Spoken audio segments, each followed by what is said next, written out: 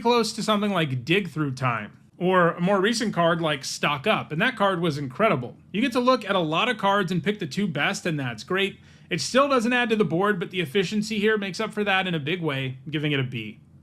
Next up, it's Cryogen Relic, which for 1 generic and a blue is a common artifact. When it enters or leaves the battlefield, you draw a card, and you can pay 1 generic and a blue and sacrifice it to put a stun counter on up to 1 target tapped creature. So 4 total mana to draw 2 cards and stun something is a card I'd be interested in a lot of decks, and this lets you divide things up more than that. And you can even do the stun thing at instant speed. That said, only stunning a creature that is already tapped is a pretty big difference from the effects that tap and stun a creature. It's not a useless effect by any stretch, especially because this card will also draw you 2 cards, but I do just want to take note of the fact that that effect is a lot weaker than actually getting to tap the thing too. And that means that this frequently won't add to the board, or at least won't do something that meaningful when you sacrifice it, so I think it's a C. Next up, it's Cryo Shatter, which for 1 blue is a common enchantment aura with enchant creature. Enchanted creature gets -5/-0. When enchanted creature becomes tapped or is dealt damage, destroy it.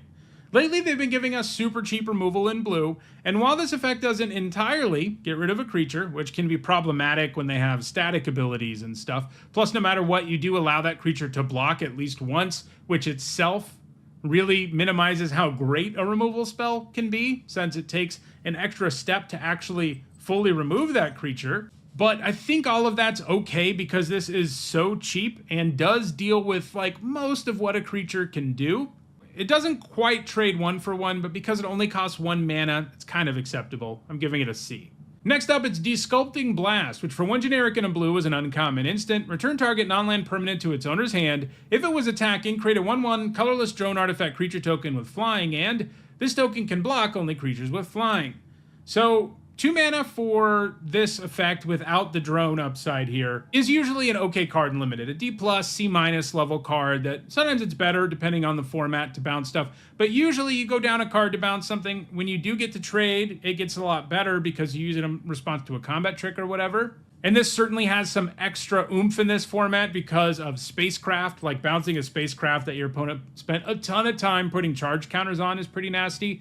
But there's also another sweet mode this has where not only can you bounce something that your opponent's attacking with to generate a body, which is great, even one that's as small and unable to block things as this is. Getting a body is pretty good, but you can actually make that happen even more often because you can bounce your own stuff with this. That can be useful when you want to rebuy an interest trigger. You can just choose to attack with a creature that has an interest trigger you want access to, bounce it, get the 1/1, replay it. You're going to bounce your opponent's stuff with it more often, don't get me wrong, but this does have that mode where you can bounce your own thing when you want to.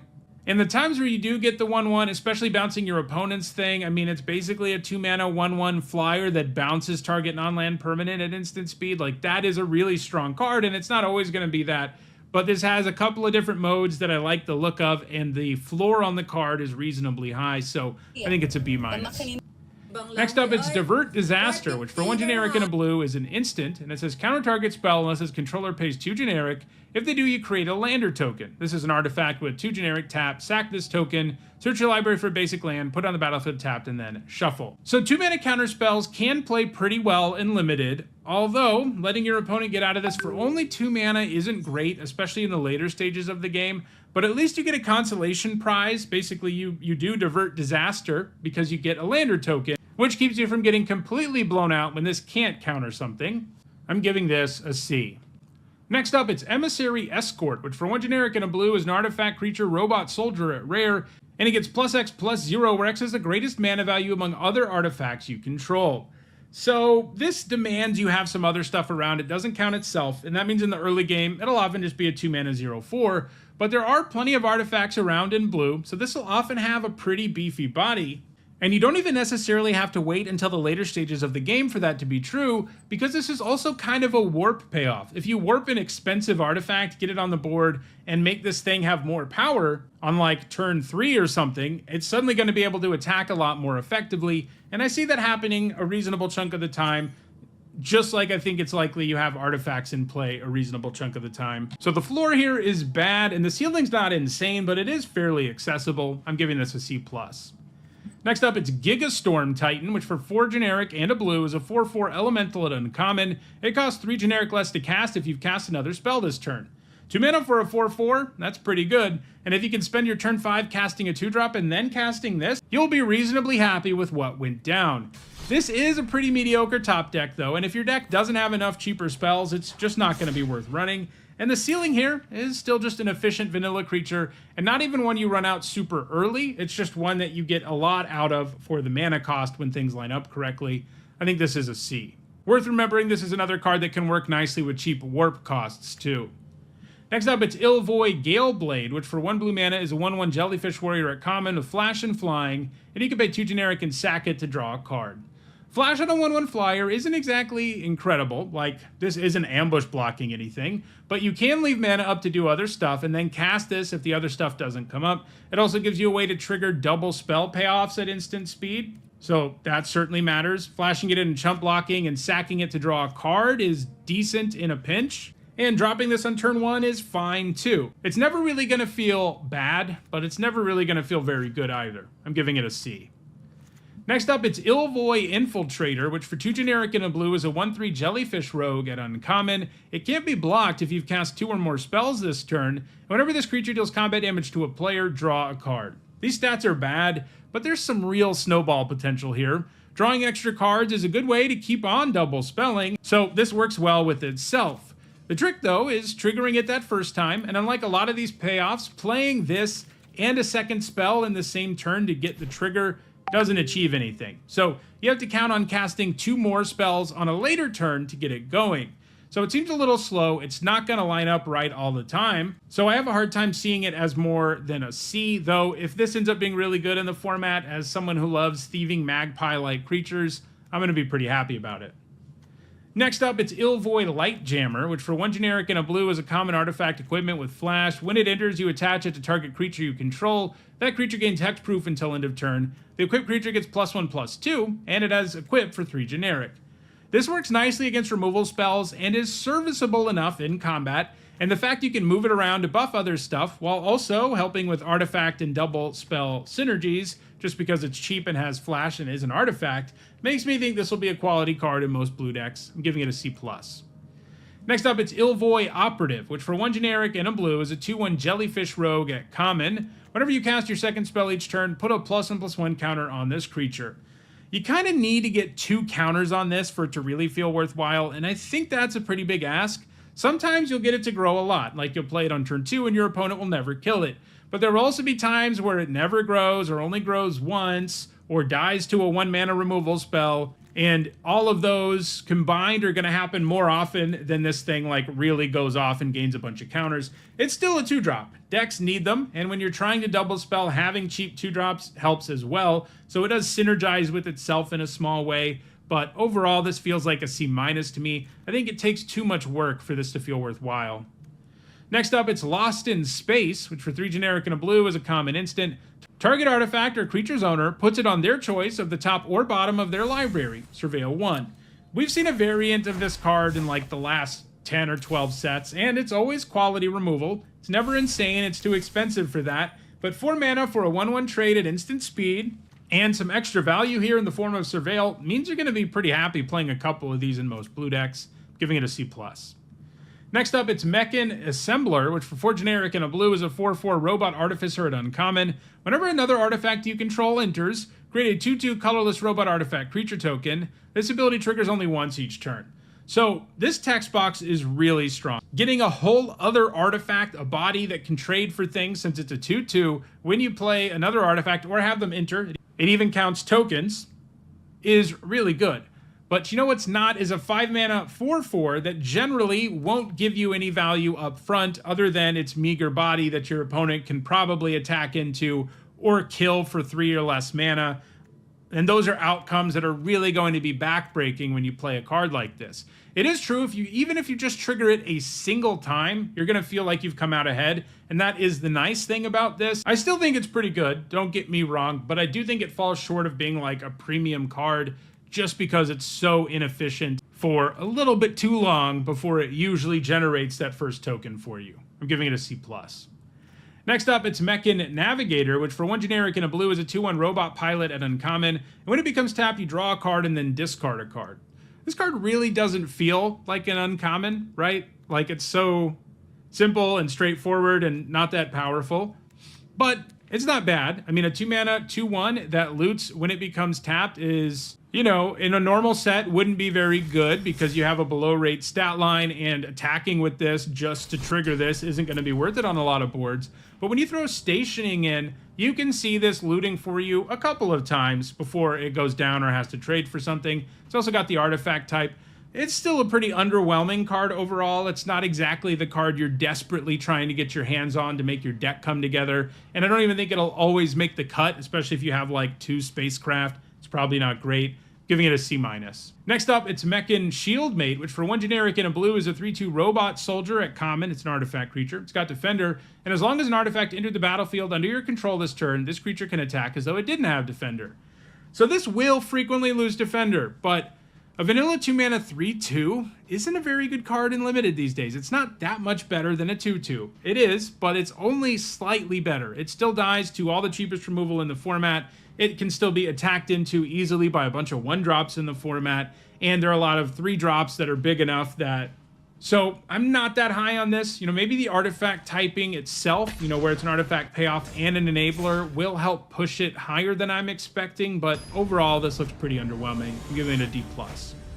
Next up, it's Mechanizoa, which for 4 generic and 2 blue is a 5/5 artifact creature robot jellyfish at uncommon. When it enters, you tap target artifact or creature an opponent controls and put a stun counter on it, and it is warp for 2 generic and a blue. So if this was always 6 mana 5/5 for this stun trigger, it would be a playable card. Like, you add a body to the board and you don't fully take away from your opponent's board, but you get to tap down whatever their best creature is, which often allows you to have pretty good attacks. Like, that would be a card that you play, especially in decks that care about artifacts and stuff like that. But you throw in Warp, and it does make it substantially better, because unlike most 6-drops, which don't do anything until you get to 6 mana, you can Warp this earlier and get that trigger, while also potentially stationing something for 5, which is a pretty big deal. This is one of those cards that goes really good with that 2 mana 0/4 rare, by the way, because if you warp this on 3, it'll be a 6/4 on turn 3, and you'll stun the opposing creature, so you probably smash in for 6. This is the kind of thing that can enable that card. And yeah, I mean, I think this is a pretty good card all on its own. I'm always really into these Mana War-esque creatures that let you add a body to the board and really significantly impact your opponent's board. And this definitely does it at 6, while also having an earlier game mode that has various synergies with Artifact and Station and all sorts of other stuff going on in the set. So I think this is a pretty good common, giving it a B-. Next up, it's Mental Modulation, which for 1 generic and a blue is a common instant that costs 1 less to cast during your turn. You tap target artifact or creature, and you draw a card. I like this. Spending 2 on it on your opponent's turn would be an okay card, especially in decks looking to double spell. But paying 1 for it on your turn is where things get really sweet, as it opens up the door to better attacks, while also efficiently cycling. It's still not amazing, but it seems like a solid card for mini blue decks in this format, giving it a C. Next up, it's Memenon, the Right Hand, which for 3 generic and 2 blue is a 3/4 jellyfish advisor at rare. It's got flying. You may look at the top card of your library anytime. You may cast artifact spells from the top of your library, and artifacts you control have tap, add blue. Spend this mana only to cast the spell from anywhere other than your hand. So a 5 mana 3/4 flyer isn't the worst stat line ever, and this thing can generate lots of value. There are plenty of artifacts in this set, and even just casting 1 off the top will make this feel well worthwhile, as it effectively means that you drew a card. You get a 2 for 1. Now, that said, even in an artifact-heavy format, you're typically only going to have like 10 cards in your deck that this lets you cast, and you'll frequently have fewer. But keep in mind that the second ability doesn't actually only specify artifacts. I mean, it does for the mana, but you can use it to help you cast warp stuff, which certainly matters in this set. So the whole package here feels quite good to me, even if it does take a little bit of work and time to go off. I'm giving it a B+. Next up, it's Moonlit Meditation, which for 2 generic and a blue is a rare enchantment aura. It enchants an artifact or creature you control. The first time you would create 1 or more tokens each turn, you may instead create that many tokens that are copies of enchanted permanent.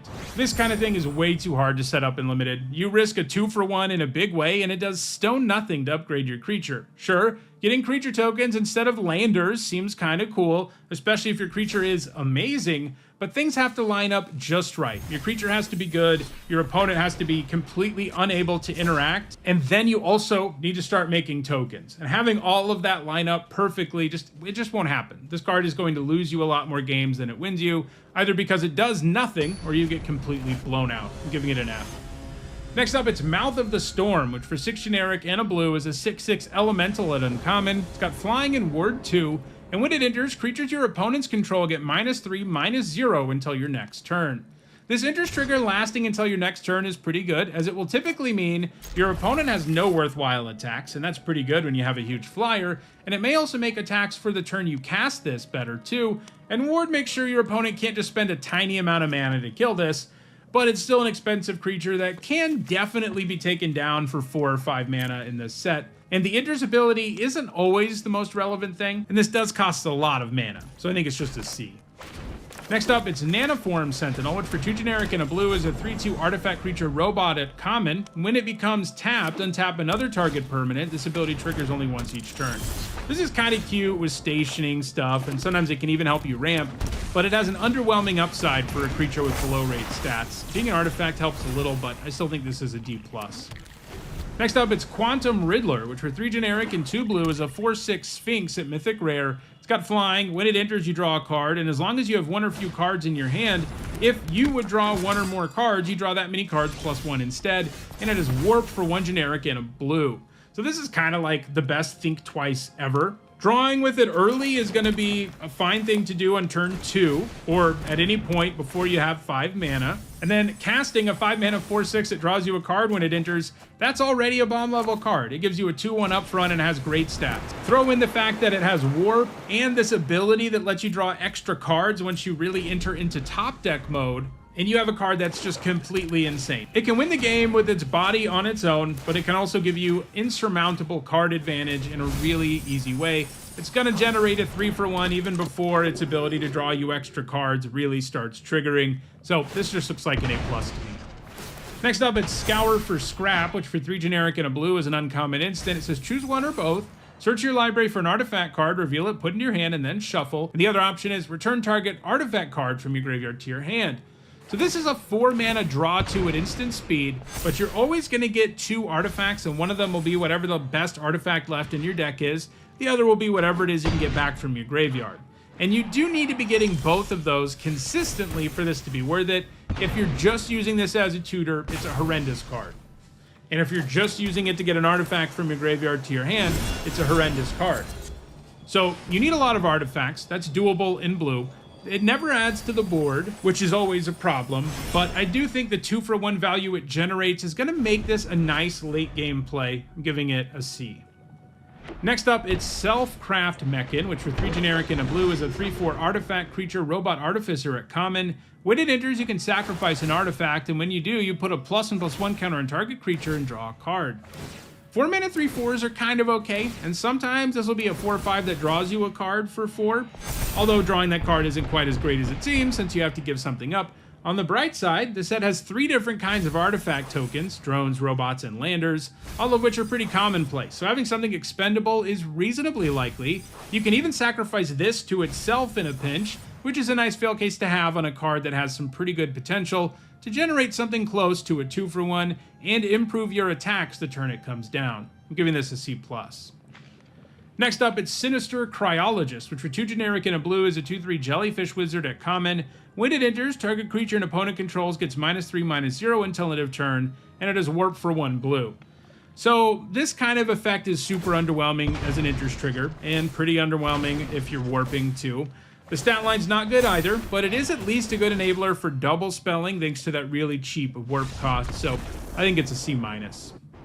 Next up, it's Specimen Freighter, which for 5 generic and a blue is a 4/7 artifact spacecraft at uncommon. When it enters, you return up to 2 target non-spacecraft creatures to their owner's hands, and it has station, like all of these spacecraft do, and that means you can tap another creature you control and put charge counters equal to its power on this spacecraft, and depending on the number of charge counters on it, you get some effects. In this case, if it's 9 or more charge counters, it becomes a 4/7 flyer, and when it attacks, defending player mills 4 cards.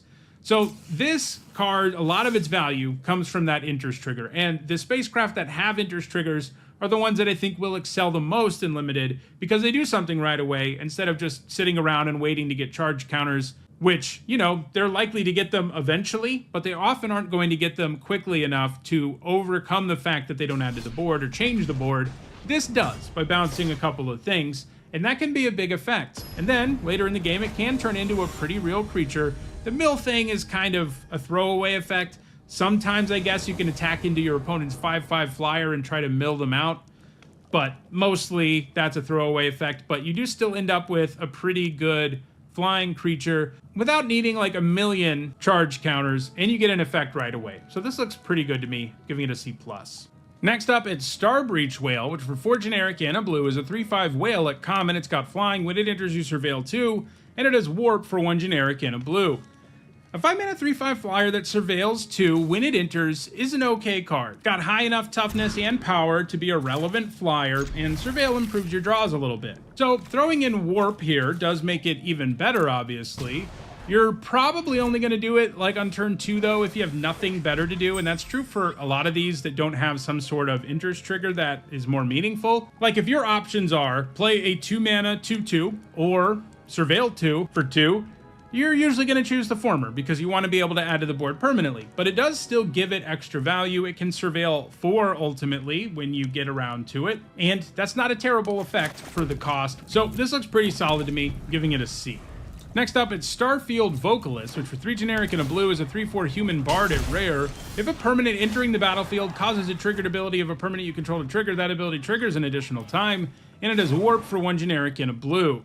So these days, so many creatures have interest triggers, and in this set, you get access to them a little earlier than you normally would because of other cards with warp that have interest triggers, that I think this is going to be able to double triggers reasonably often. Throw in the fact that warp can mean sometimes you can spend like 2 on this and then play like a 4-drop that turn that has a really good interest trigger and double it, in addition to the fact that you can cast the Vocalist again later, and being able to do that is certainly flexibility added onto this card. And it also has a passable stat line. I just think these days we have so many interest triggers, especially in a set that has warp, that this is going to end up being pretty good, giving it a B-. Next up, it's Starwinder, which for 5 generic and 2 blue is a 7/7 Leviathan at rare. Whenever a creature you control deals combat damage to a player, you may draw that many cards, and it has warp for 2 generic and 2 blue. So you're going to be really happy to warp this one on any turn when you know you're going to get an attacker in, as this can draw you multiple cards. It draws one for every single damage your creatures do, so you can get insane value. Then, playing this as a 7-mana 7/7 later in the game is no joke either, as it can threaten to draw lots of cards, and can even do it on its own. It's even a May clause, which takes away the risk of drawing too many cards. The downside here is that you aren't always in a spot where you can draw those cards, but I think you'll be able to often enough, either when you warp it or cast it normally, for this to be a B+. Next up, it's Steel Swarm Operator, which for 1 generic and a blue is a 1/1 artifact creature robot soldier at uncommon. It's got flying and it can tap for blue. Spend this mana only to cast an artifact spell. It can also tap for 2 blue, but you can spend this mana only to activate abilities of artifact sources. So this has some pretty bad stats, and I think that holds it back in a big way. This set does have enough artifacts for these abilities to be useful, though. I'm giving it a C. Next up, it's Synthesizer Lab Ship, which for 1 blue mana is a rare artifact spacecraft. If you get 2 or more charge counters on it, at the beginning of combat on your turn, up to 1 other target artifact you control becomes an artifact creature with base power and toughness 2/2 and gains flying until end of turn. And if you get 9 or more charge counters on it, it becomes a 4/4 with flying and vigilance. So you only spend a single mana on this, but you end up getting quite a bit of value, even if it does take some time. It reminds me a little bit of a card like Sleep Cursed Fae, a 1 mana 3/3 that was irrelevant for several turns, but then became a very real card. This will probably take even longer to turn into a creature most of the time, but its first ability unlocks at only 2 charge counters, and it can even turn non-creature artifacts into creatures, or upgrade a non-creature artifact you have that wasn't going to be able to attack into one that can, because now it's a 2/2 flyer. You do probably need to be able to consistently do something with that first ability to really get this going, but it's really not hard to like a 1 mana card that turns into a very real threat, so I think this is a B. Next up, it's Tractor Beam, which for 2 generic and 2 blue is an uncommon enchantment aura with enchant creature or spacecraft. When it enters, you tap Enchanted Permanent, you control Enchanted Permanent.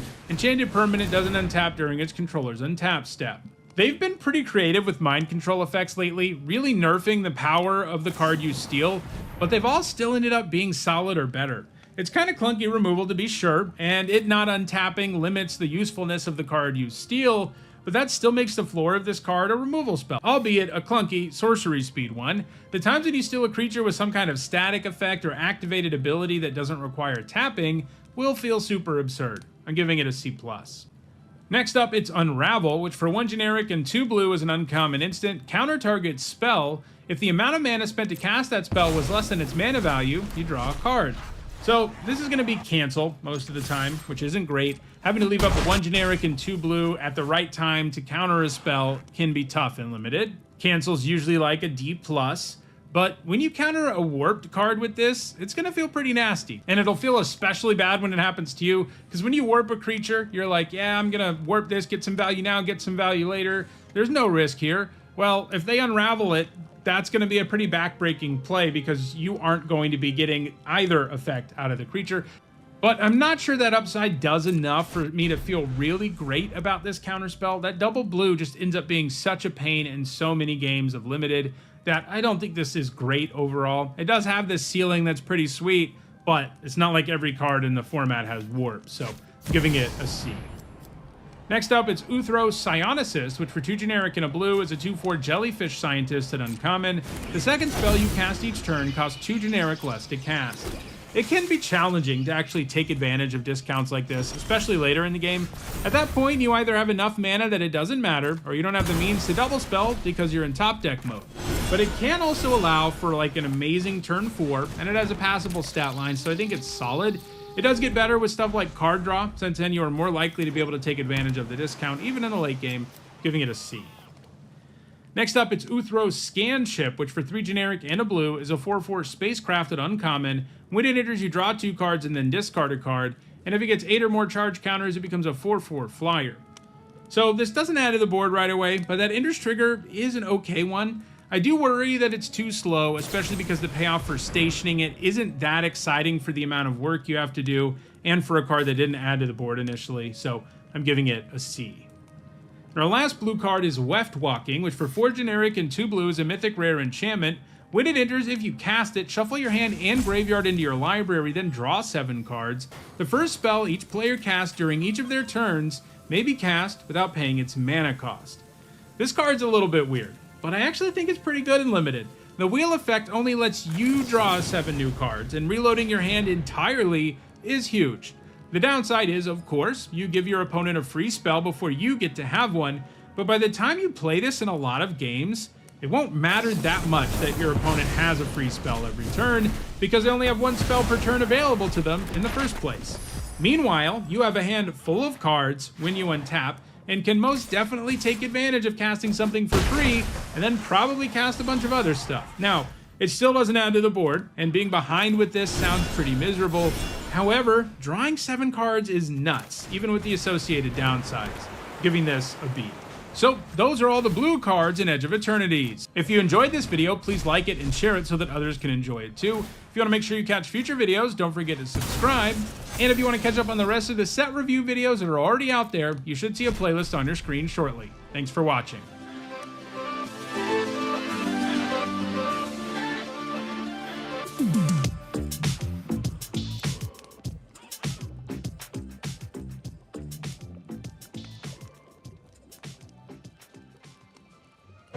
This video is sponsored by Card Kingdom. If you want Magic singles or sealed product, use my link in the description.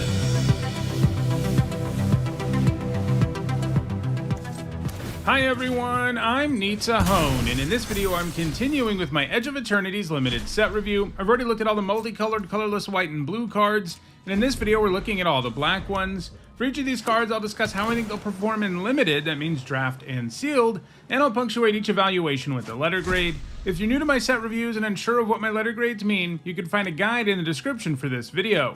There are some important things to keep in mind as I review these cards. First, we're only talking about draft and sealed, and that means I'm only talking about cards that can be found in the main set in play boosters. There will also be a separate video after I look at all the main set cards. It looks like the special guests and the bonus sheet. But for example, cards from the Commander decks aren't going to be in this video because those cards aren't in the limited format. These are also my evaluations of the set before playing with the cards in it, and that's because my goal is to get this set review done for you ahead of the pre-release. But as the format comes into focus, I'll be doing videos on how things have actually turned out. Lastly, I want to let you know that there are some set review related perks for being a channel member or a patron. You get access to my ongoing set notes during preview season, and you'll also get a spreadsheet with all of my grades once a set review is complete. If those perks interest you, check out the description where you can find out how to support the channel using one of those methods. Alright, without further ado, let's look at all the black cards in Edge of Eternities. First, we've got Alfariel, Stone Chosen, which for 3 generic and 2 black is a 3/3 legendary creature human cleric at Mythic Rare. It has Ward, discard a card at random, and it has Void. This is a mechanic in the set which means a card gets better if a non-land permanent left the battlefield this turn, or if a spell was warped this turn. And in the case of Alfariel, when he attacks, the defending player loses half their life rounded up if you've triggered Void that turn. A 5-mana 3/3 is pretty bad, but at least Ward means your opponent has to 2-for-1 themselves to kill him with removal. Of course, the question is, how much do they really need to take care of him? He's small enough that it's likely all of their creatures can just swing right into him after you spend 5 mana on him, and that's a bad feeling. His Void ability is good, of course, and can put them under pressure, but this type of ability is always surprisingly difficult to trigger consistently, and because it's an attack trigger, you always have to wait at least a turn to do it. But that's part of the problem. I already think Void is often narrow enough because you need to have a card with Void in play and actually trigger it, which is of course doable. It's just not automatic either, even with Warp and stuff and Landers and all of that in the set. But in the case of Alfariel, he also has to attack, and that means a lot of the time you won't even be able to trigger it. The best way to trigger it with him will be to warp something because you have more control over, but all of that is a lot of different hoops to jump through, and a card with a pretty bad baseline just because it's a 5-mana 3/3. The Ward does keep him from being completely terrible. It makes it more likely he sticks around and gets the attack in, and if your opponent is worried about him, they do have to 2-for-1 themselves. So I think he's still like a good card, but he's not anywhere close to being a bomb or a great or anything else. I think he's just a C+. Next up, it's Archenemy's Charm, which for 3 black mana is a rare instant, and it has 3 options, like all charms do. You can exile target creature or planeswalker. You can return 1 or 2 target creature and or planeswalker cards from your graveyard to your hand, or you can put 2 +1/+1 counters on target creature you control, and it gains lifelink until end of turn. Triple black is pretty tough and limited, but if you're good at making that kind of mana, you have a card that is most frequently going to be removal. But the other 2 modes are nice too. If this was 2 generic and a black to cast, it'd be like a B+, maybe even an A- because of its efficiency and flexibility, which is always good, but triple black is a very real hurdle, one that knocks it all the way down to C+. Next up, it's Beamsaw Prospector, which for 1 generic and a black is a 2/1 human artificer at common, and when it dies you create a lander token. This is a new token in the set that's an artifact, and you can pay 2 generic, tap it, and sacrifice it to search up a basic land card, put it on the battlefield tapped, and then shuffle. So you do get 2 permanents out of 1 card here in most situations, but the 2-mana 2/1 stat line does make it hard to consistently trade with it. It is nice sacrifice fodder though, gives you 2 things to sacrifice, and that's definitely relevant in black in this set, giving it a C. Next up, it's Blade of the Swarm, which for 3 generic and a black is a 3/1 insect assassin at uncommon, and when it enters, choose 1. Put 2 +1/+1 counters on this creature, or put target exiled card with Warp on the bottom of its owner's library. I don't feel very good about either of these modes. A 4-mana 5/3 is not a good card, and a 4-mana 3/1 that exiles a Warp card isn't great either. Most Warp creatures will have already generated value by the time this can go after them, and while it's certainly upside when you take one of those away from your opponent's exile, it's not amazing. You can go after your own Warped card too, but that makes even less sense. So, like, this is a modal creature, but both modes on this would be like a D- level card, and having the option between the two, probably only enough for it to be a D. Next, it's Corral of the Void, which for 3 generic and a black is a rare enchantment aura with enchant creature you control. Whenever enchanted creature attacks, put target creature card from defending player's graveyard onto the battlefield under your control, tapped and attacking, and it has Void. At the beginning of your end step, sacrifice this aura, unless a non-land permanent left the battlefield this turn or a spell was warped this turn. This will not line up right a lot of the time. Like the dream is attaching it to your creature, attacking with it in the same turn and reanimating something amazing from your opponent's graveyard, and it even enters tapped and attacking. Problem is, your opponent won't always have something worth getting, or you won't have an attack that's worth making. And you're also opening yourself up to the very big risk of a 2-for-1 with this clunky 4-mana enchantment. The good news is, you do keep the creature that comes back permanently, even if Corral of the Void goes away, so getting it back can be backbreaking when it does line up. Especially because if your opponent does kill the thing you reanimated, you're just going to get it back. Of course, they're usually just going to kill whatever you're attacking with as opposed to what you reanimated. So, if this was just 4 mana reanimated creature from your opponent's graveyard, it'd still be a little bit too situational to be great. And this is worse in many ways since it requires an extra step before which you can really get blown out if you're not careful. The creature entering attacking can be better, but it's not always. Sometimes you want to reanimate something that you don't want to put into harm's way. And a lot of the time, being able to reanimate something that can protect you is part of what makes reanimate good, and that won't ever be the case here. So overall, this doesn't look great to me. I think it's like a D, and I wouldn't be surprised if it's just an F. Next up, it's Comet Crawler, which for 2 generic and a black is a common insect horror with lifelink, and when it attacks, you may sacrifice another creature or artifact. If you do, it gets +2/+0 until end of turn. A 3-mana 2/3 with lifelink is like, okay, and there are enough expendable artifacts in this set for it to attack as a 4/3 lifelinker a decent chunk of the time. If you're also triggering other stuff like Void and getting it going, it gets to be even better. So it has some nice synergy in the set that I think helps elevate it beyond what it looks like on face value. I'm giving it a C. Next up, it's Dark Endurance, which for 1 generic and a black is a common instant that costs 1 generic less to cast if it targets a blocking creature, and target creature gets +2/+0 and gains indestructible until end of turn. It's usually super risky to use a combat trick when your creature is blocking, since it's more likely your opponent has mana up and can interact during their own turn. However, the cost going down to 1 mana in those situations does make it less risky, but it's still way better to use in response to removal or on an attacking creature though, as that's less risky and still pretty strong. The stats boost plus indestructibility can really make things go badly for your opponent, giving this a C. Next up, it's Decode Transmissions, which for 2 generic and a black is a common sorcery. You draw 2 cards and lose 2 life, and it has Void. If an on-land permanent left the battlefield this turn or a spell was worked this turn, instead you draw 2 cards and each opponent loses 2 life. So here's the usual life loss sorcery speed card draw spell that black gets, with an interesting twist, since sometimes you'll make your opponent lose the life instead, but it's still not great. It doesn't add to the board, and you lose life at the same time way too often for this to be a great card draw spell. It's been a while since we've seen one that just does draw 2 really excel, giving it a C-. Next up, it's Depressurize, which for 1 generic and a black is a common instant. Target creature gets -3/-0 until end of turn. Then, if that creature's power is 0 or less, destroy it. This is pretty good. It's going to be capable of killing most 3-drops, and there are plenty of more expensive creatures it can take down too. Sometimes your opponent will be able to find a way to keep their creature's power from going too low, and that'll be a bummer, but most of the time that'll still mean that they had to use up a card to save their creature. This is instant speed, it can easily trade up, and I think that makes it premium removal, giving it a B-. Next up, it's Dubious Delicacy, which for 2 generic and a black is an uncommon artifact food with flash. When it enters, up to 1 target creature gets -3/-3 until end of turn. You can pay 2 generic and tap it and sack it to gain 3 life, or you can pay 2 generic and tap it and sack it to have target opponent lose 3 life. This looks really good. It's a good removal spell. Even if this just was an instant that did -3/-3, it'd be pretty good. But being an artifact is way better in this set, especially because you also can use it to gain life or take life away from your opponent. I mean, if this were 5 mana for the removal effect and then either +3 or -3 life, I'd be pretty high on that. And this is way better because you can pay in installments and it's an artifact. I'm giving it a B. Next up, it's Elegy Acolyte, which for 2 generic and 2 black is a 4/4 human cleric at rare. It's got lifelink. Whenever 1 or more creatures you control deal combat damage to a player, you draw a card and lose 1 life. And it has a Void trigger that happens at the end step, and you make a 2/2 colorless robot artifact creature token.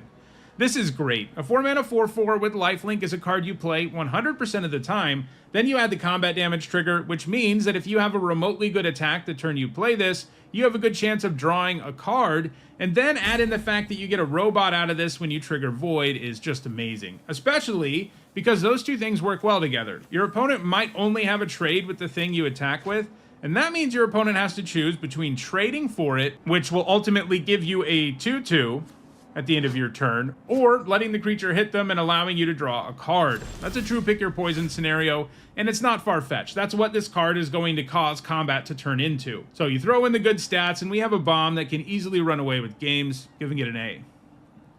Next up, it's Embrace Oblivion, which for 1 black mana is a common sorcery. As an additional cost to cast it, sacrifice an artifact or creature, destroy target creature or spacecraft. So Bone Splinters and its ilk usually aren't amazing in limited. Basically, you have to 2-for-1 yourself too often for it to be great, but the more expendable stuff you have, the better something like this gets. It's probably a D in your typical black deck, but a C+ in a deck with good fodder, like lots of artifact tokens and stuff. Next up, it's Entropic Battle Cruiser, which for 3 generic and a black is a rare artifact spacecraft, and like all spacecraft, it has Station, which means you tap another creature you control and put charge counters equal to that creature's power on this spacecraft, only at sorcery speed, and you get effects out of this depending on how many charge counters are on it. For example, if there are 1 or more, whenever an opponent discards a card, they lose 3 life, and if there are 8 or more, it becomes a 3/10 with flying and death touch, and when it attacks, each opponent discards a card, and each opponent who can't loses 3 life. So this level 1 plus mode isn't going to do much. There's not a significant enough discard theme in this set for that to be worth a card, and that's pretty bad news on your 4-drop. Now, once it has 8 or more counters, it does get really good, since it gives you a big creature that can pick apart the opponent's hand, while pressuring them in a significant way. That said, I think this does nothing for a little bit too long to be anything special. I'm giving it a C. Next up, it's Faller's Faithful, which for 2 generic and a black is a 3/1 human wizard at uncommon. When it enters, destroy up to 1 other target creature. If that creature wasn't dealt damage this turn, its controller draws 2 cards. This is a cool design. It can be the usual destroy a damaged thing creature that black always gets. None of those end up being very good. But in a pinch, this can also go after any creature. And while letting your opponent draw 2 is obviously a huge downside, it does mean that the Faithful is great in situations where killing 1 blocker allows you to do lethal, and those situations definitely happen, and what this card usually is, capable of only destroying a creature that's been damaged, is horrible in that kind of situation. It does have bad stats, and typically you have to give your opponent card advantage one way or another for this to kill something, whether you use up a card to damage their creature or let them draw 2.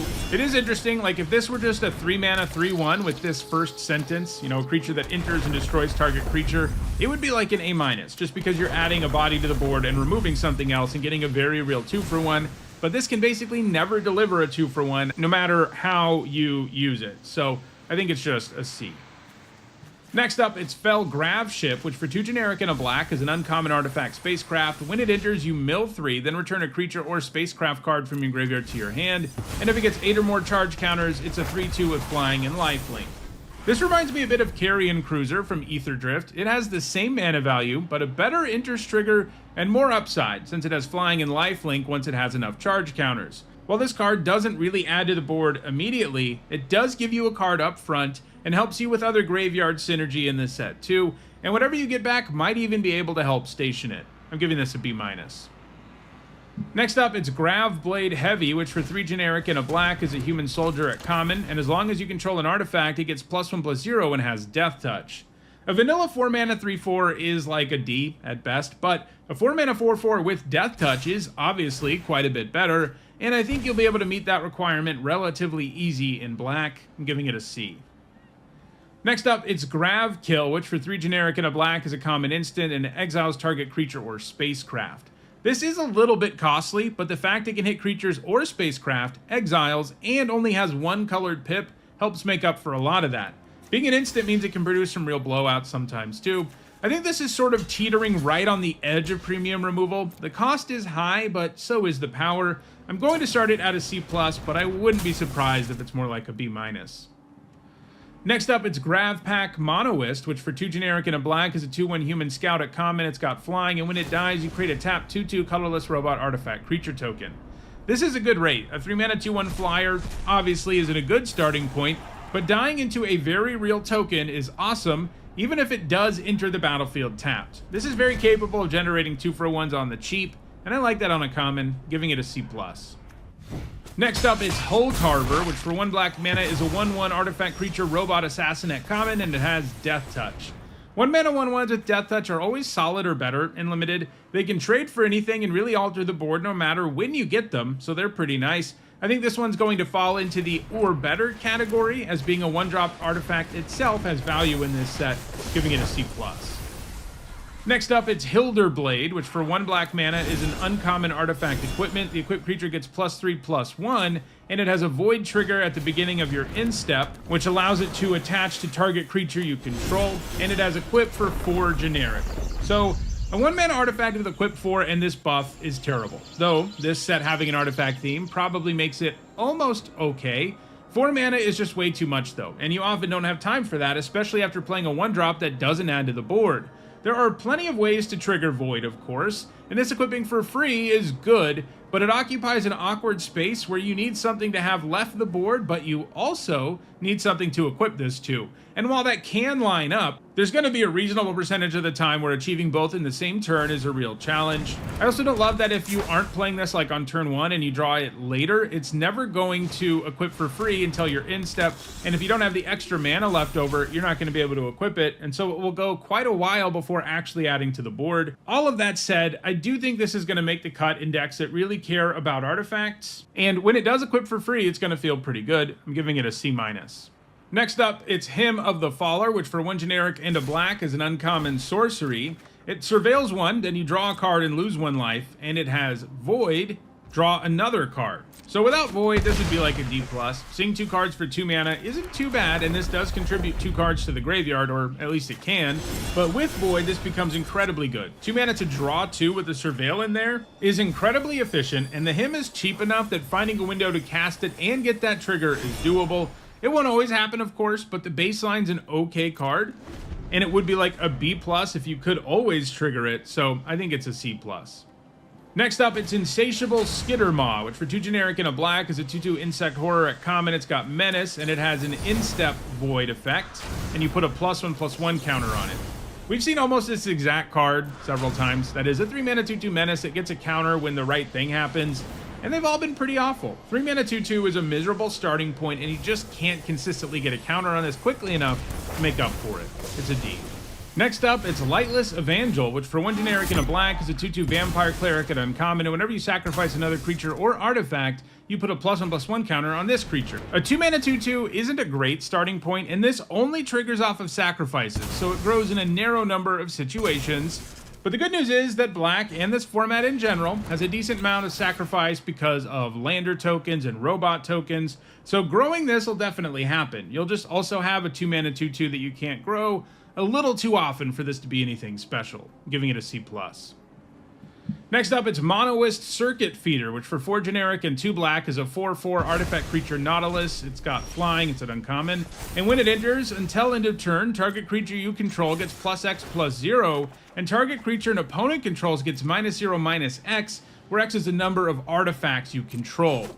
I like this a lot. It's going to be a premium uncommon for any deck that has artifacts. Even on its own, it'll do +1/+0 to something on your side and -0/-1 to something on theirs. And that card would probably be like a D+ or a C-, but it has a way higher ceiling than that. And there are plenty of black artifacts in the set to really get this going. It's a little expensive, and the body isn't great, but it delivers huge value up front, and that more than makes up for that. I'm giving it a B. Next up, it's Monoist Sentry, which for 1 black mana is a 4/1 artifact creature robot at uncommon, and it's got Defender. Most of this card's value comes from the fact that it can trade up really easily. Like most 2, 3, and 4 drops can't attack into this without dying. It's going to kind of feel like a 1 mana 1/1 with Death Touch a decent chunk of the time. The bad news is it's really bad against like tokens, which you really don't want to trade for. But it's also an artifact, and that has real value in the set, so I think this comes out as a C overall. Next, it's Perigi Beckoner, which for 4 generic and a black is a 4/5 horror at common. When it enters, until end of turn, another target creature you control gets +2/+0 and gains. When this creature dies, return it to the battlefield tapped under its owner's control, and it has Warp for 1 generic and a black, which means you can cast it for this alternate cost, but if you do it that way, you exile it at the beginning of the next instep, and then you can cast it from exile on a later turn. This trigger is interesting. Most of the time we see it on combat tricks, and not as an effect that you get before combat, which is substantially worse. Still, it can force a creature through that couldn't attack before, whether you warp it or cast it normally, and it has kind of an acceptable body, so I think it's a C. Next up, it's Requiem Monolith, which for 2 generic and a black is a rare artifact, and you can tap it, and until end of turn, target creature gains. Whenever this creature is dealt damage, you draw that many cards and lose that much life. That creature's controller may have this artifact deal 1 damage to it, activate only as a sorcery. This is a cool design. Basically, you can tap this to draw a card in most situations, and using this on a creature and also sending it in can create a real headache for your opponent. It's a little slow and doesn't add to the board right away, but it does feel like it's going to generate significant card advantage in many games, and just being an artifact is likely to help out your deck in general, giving it a B-. Next up, it's Scrounge for Eternity, which for 2 generic and a black is an uncommon sorcery. As an additional cost to cast it, you have to sacrifice an artifact or a creature, and then you return target creature or spacecraft card with mana value 5 or less from your graveyard to the battlefield, then create a lander token. This is a really interesting design for the black reanimation spell, and you do get 2 cards from this card's main effect, the reanimation and the lander. And while it does have a mana value restriction, this is way cheaper than most black reanimation spells, so it makes sense they went that route. One thing to note about this is that you can sacrifice a creature and then reanimate the same creature. That's not amazing unless that creature has a death or enters trigger, but it does mean you get a lander, and it means that this is less of a dead card than most reanimation spells are when your graveyard is empty. And obviously, if you sacrifice something expendable and bring back something that's already in your graveyard, that's a really good mode too. So I actually like this because it's so cheap. It's basically never going to be an entirely blank card, and getting a lander out of this is going to feel pretty good. I'm giving it a C+. Next up, it's Sothera, the Super Void, which for 2 generic and 2 black is a mythic rare legendary enchantment. Whenever a creature you control dies, each opponent chooses a creature they control and exiles it. And at the beginning of your end step, if a player controls no creatures, sacrifice Sothera, then put a creature card exiled with it onto the battlefield under your control with 2 additional +1/+1 counters on it. This is pretty cool. If you have creatures in play when you play this, which isn't a huge ask, it will really wreak havoc on the game because it makes your opponent lose a creature anytime you lose one, making trades and removal a losing proposition for them, making sacrificing permanents really good. And then whether you or your opponent run out of creatures, Sothera eventually brings back one of the exiled cards, and it's significantly better than it was before. Now, it does need for there to be something of a board state, but I think on most of them, this causes serious problems for your opponent and makes combat in most situations almost impossible. So it takes some minimal setup, and there are going to be times where it sort of feels like an enchantment that doesn't add to the board, but those will be few and far between. I think this is a bomb. I'm giving it an A-. Next up, it's Sunset Saboteur, which for 1 generic and a black is a 4/1 human rogue at rare. It's got Menace and Ward, discard a card, and when it attacks, you put a +1/+1 counter on target creature an opponent controls. So a 2-mana 4/1 with Menace with Ward, discard a card would be like a B+. I would even entertain a conversation for an A- because it's so efficient. Your opponent has to give up 2 things most of the time, whether they block it or use a removal spell on it. And if they don't, it can kill them really, really quickly. But of course, this comes with a colossal downside. Giving your opponent stuff +1/+1 counters isn't great, but I do still think this ends up being a pretty quality 2-drop overall. Like, you can just stop attacking if you don't want your opponent to keep getting counters, and then you have a card that's okay at trading up. So you get to make some decisions here that I think make this card look a little better than it might seem at first because of its downside. I'm giving it a C+. Next up, it's Susurian Dirgecraft, which for 4 generic and a black is an uncommon artifact spacecraft. When it enters, each opponent sacrifices a non-token creature, and when it gets 7 or more charge counters, it becomes a 4/3 flyer. Attaching removal to a spacecraft is definitely a way to get me to like it, even when it's only an edict effect, which tend to be a lot weaker on turn 5 than they are in the early game. But still, it takes a card away from your opponent, most of the time, hopefully, and only asks for a modest number of charge counters to get going. I'm giving it a C+. Next up, it's Susurian Voidborn, which for 2 generic and a black is a 2/2 vampire soldier at uncommon, and when this creature or another creature or artifact you control dies, target opponent loses 1 life and you gain 1 life, and it has warp for 1 black mana. These aristocrat effects always tend to play pretty well in limited, and this one counts itself, so even if your opponent takes it down right away, 1 life gets drained, and that's an okay trade. The warp on this is interesting because, like, it's not the kind of thing that's worth warping on turn 1, which you can do, but there's not really a reason to. But if you do have a turn where you want to add some other stuff to the board, and you have good attacks, this trigger is a nice thing to have basically if you're ever going to enter combat, and being able to only spend 1 mana to get that trigger at first is fine. I do think this is one you're just going to cast more often than you do anything else. I don't love the Grey Ogre stat line, but I think because it gives you value almost no matter what, and then really wreaks havoc on combat if it sticks around, I think that makes it a pretty good card, giving it a C+. Next up, it's Swarm Color, which for 3 generic and a black is a 2/4 insect warrior at common. It's got flying, and when it becomes tapped, you may sacrifice another creature or artifact, and if you do, you draw a card. A 4 mana 2/4 isn't great, but it's kind of okay, and this tap trigger is pretty useful. And remember, it'll go off when you're attacking or stationing, and this is another black card that requires fodder to be worthwhile, but I think enough decks will have enough fodder for this to be fine, giving it a C. Next up, it's Temporal Intervention, which for 2 generic and a black is a common sorcery, and it has Void. This spell costs 2 generic less to cast, and target opponent reveals their hand. You choose a non-land card from it, that player discards that card.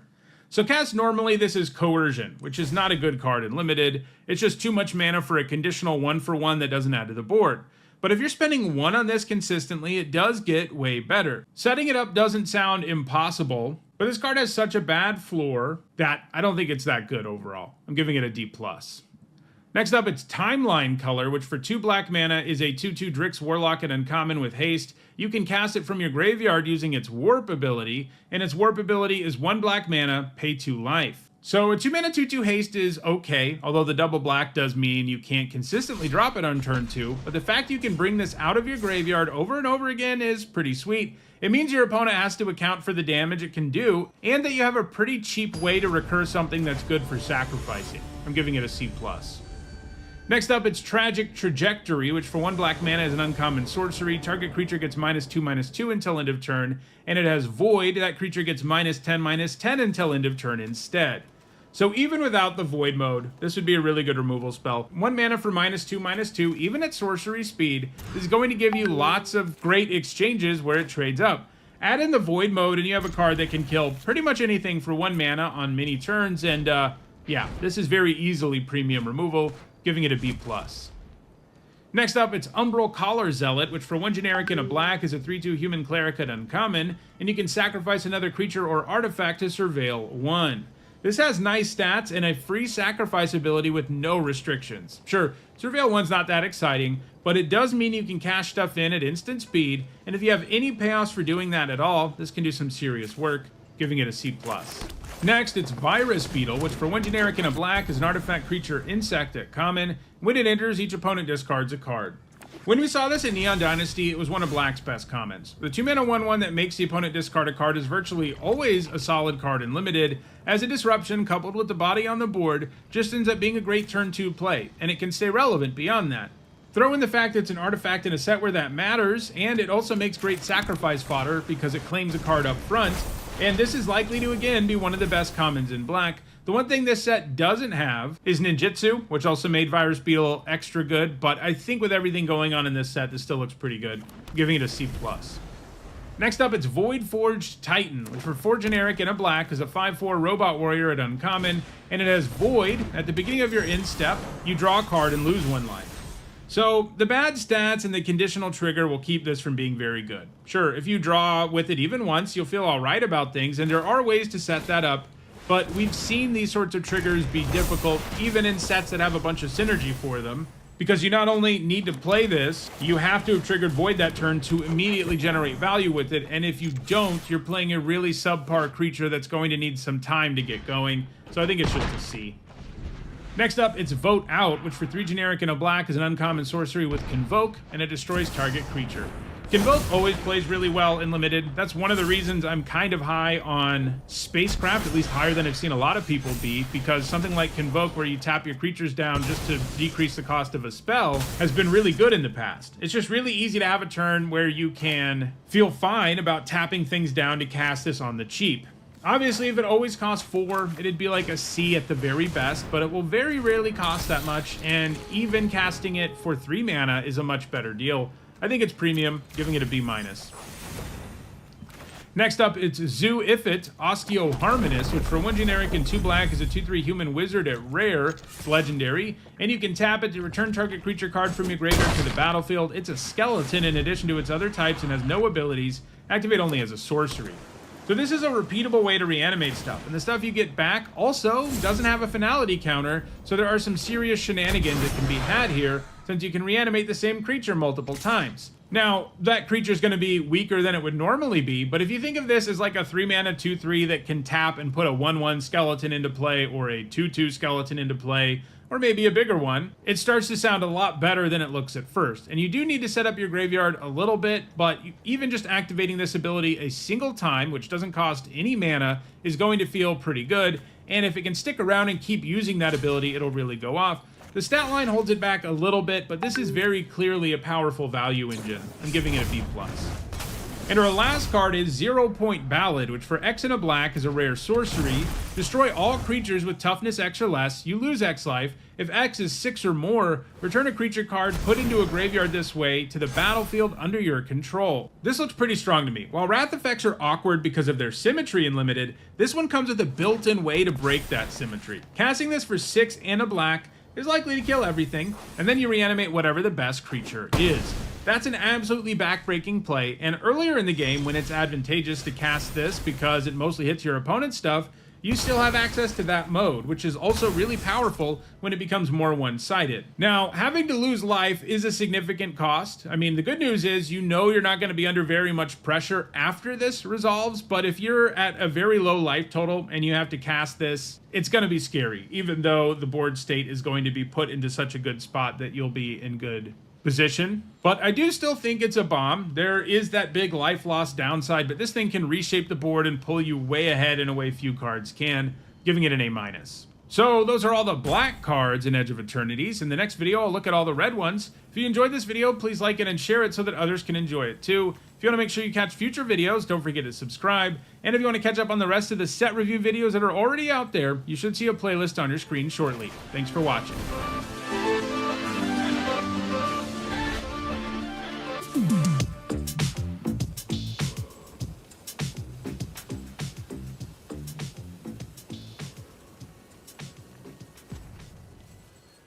This video is sponsored by Card Kingdom. If you want Magic singles or sealed product, use my link in the description.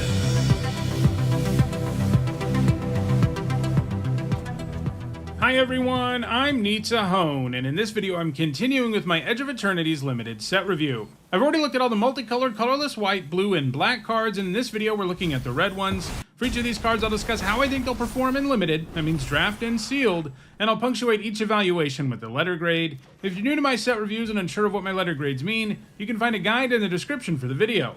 There are some important things to keep in mind as we move through the review. First, because we're only talking about draft and sealed, I'm only going to be talking about cards that can be found in play boosters. There are also some special guests and a bonus sheet in this set, but those will get their own video. So we're only looking at the main set in this one. These are also my evaluations of these cards before playing the new format. That makes it impossible for me to be right about absolutely everything. But as we dive into the format, I'll be doing videos updating how the format actually turned out.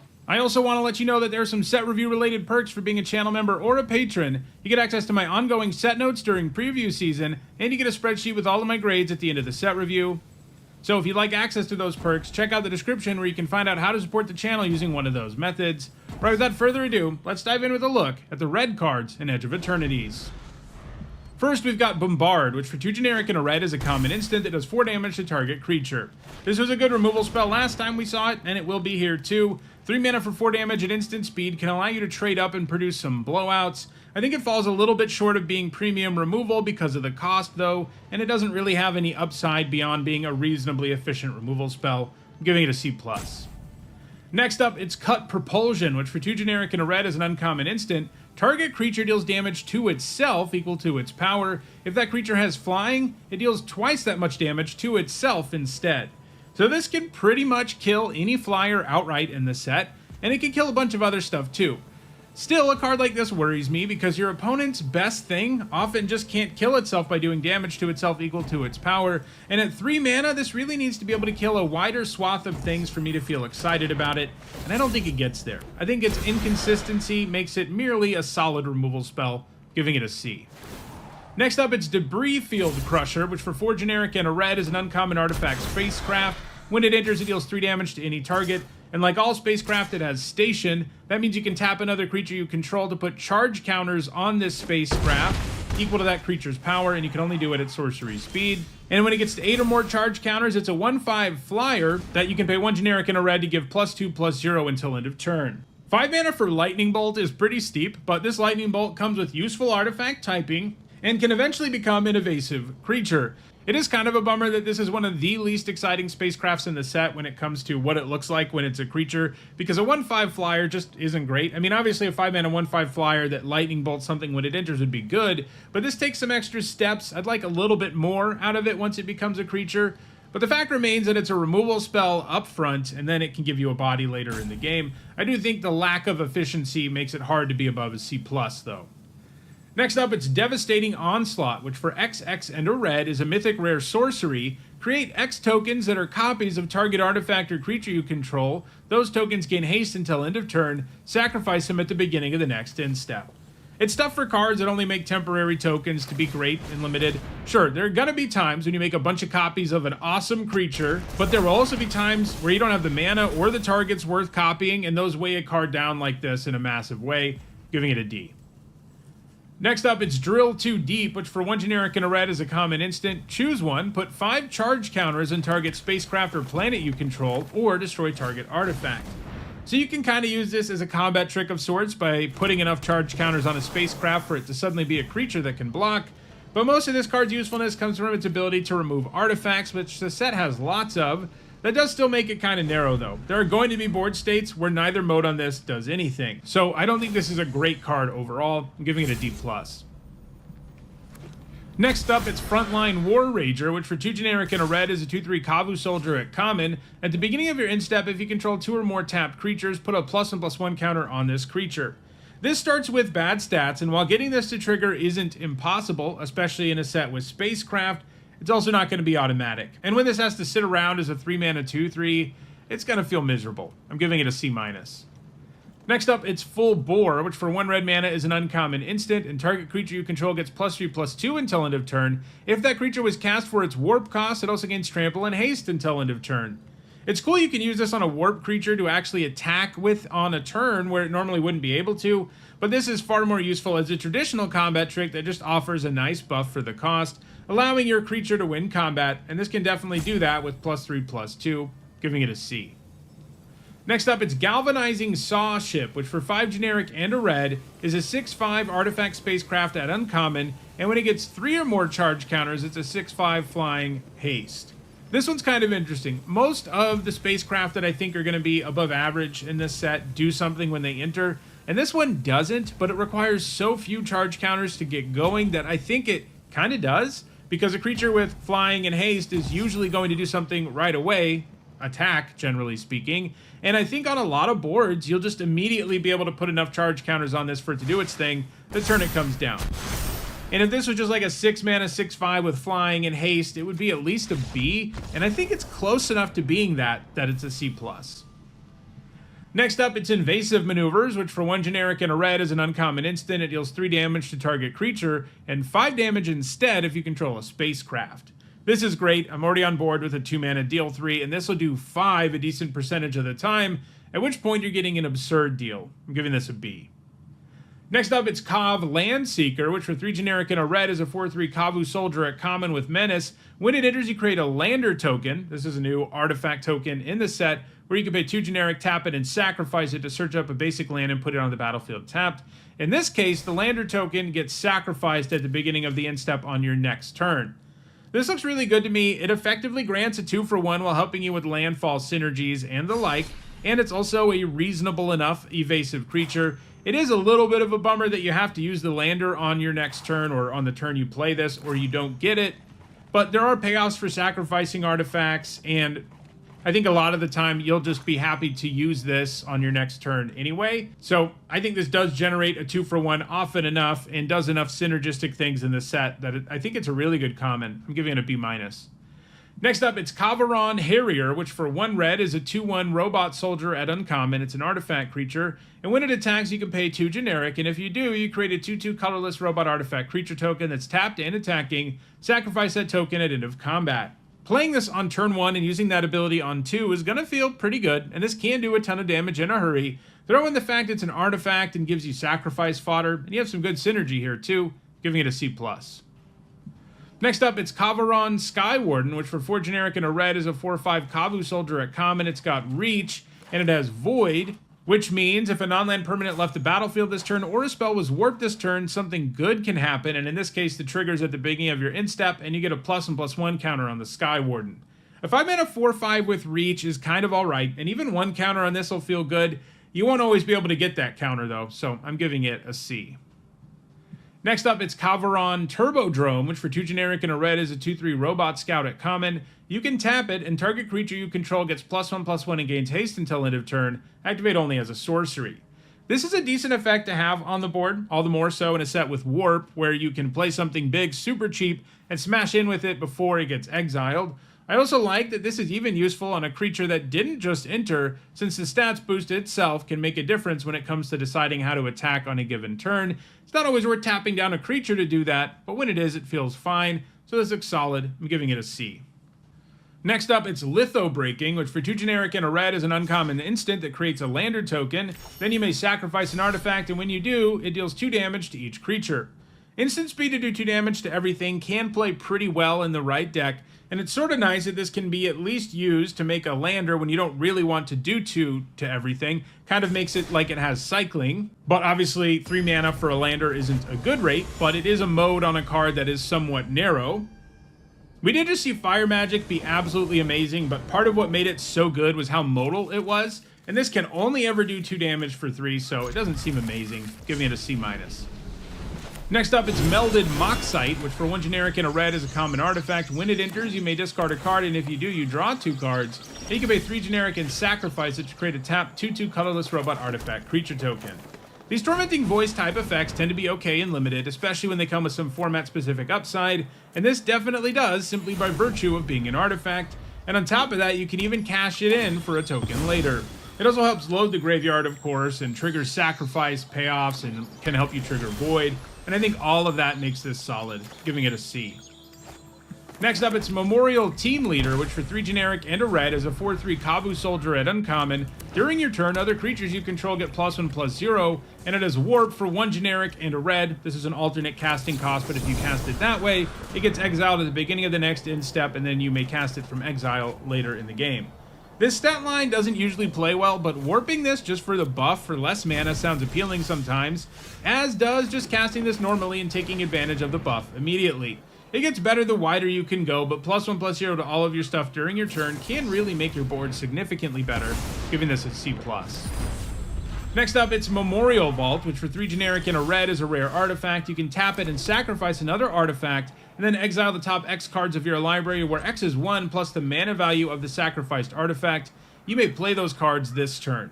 This has some very real potential, since it can effectively draw you a whole bunch of cards. The bad news? It's a 4-mana artifact that doesn't add to the board, and the turn you play it, you're not typically even going to be able to take advantage of this ability, because it does require you to still pay mana for the cards you reveal. That seems really slow. Throw in the fact that you have to sacrifice a reasonably high mana value artifact for this to go off in the first place, and you don't normally want to be sacrificing that kind of thing. And I think this is too clunky, in particular about what you have to sacrifice for it to reach its ceiling in limited. I think it's just a D here. Next up, it's Molecular Modifier, which for 2 generic and a red is a 2/2 Kavu Artificer at uncommon. At the beginning of combat on your turn, target creature you control gets +1 +0 and gains first strike until end of turn. We've seen this trigger play pretty well in the recent past. Of course, that was on a 4-mana 2/4 in Duskmourn, and this has significantly worse stats, even if it is 1 mana less.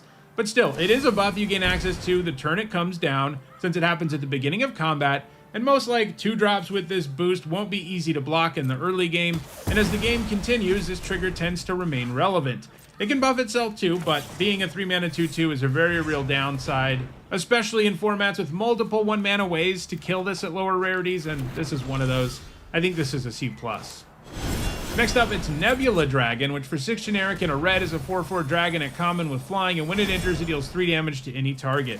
This is a great enters trigger, but man, a 7 mana 4/4 flyer is pretty bad. There will typically be multiple larger creatures on the board, and its lightning bolt trigger isn't even going to deal with them. This just feels too expensive to me, even in a set with landers, to be something you always want to play at the top of your curve, but at least it does impact the board immediately. I'm giving it a C-.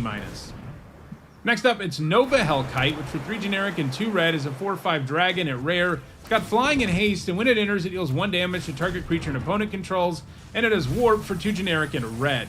Even without warp, I'd be really high on a 5 mana 4/5 with flying haste and a ping when it enters. That's pretty much an A-. Adding warp is awesome too, because it can even get an attack and a ping before getting exiled. It's hard not to get good value here, although you won't always be able to generate a full-blown 2-for-1. I'm giving it an A. Next up, it's Orbital Plunge, which for 3 generic and a red is a common sorcery that does 6 damage to target creature. If excess damage was dealt this way, create a lander token. I like the rate on this quite a bit. Normally, we have to pay 5 for the 6 damage sorcery in limited, so paying 4 is a real upgrade and allows you to break even or trade up reasonably often, and you're also generating that lander pretty often, in which case this is a 2-for-1, albeit a clunky one. I'm giving it a C+. Next up, it's Oreplate Pangolin, which for 1 generic and a red is a 2/2 artifact creature robot pangolin at common. And whenever another artifact you control enters, you can pay 1 generic. If you do, put a +1/+1 counter on this creature. It's surprising how difficult it is to have 1 mana up to make this trigger happen, but even getting 1 counter on this will feel fine, and it can definitely snowball thanks to the fact that it counts any artifact and not non-tokens, so it looks like a solid playable. I'm giving it a C.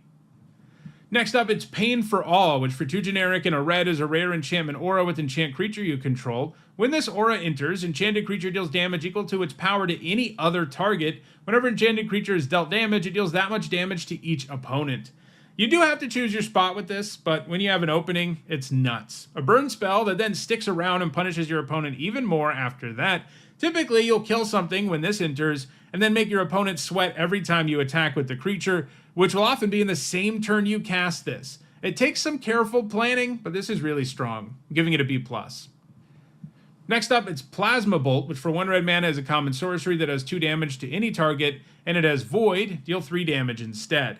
1 mana for Sorcery Speed Shock is already a very good limited card, and sometimes this is Sorcery Speed Lightning Bolt. This is certainly premium. Killing 3 or 4 mana X2s with this is going to feel great, giving it a B.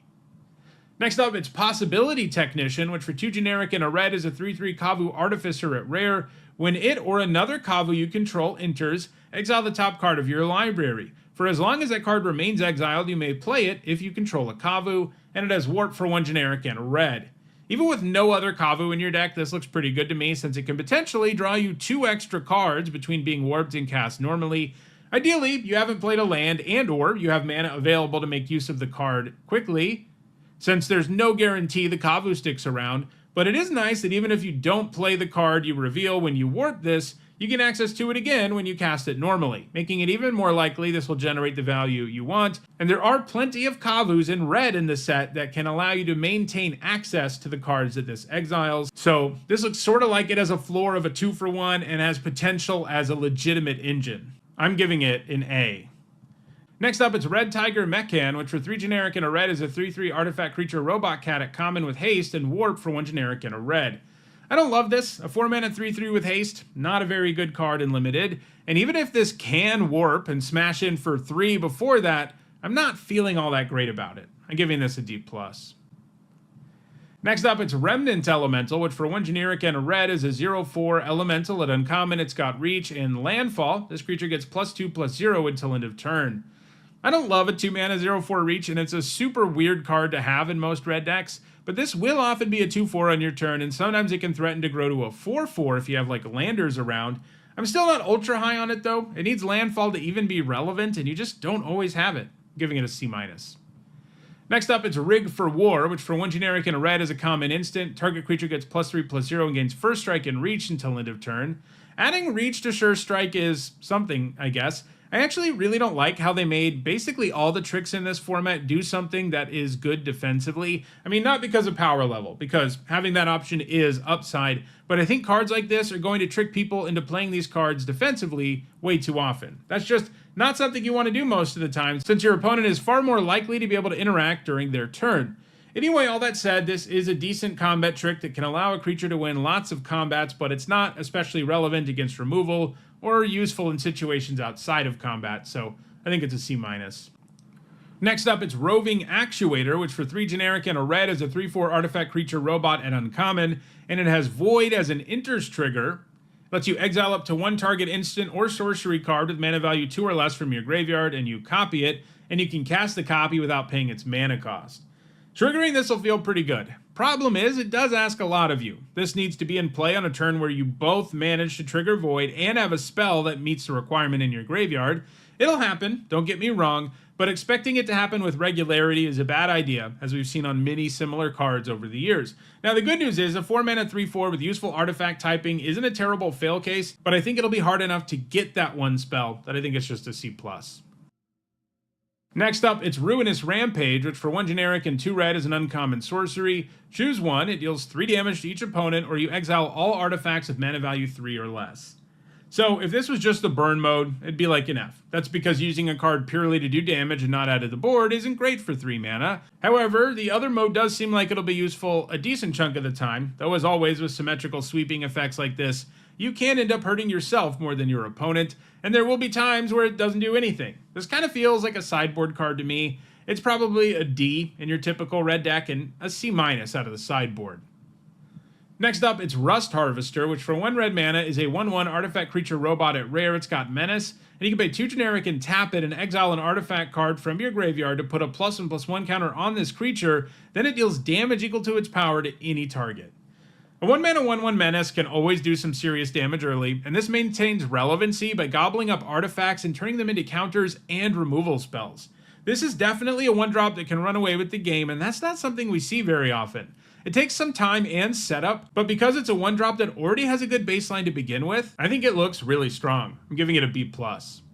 Next up, it's Slag Drill Scrapper, which for 1 red mana is a 1/2 artifact creature robot scout at common. You can pay 2 generic and tap it to sacrifice another artifact or land and draw a card.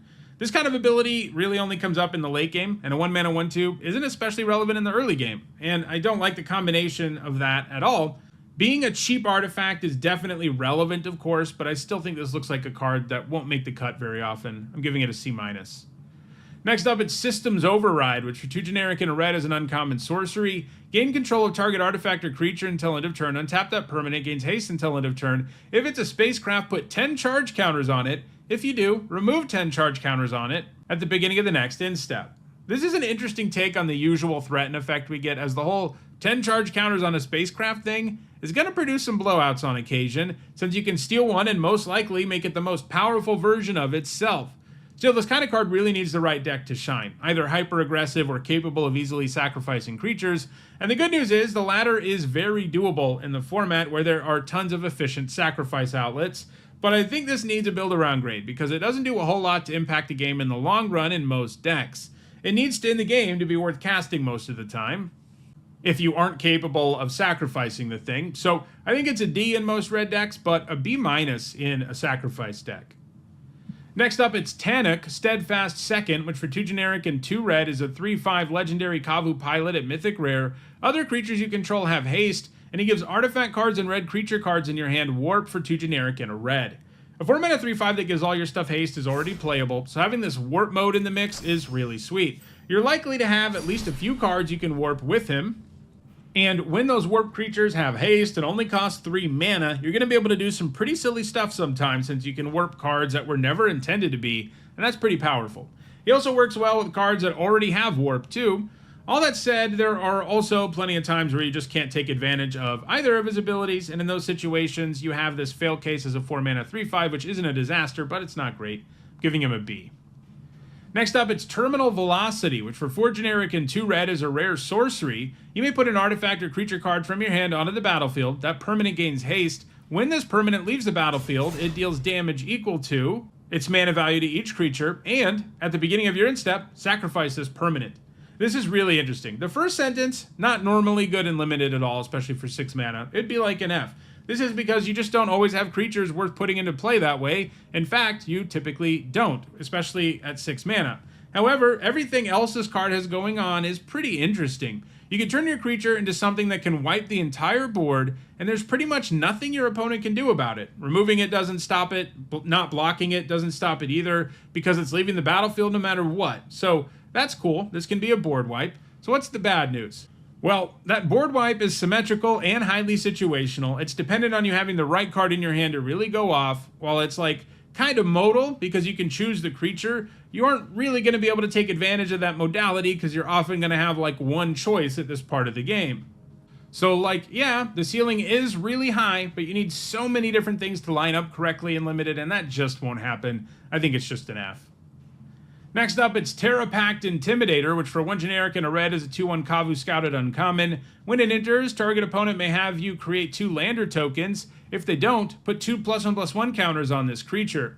If someone plays this on turn 2, you're going to groan 100% of the time. That's because no matter what you choose at that stage of the game, you're giving your opponent absurd value for the cost. A 2-mana 4/3 is a real problem, but so is a 2-mana 2/1 that gives them 2 cards.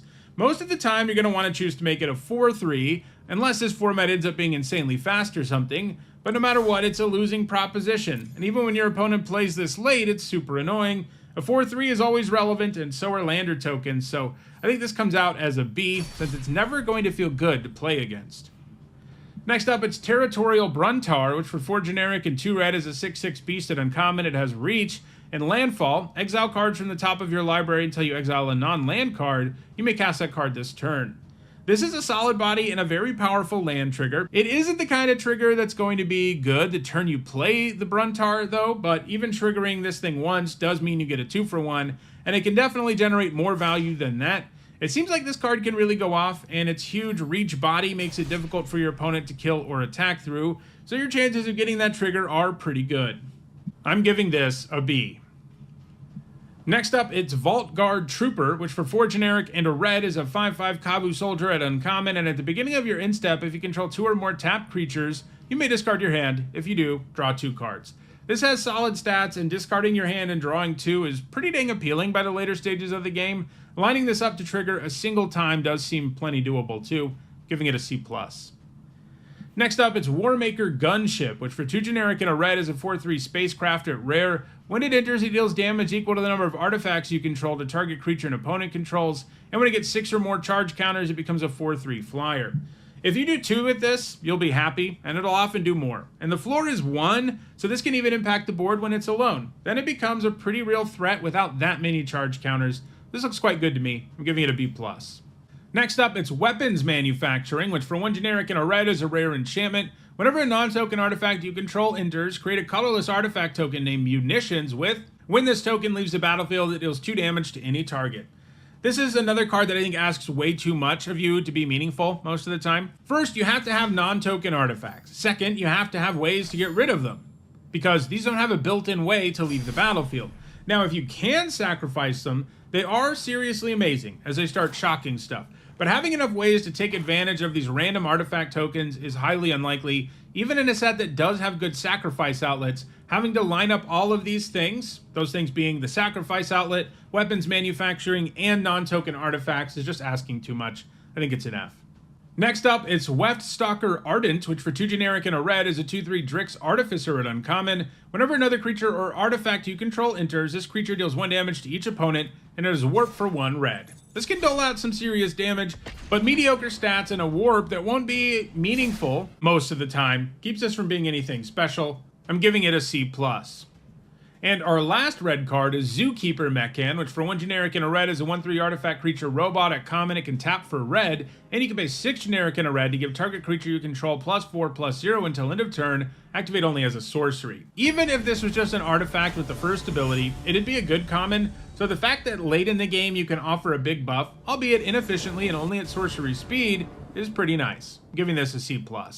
So those are all the red cards in Edge of Eternities. In the next video, we'll look at all the green ones. If you enjoyed this video, don't forget to like it and share it so that others can enjoy it too. If you want to make sure you catch future videos, don't forget to subscribe. And if you want to catch up on the rest of this set review, you should see a playlist on your screen shortly. Thanks for watching.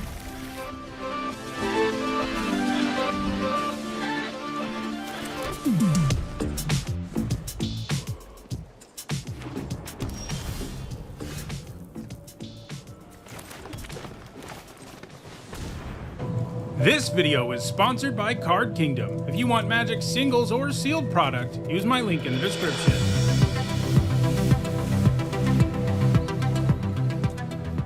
Hi everyone, I'm Hone, and in this video I'm continuing with my Edge of Eternities limited set review. I've already looked at all the non-mono green cards, and we'll look at all the green ones in this video. For each of these cards, I'll discuss how I think they'll perform in limited, that means draft and sealed, and I'll punctuate each evaluation with the letter grade. If you're new to my set reviews and unsure of what my letter grades mean, you can find a guide in the description for this video. There are some important things to keep in mind as I review these cards. First, we're only talking about draft and sealed, so I'm only talking about cards that can be found in play boosters. I'm also only talking about cards that are in the main set. There are also special guests and a bonus sheet in play boosters, which I'll be looking at in the next video. These are also my evaluations of these cards before playing the new limited format, and that means I'm not going to be right about everything. However, as the format comes into focus, I'll do videos updating you with my thoughts on it. Lastly, I want to let you know that there's some set review related perks for being a channel member or a patron. You get access to my set notes during preview season, which is kind of like a rough draft of this set review. And once the set review is complete, you get access to a spreadsheet with all of my grades. Check out the description if you'd like to support the channel using one of those methods. Alright, without further ado, let's dive in with a look at the green cards in Edge of Eternities. First up, we've got Atmospheric Greenhouse, which is an uncommon artifact spacecraft. When it enters, you put a +1/+1 counter on each creature you control. And like all spacecraft, it has station, and that means you tap another creature you control and put charge counters equal to its power on this spacecraft. And then, depending on the number of charge counters on it, this card becomes better. In this case, if you have 8 or more charge counters, it becomes a 5/4 with flying and trample. This gives a good buff up front. It is one that you need to have a somewhat decent board to take advantage of. But the nice thing is that buffing all of your creatures also makes it more likely you can station this effectively. Getting such a trigger when it enters is also likely to alter your board in your favor, sometimes significantly. And I think that makes this spacecraft into a pretty nice card, giving it a B. Next up, it's Bioengineered Future, which for 1 generic and 2 green is a rare enchantment. When it enters, you create a lander token. This is a new artifact token in the set. You can pay 2 generic, tap it, and sack it to search your library for a basic land, put on the battlefield, tapped, and then shuffled.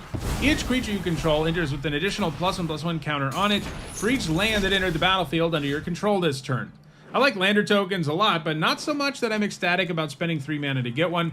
The idea here is that you can sacrifice the token and get a land, and then play a creature in the same turn and get a counter, but it's going to be tough to line that up consistently. You need lands and creatures entering the battlefield in the same turn consistently to do this, and while that's not impossible, the fact this costs 3 mana for no real impact on the board immediately means that just getting like 1 counter out of this isn't enough. It just feels like this needs you to line things up correctly and draw your cards in the right order, or it's pretty mediocre. I don't love the idea of playing this on turn 3 or as a late game top deck, and that's pretty bad news.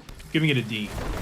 Next up, it's Biosynthetic Burst, which for 1 generic and a green is a common instant. Put a +1/+1 counter on target creature you control. It gains reach, trample, and indestructible until end of turn. Untap it. This trick has a lot going on. This is a buff that can win a creature combat a decent chunk of the time, and it's also good against most removal. You can even use it defensively in a pinch, but like I've been saying about the other tricks in this set, you need to be careful about when you decide to do that, since your opponent is more likely to interact on that turn. On the flip side, the untap does kind of make it feel like it has vigilance when it is attacking, so it's useful as an attacker too to untap. 2 mana is a good rate for this trick. It's gonna deliver because it's good in so many situations. I'm giving it a C+. Next up, it's Blooming Stinger, which for 1 generic and a green is a 2/2 plant scorpion at common. It's got Death Touch, and when it enters, another target creature you control gains Death Touch until end of turn. Death Touch is a keyword to offer to something else for a turn. Doesn't always have a meaningful impact. We've seen that in the past. Like, if your creature could already attack, this doesn't do anything to make it a better attacker most of the time. So it's mostly useful on smaller creatures, which is something, but not something that impressive. And while this can trade for anything, that's a lot less impressive on a 2-drop than a 1-drop. That said, it is good with all the bite effects and fight effects green always gets, and it can kill anything when you use those. I think it's a C. Next up, it's Broodguard Elite, which for X and 2 green is a 0/0 Insect Knight at uncommon. It enters with X +1/+1 counters on it, and when it leaves the battlefield, you can put its counters on target creature you control, and it has Warp for X and a green. This is an alternate casting cost, but if you cast it that way, you exile it at the beginning of the next instep, and then you can cast it from exile on a later turn. So when you warp this, it's basically a sorcery that puts some counters on a creature. That kind of card usually isn't great, but in this case, you can get another creature out of it later, albeit an inefficient one, And it's not like it puts counters on some things efficiently in the first place. It also isn't going to do it most of the time until the end of your turn, so you can't take advantage of the counters right away. So this just looks solid to me. I'm giving it a C. Next up, it's Close Encounter, which for 1 generic and a green is an uncommon instant. As an additional cost to cast it, choose a creature you control or a warped creature card you own in exile. Close Encounter deals damage equal to the power of the chosen creature or card to target creature. This is a pretty pushed version of the Rabid Bite effect we always get. 2 mana to have a creature do damage equal to its power at instant speed is already a quality card, but this one has significant advantages. The biggest is simply that you choose the creature as part of the cost. This means that your opponent can't do what they usually can against this effect, which is kill the creature you target on your side and get 2 for 1. Because you choose the creature here as part of the cost, they never get an opening to blow this up. And if they do kill your creature, that creature being dead doesn't stop this from doing damage that was equal to that creature's power. In other words, they've eliminated what was the biggest weakness of that kind of card. And it doesn't end there, because you can also choose a warp creature. If your board's empty, you might still be able to cast this sometimes, and warp creatures are often quite large for their cost, allowing this to kill a lot of things. So yeah, this is certainly premium removal. It's one of the best versions of this effect we've seen, giving it a B. Next up, it's Diplomatic Relations, which for 2 generic and a green is a common instant. Target creature gets +1/+0 and gains Vigilance until end of turn. It deals damage equal to its power to target creature an opponent controls. This is also a really strong version of this effect, partly because you can choose any creature to do damage equal to its power, so you can even choose one of your opponent's creatures and have it do damage to itself or to one of their other creatures. Throw in the fact that the buff it offers often gives you a good attack when you use it on your own thing, and this looks really great, especially for a common. I'm giving it a B-. Next up, it's Drix Fatemaker, which for 3 generic and a green is a 3/2 Drix Wizard at common. When it enters, you put a +1/+1 counter on target creature. Each creature you control with a +1/+1 counter on it has Trample, and it is Warp for 1 generic and a green. 2 mana for a +1/+1 counter and Trample for a turn is a nice mode to have on a card that would likely already be playable if you could only cast it normally. The stat line is bad, so giving the counter to something else is probably optimal in general, so you get that value. While a counter isn't quite worth a full card, it does mean this generates more than a card worth of value most of the time, giving it a C+. Next up, it's Edge Rover, which for 1 green mana is a 2/2 artifact creature robot scouted uncommon. It's got reach, and when it dies, each player creates a lander token. Giving your opponent something is never good, but a 1 mana 2/2 reach is significant on most boards, and playing it on turn 1 can be especially nasty, and because you get a lander too, it is kind of a wash, especially if you manage to trade with this. I think it's a C. Next up, it's Eumidian Terrabotanist, which for 1 generic and a green is a 2/3 insect druid at uncommon. It's got landfall, gain 1 life. So these are nice stats, and a landfall trigger like this is surprisingly solid when we see it. The incidental life gain could really be the difference between losing and winning sometimes. I'm giving this a C+. Next up, it's Social Engineering, which for 3 generic and 2 green is an uncommon enchantment with landfall. Create a 2/2 colorless robot artifact creature token, and it is warp for 1 generic and a green. We pretty much just saw this card in Final Fantasy, and it wasn't good. That card had a really poor win rate, and that's because it's surprisingly tough to get enough value out of this card to warrant it. You need 3 tokens before you really get there, and you play it late enough that there's no guarantee you do, and it feels miserable if you just play this on 5 and don't do anything else. Adding warp helps because it means if you have nothing else you can do on turn 2, you can warp this and play your land drop. So it does kind of help fill an earlier slot on the curve, but I'm still not that impressed here. I'm starting this at a C-. Next up, it's Famished Worldsire, which for 5 generic and 3 green is a 0/0 Leviathan at Mythic Rare. It has Ward 3, and it has Devour Land 3. That means as it enters, you may sacrifice any number of lands. It enters with 3 times that many +1/+1 counters on it. And when it enters, you look at the top X cards of your library, where X is this creature's power, put any number of land cards from among them onto the battlefield tapped, and then shuffle. This is a really cool design, but I think it's terrible in limited, especially for 8 mana. It's never anything but a big creature that's a little hard to kill with Ward, and while it can largely allow you to repopulate your mana base, and that's great that it doesn't go full-on Wood Elemental on you, but you're still paying 8 freaking mana for a big vanilla creature. If you have landfall stuff in play, it gets a little more interesting, but overall, this just doesn't look worth 8 mana in limited. I think it's an F. Next up, it's Frenzied Baloth, which for 2 green is a 3/2 beast at rare. It can't be countered, it has trample and haste. Creature spells you control can't be countered, and combat damage can't be prevented. This is the kind of card they print mostly with Constructed in mind. It's going to be a really nice 2-drop for mono green aggro decks, and it's not terrible in Limited, but casting it on turn 2 is tough because of the mana cost, and the uncounterable stuff matters less in Limited, as does the damage prevention, so I think it's just a C. Next up, it's Fungal Colossus, which for 6 generic and a green is a 5/5 fungus beast at common. It costs X less to cast, where X is the number of differently named lands you control. Casting this for 5 is eminently doable, and not a terrible fail case, though I think you want to be reducing the cost even more to make it a quality card in your deck, and that's not going to be the easiest thing. I mean, it is doable, more doable than it looks just looking at the main set, because the bonus sheet is made up entirely of lands, but this is another card where the ceiling is just big vanilla creature, so I think it's a C-. Next up, it's Galactic Wayfarer, which for 2 generic and a green is a 3/3 human scout at common, and when it enters, you create a lander token.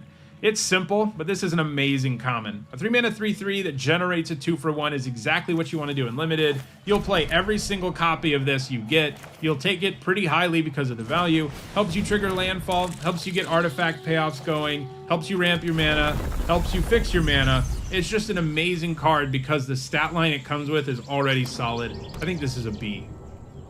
Next up, it's Gene Pollinator, which for 1 green mana is a 1/2 artifact creature robot insect at common, and you can tap it and an untapped permanent you control to add 1 mana of any color.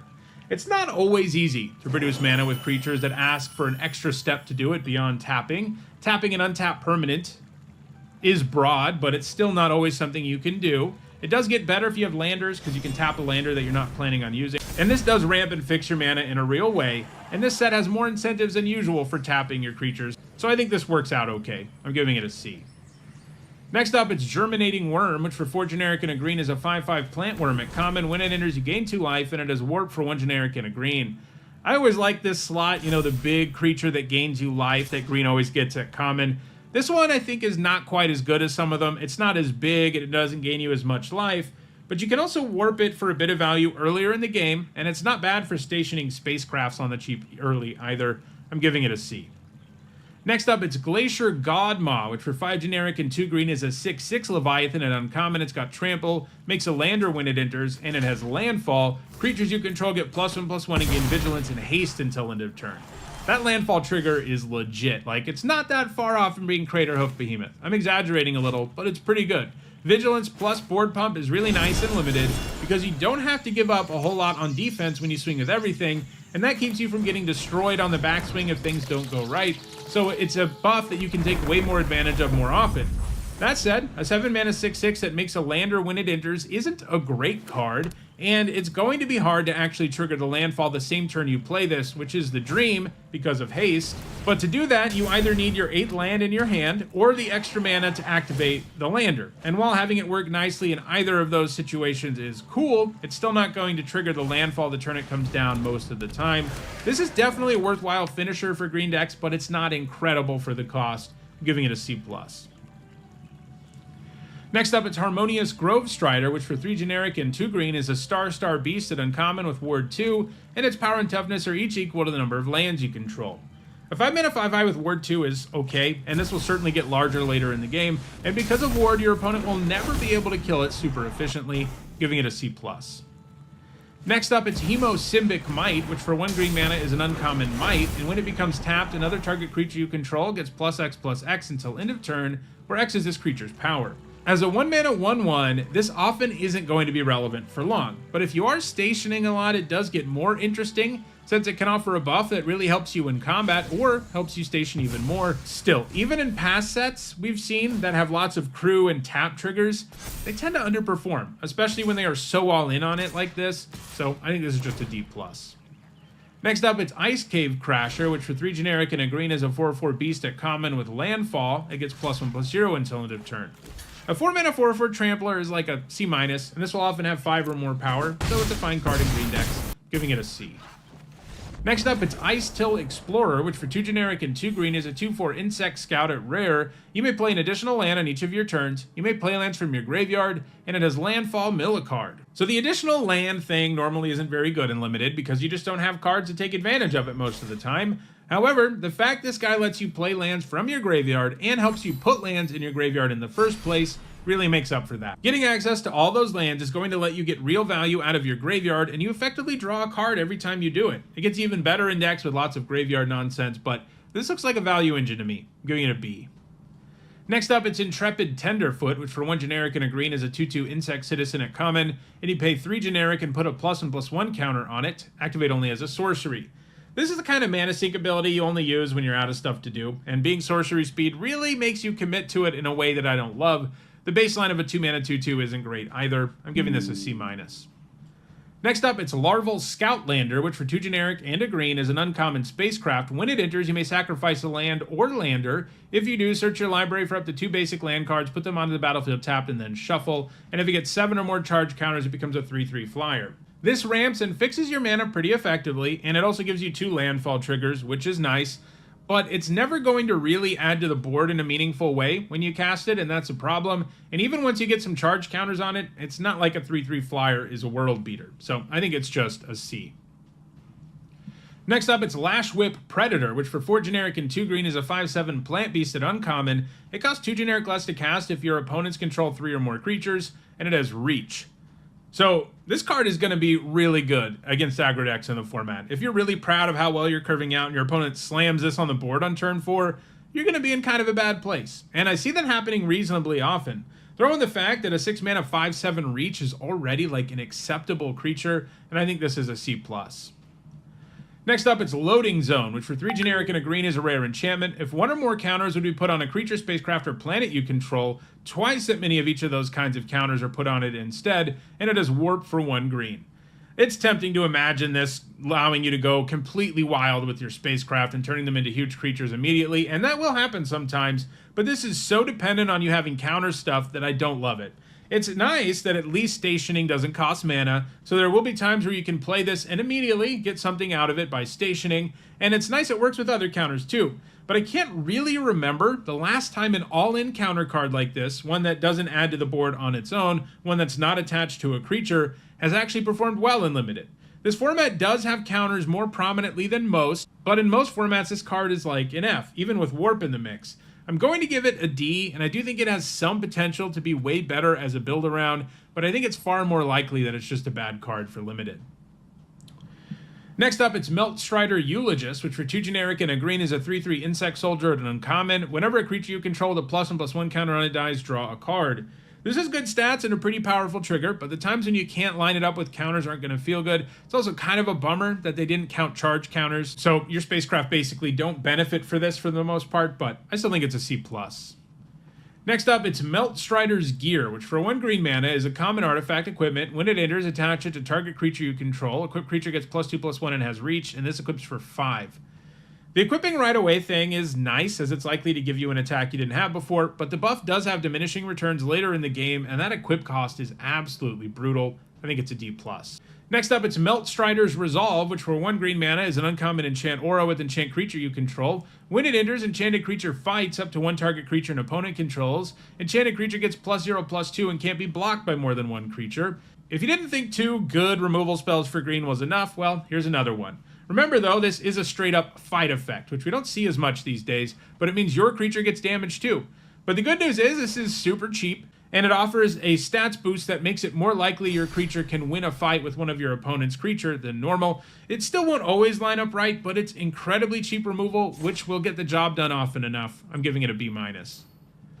Next up, it's Might Form Harmonizer, which for 2 generic and 2 green is a 4/4 insect druid at rare, and it has landfall, double the power of target creature you control until end of turn, and it has warp for 2 generic and a green. This is quite the landfall trigger, though I don't love for this to actually do something when warped. You also have to have a land drop, meaning that getting this going off of warp isn't always going to happen. But hey, it's upside on a 4 mana 4/4 itself that has a strong landfall trigger, and it's a kind of trigger that can make almost anything into a scary attacker. It's a bummer that you can't always take advantage of the buff though, like if you're not the beatdown, this doesn't do a whole lot. Still, this looks quite good to me. I'm giving it a B. Next up, it's Ouroboros, which for 2 generic and 2 green is a 1/3 plant worm at Mythic rare. At the beginning of combat on your turn, put X +1/+1 counters on each creature you control, where X is this creature's power.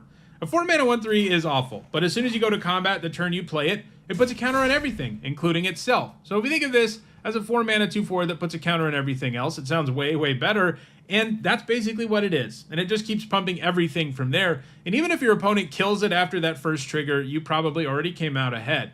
It's just not that hard to find a turn where there's no way your opponent can kill it before they untap. So it gives you an awesome advantage. Left unchecked, it just wins you the game, giving it an A. Next up, it's Pull Through the Weft, which for 3 generic and 2 green is an uncommon sorcery. Return up to 2 target non-land permanent cards from your graveyard to your hand, then return up to 2 target land cards from your graveyard to the battlefield tapped. This has the potential to grant you a 4-for-1, and that's not something you see very often in Limited, especially at lower rarities. Of course, to do that, it does require you to have 4 permanents in your graveyard, 2 of which are lands, and that's far from automatic. This is also a 5-mana sorcery that doesn't add anything to the board immediately in most cases.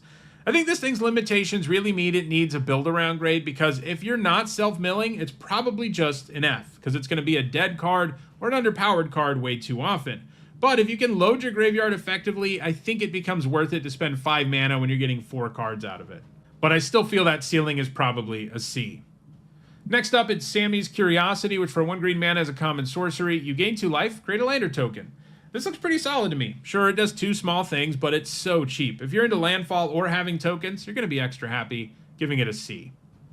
Next up, it's Seedship Agrarian, which for 3 generic and a green is a 3/3 insect scientist at uncommon. When it becomes tapped, you create a lander token, and it has landfall, put a +1/+1 counter on this creature. Spitting out landers is great, but I'd much rather just make 1 when it enters than make 1 anytime it taps. The good news is this can grow, and thus will often be able to keep on attacking with landers in play and continuing to grow since those landers can help buff it. The Hill Giant stats are a rough starting point, but this generates enough value for me to be pretty interested in it, giving it a C+. Next up, it's Seedship Impact, which for 1 generic and a green is an uncommon instant. Destroy target artifact or enchantment. If its mana value is 2 or less, create a lander token. This set has enough artifacts and enchantments for this to be main deck material, and getting a lander with it is a great way to offset having to kill something small, giving it a C. Next up, it's Shattered Wings, which for 2 generic and a green is a common sorcery. Destroy target artifact, enchantment, or creature with flying, surveil 1. So, despite adding flyers to the mix and surveil, I think this is a lot worse than Seedship Impact because it costs 1 more and it's a sorcery. That's just so clunky, especially for a restrictive spell like this. I think it's going to be better out of your sideboard. It's like a D+ in your main deck. Next up, it's Sky Stinger, which for 2 generic and a green is a 3/3 insect warrior at common with reach. When it blocks a creature with flying, it gets +5/+0 until end of turn. A 3-mana 3/3 with reach is almost passable, and the fact this can take down virtually any flyer as a blocker is pretty real. I'm giving it a C. Next up, it's Sledge Class Seedship, which for 2 generic and a green is a rare artifact spacecraft, and when it gets 7 or more charge counters, it becomes a 4/5 flyer, and when it attacks, you may put a creature card from your hand onto the battlefield. Cheating a creature into play from your hand is just not something that's ever viable in limited formats, not consistently, and we've seen that tons of times at this point, including with the Summoner Job Select equipment from Final Fantasy. You just don't have cards hanging around in your hand often enough to take advantage. So you're mostly paying for a 3-mana 4/5 with flying that takes some work to get going. The good news is that alone makes this okay. I'm giving it a C. Next up, it's Tapestry Warden, which for 3 generic and a green is a 3/4 robot soldier at uncommon. It's got vigilance. Each creature you control with toughness greater than its power assigns combat damage equal to its toughness rather than its power, and each creature you control with toughness greater than its power stations permanents using its toughness rather than its power. So this is effectively a 4-mana 4/4 with vigilance, a nice starting point, and it will also augment your other high toughness creatures. Making it easier to station permanents with them isn't going to come up all the time. We saw that with a similar card in Aether Drift, but it's upside on a card that's already pretty good. I'm giving this a C+. Next up, it's Terra Symbiosis, which for 2 generic and a green is a rare enchantment. Whenever you put 1 or more +1/+1 counters on a creature you control, you may draw that many cards. Do this only once each turn. This does have a high power level. Problem is, attaining its ceiling is going to be very hard and limited. It doesn't do anything on its own, so you have to assemble the situation where it draws you cards, and making that happen in limited, even with a +1/+1 counter deck around, is challenging. And even if you trigger it once, drawing 1 card isn't worth 3 mana. So you really have to go crazy, and I don't see that as consistently attainable. I'm giving it an F. And our last green card is Thawbringer, which for 2 generic and a green is a 4/2 insect scout at common. When it enters or dies, you surveil 1. We've seen a 2-mana 3/1 that does this when it enters or dies before, and we've seen that a couple times, and it's been pretty good. Adding a mana and a power and a toughness to the mix probably makes this pretty nice too. Helps you load your graveyard, improves your card quality, and it has an okay-ish stat line, so I think it's a C. So those are all the green cards in Edge of Eternities. In the next video, I'll take a look at all of these special guest and bonus sheet cards. If you enjoyed this video, don't forget to like it and share it so that others can enjoy it too. If you want to make sure you catch future videos, don't forget to subscribe and turn on notifications. And if you want to catch up on this set review, you should see a playlist on your screen shortly. Thanks for watching.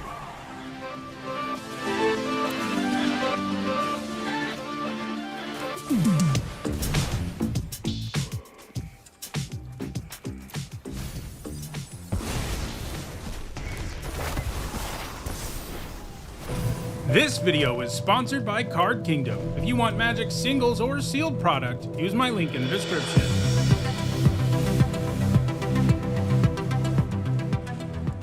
Hi everyone, I'm Mythic, and in this video I'm continuing with my Edge of Eternities limited set review. I've already looked at all the cards in the main set, but there are some other cards that can show up in play boosters too that I still need to cover. First, there's a bonus sheet called Stellar Sights, all of which are reprints of non-basic lands. These cards aren't quite as common as previous bonus sheets have been. In Final Fantasy, we had a bonus sheet card in 1 and 3 packs, and there have been some sets where there's a bonus sheet card in every pack. In this set, there's only one every 8 packs or so. But that does still mean you're definitely going to see some of them at the pre-release. There are also 10 special guests in this set, all of which are incredibly rare, showing up in only 1.8% of play boosters. As usual, as I evaluate each of these cards for limited, in other words draft and sealed, I'll punctuate each evaluation with a letter grade. If you're new to my set reviews and unsure of what my letter grades mean, you can find a link in the description. I also want to remind you that there are some set review related perks for being a channel member or a patron. During preview season, you get access to my ongoing set notes, which are basically the rough draft of my set review. And at the end of the set review, you'll get a spreadsheet with all of my grades. If either of those perks interest you, check out the description where you can find out how to support the channel using one of those methods. Alright, without further ado, let's take a look at the bonus sheets in Edge of Eternities. And we'll be starting with the Stellar Sights, the first of which is Ancient Tomb. It taps for 2 colorless and does 2 damage to you. So this is a powerhouse in the Eternal formats, and one of the strongest lands ever printed. Getting 2 mana out of a single land is insane, and it's pretty good in limited too, though it is sometimes hard to find places to spend the mana. Like, as far as late game top decks go, it's a pretty miserable one. Taking 2 damage every time you do it can add up in a hurry too. The mana boost is still really nice though. It's the kind of thing that gives you a big enough advantage that you can kill your opponent before it really matters. So I don't think you're ever cutting this from a deck. I'm giving it a B-. Next up, it's Blast Zone. It enters with a charge counter on it. It can tap for colorless. You can pay XX and tap it to put X charge counters on it. And you can pay 3 generic and tap it and sacrifice it to destroy each non-land permanent with mana value equal to the number of charge counters on this land. This was fine when we saw it in both War of the Spark and the Brothers' War. Having a land that can destroy some permanents is nice, but the effect is symmetrical and takes some significant time to set up in most cases. It's also not great for your mana base. I'm giving it a C. Next up, it's Blink Moth Nexus. It can tap for colorless. You can pay 1 generic to make it a 1/1 Blink Moth artifact creature with flying until end of turn, and you can pay 1 generic and tap it, and target Blink Moth creature gets +1/+1 until end of turn. Creature lands are great, and this one becomes an artifact creature, which is extra relevant in this set. You'd be surprised how often just having this little land around allows you to continually pressure your opponent. Being basically immune to sorcery speed removal and the like is a big deal too, giving it a B.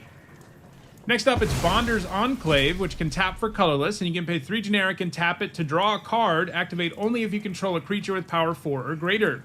This was pretty good last time we saw it. Of course, that was also a set with a prominent 4 or greater theme, and this set doesn't have one. Still, if you have enough high power creatures, this is a great way to spend your mana in the late game, and I think it has enough upside to justify playing it despite the damage it does to your mana base, giving it a B-.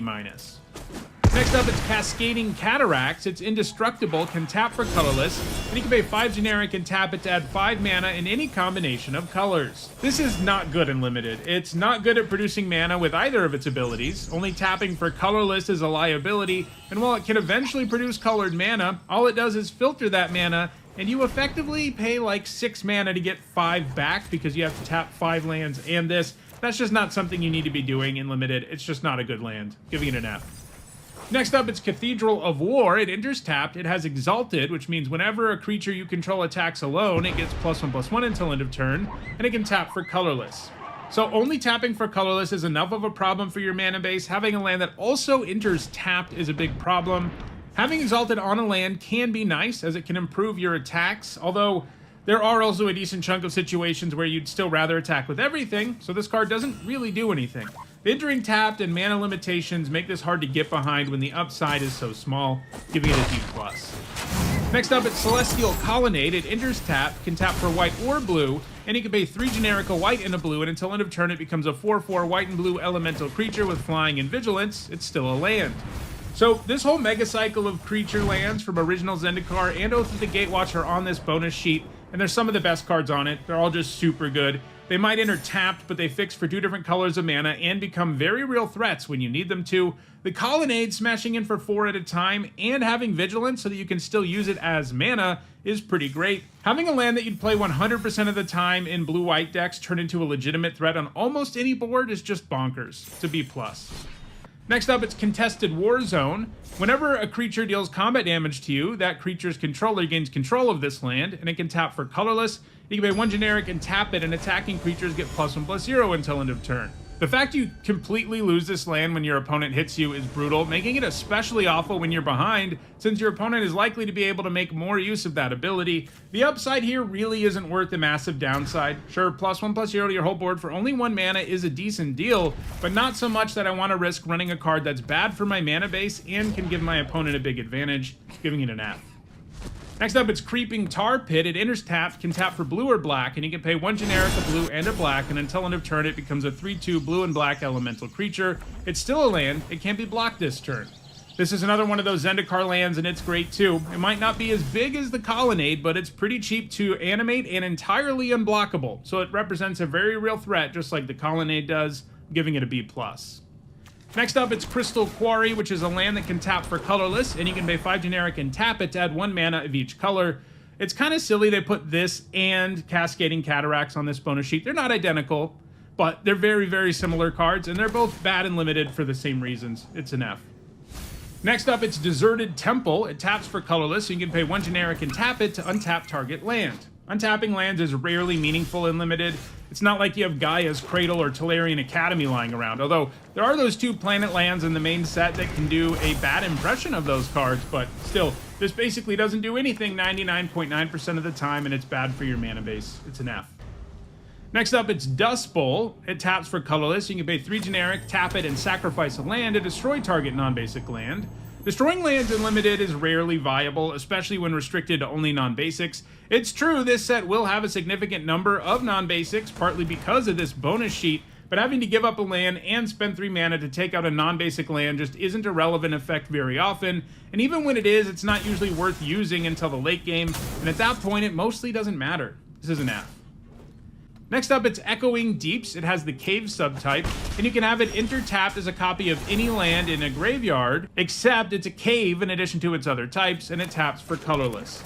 I think this has some potential in this format's graveyard decks.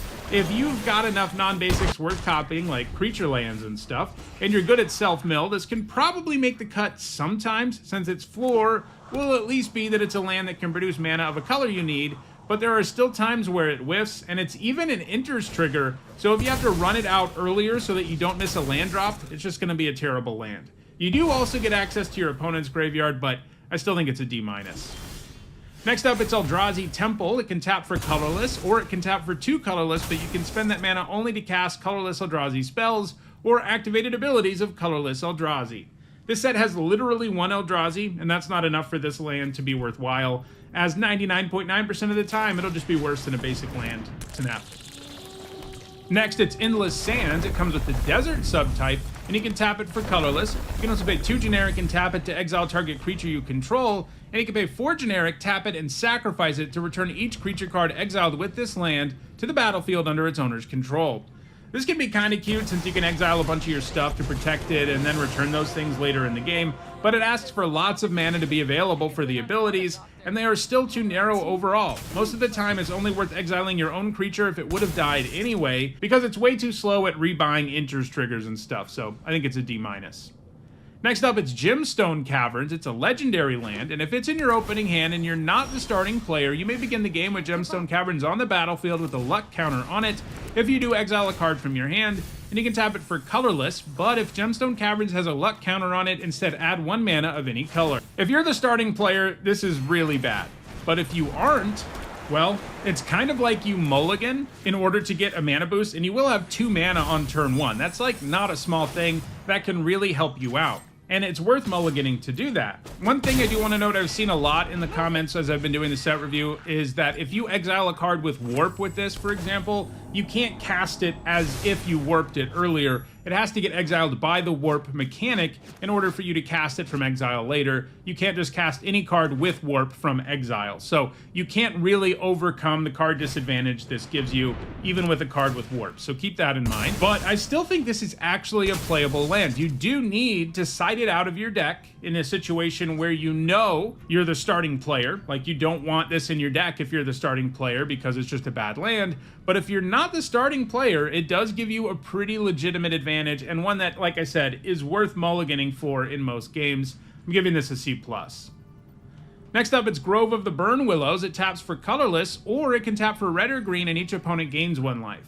This is really good fixing since it always enters untapped, and you don't have to tap it and let your opponent gain life if you only need the colorless mana. And giving your opponent life with your land isn't optimal. This isn't a set with ways to punish your opponent for gaining life, but it's definitely worth the downside to have a land that's so good for your mana base, giving it a B-. Next up, it's High Market. It can tap for colorless, and you can tap it and sack a creature to gain 1 life. So this is a free sacrifice outlet, but it's rarely worth giving up a creature to only gain 1 life.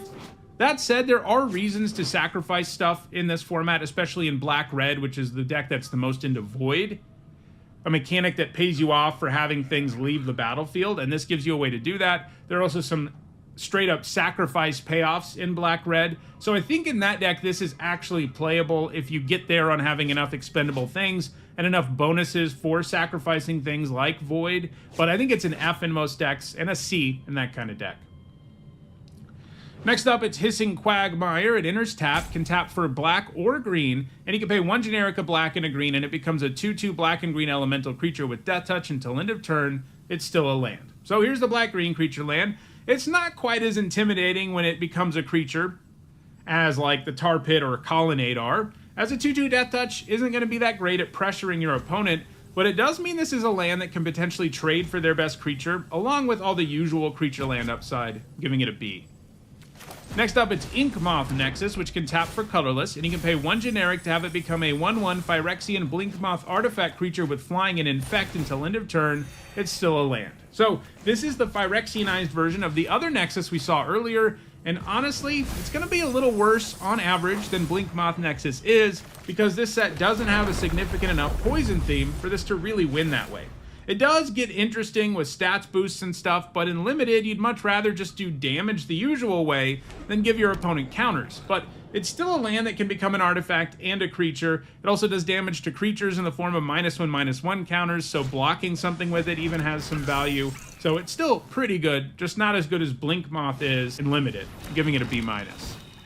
Next up, it's Inventor's Fair. It's a legendary land. At the beginning of your upkeep, if you control 3 or more artifacts, you gain a life. It taps for colorless, and you can pay 4 generic, tap it, and sacrifice it to tutor up an artifact card and put it into your hand. Activate only if you control 3 or more artifacts. All the decks in this format are going to be capable of sometimes getting value out of this, and some of them will be really good at it. The ones that are more focused on artifacts, like blue-black, will be really good at getting value out of this. Being able to tutor up whatever artifact is left in your deck that's your best artifact can sometimes be really powerful, and the incidental life gain doesn't hurt either. I'm giving it a C+. Next up, it's Lava Claw Reaches. It enters tap, can tap for black or red, and you can pay 1 generic, a black, and a red, and until end of turn it becomes a 2/2 black and red elemental creature token with X. This creature gets +X+0 until end of turn. It's still a land. So this creature land can hit super hard when there's nothing standing in the way, but its baseline is pretty underwhelming and it doesn't have any evasion. It is kind of interesting as a land that can be used to station though, since its power can potentially be really high. I'm giving it a B. Next, it's Lotus Field. It has hexproof. It enters tapped. When it enters, you sacrifice 2 lands, and you can tap it to add 3 mana of any one color. So this is amazing in 60-card formats, especially Pioneer, where it powers a whole deck, but it's tough to do anything special with it in limited. Having to give up lands kind of makes it a wash, since it only produces 3 mana, and there aren't that many ways to untap it in the format. That's where this land gets really interesting, when you can untap it. But even then, you really need stuff to spend the mana on and a bunch of untap effects, and those two things are highly unlikely to come together in limited. This is an F. Next up, it's Lumbering Falls, which is a land that enters tapped, and it can tap for green or blue, and you can pay 2 generic, a green and a blue, and until end of turn, it becomes a 3/3 green and blue elemental creature with hexproof. So hexproof on a creature land is pretty sweet. They are already largely immune to sorcery speed removal, just because they're generally only going to be creatures on your turn in most cases. And this makes it virtually immune to all removal, because it can't be targeted when it's a creature. The creature you get is kind of underwhelming. It's just a 3/3, but still big enough to be relevant on most boards, giving it a B. Next up, it's Mana Confluence, which is a land. You can tap it and pay a life to add 1 mana of any color. This offers amazing fixing and nothing else, but a land that enters untapped and can tap for any color of mana is really strong and limited, and paying the life is well worth the downside. It's a B-. Next up, it's Meteor Crater, which you can tap and choose a color of a permanent you control and add 1 mana of that color. It's pretty annoying that this can't produce any mana at all until you have a colored permanent in play. At some point, it's going to be able to produce both of your main colors of mana, but the downside of having a blank text box when you play it early is pretty disastrous, because sometimes you have to run lands out like that, and it's not good at helping you splash a third color either, since you aren't going to have your third color card in play most of the time. I think it's a D. Next up, it's Mirror Pool. It enters tapped and can tap for colorless. You can pay 2 generic and a colorless and tap it and sacrifice it to copy target instant or sorcery spell you control. You may choose new targets for the copy, and you can pay 4 generic and a colorless and tap it and sacrifice it to create a token that's a copy of target creature you control. This land might enter tapped and only produce colorless, but it does have some very real upside that can allow you to grind out wins in longer games. However, this format doesn't really have any built-in ways to produce the colorless mana you need. In fact, there are only 2 cards that do it in the whole set. There is more of it on this bonus sheet, as we've seen, but so few of those cards are going to get opened that you can't rely on the bonus sheet to give you ways to produce colorless mana, and that really holds this card back, because if you don't have regular access to these activated abilities, it's just a land that's horrible for your mana base that enters tapped, so it's an F in a set that just doesn't have colorless mana. Next up, it's Mutavault. It taps for colorless, and you can pay 1 generic, and it becomes a 2/2 creature with all creature types until end of turn. It's still a land.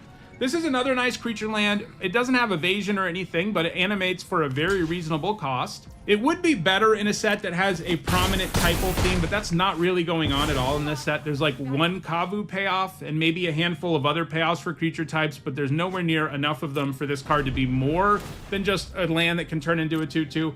The good news is that makes for a pretty good card. I'm giving it a C+. Next up, it's Mystifying Maze. It can tap for colorless, and you can pay 4 generic and tap it to exile target attacking creature an opponent controls. At the beginning of the next end step, return it to the battlefield tapped under its owner's control. This isn't very good for limited. It's tempting to imagine this blanking attacks, but because this is on the board, your opponent knows it's coming and can play around it quite easily, like by attacking with any of their mini creatures that likely have an enters trigger. The ability is also super expensive for what it is, and it hurts your mana in a big way, so I think it's just an F. Next up, it's Needle Spires, which is a land that enters tapped and can tap for red or white, and you can pay 2 generic, a red and a white, and it becomes a 2/1 red and white elemental creature with double strike until end of turn. So a 2/1 double strike is relevant on almost any board, and can get particularly nasty when you're holding on to tricks, and before you feel like animating it, it's great for your mana, like all of these are, giving it a B. Next up, it's Nesting Grounds. It taps for colorless, and you can pay 1 generic and tap it to move a counter from target permanent you control onto another target permanent, activate only as a sorcery.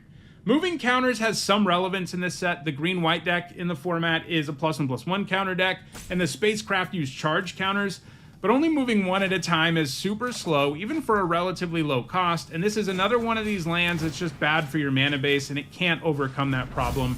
I think it's a D. Next, it's Petrified Field. It can tap for colorless, or you can tap it and sacrifice it to return target land card from your graveyard to your hand. This activated ability is rarely worth using since your lands aren't likely to be all that powerful, even with this bonus sheet, and giving up a land to get another one back isn't particularly useful when you're usually getting back basics. This just looks like an F to me. Next up, it's Plaza of Heroes. It can tap for colorless. It can also tap for 1 mana of any color, but you can spend that mana only to cast a legendary spell. And it can also tap for 1 mana of any color among legendary permanents you control. And you can pay 3 generic, tap it, and exile this land to make target legendary creature hexproof and indestructible until end of turn. You know, if we'd seen this on the Final Fantasy bonus sheet, it would have been an okay card, at least because there were so many legendaries. This set doesn't have nearly as many. There are only a handful of them at lower rarities, I think 7 at uncommon or lower, and they're all gold cards, so you're not that likely to be playing all of them. So this means you're rarely tapping into this card's actual power, and that's not worth making your mana really bad. Imagine being able to build anything just by thinking about it. Meet Base 44. What the hell happened? It's a last call. Drink him if you got him. Let's go back to your place and you can take advantage of my poor judgment. I depend on your poor judgment. I want to know if I can take this seriously. What do you need to take us seriously? Come on, kids, get a room. Sorry, Miss Kitty. Oi! What the fuck you doing, geezer? Is that the best you can do? I've got to fly back to London. I need you to take care of my cat. I like cats. I like dogs. Hey, is Russ home? Who are you? What's the baby, man?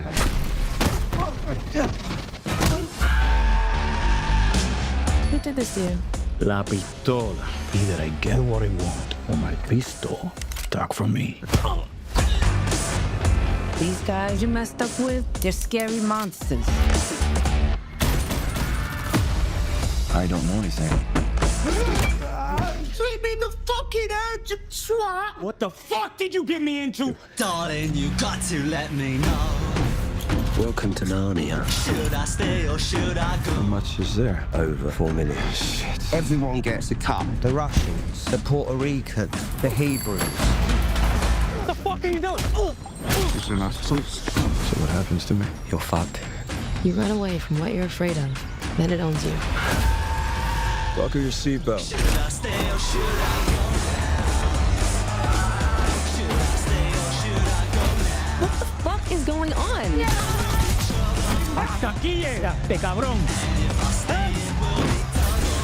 Either we go deeper or pick it up. I don't want out. Should I stay or should I go now? I need to know that you're a guy that can take care of his shit. Asshole! I can handle it. I don't suppose you're Jewish, are you? It's skinny boy. You know you're gonna upset her.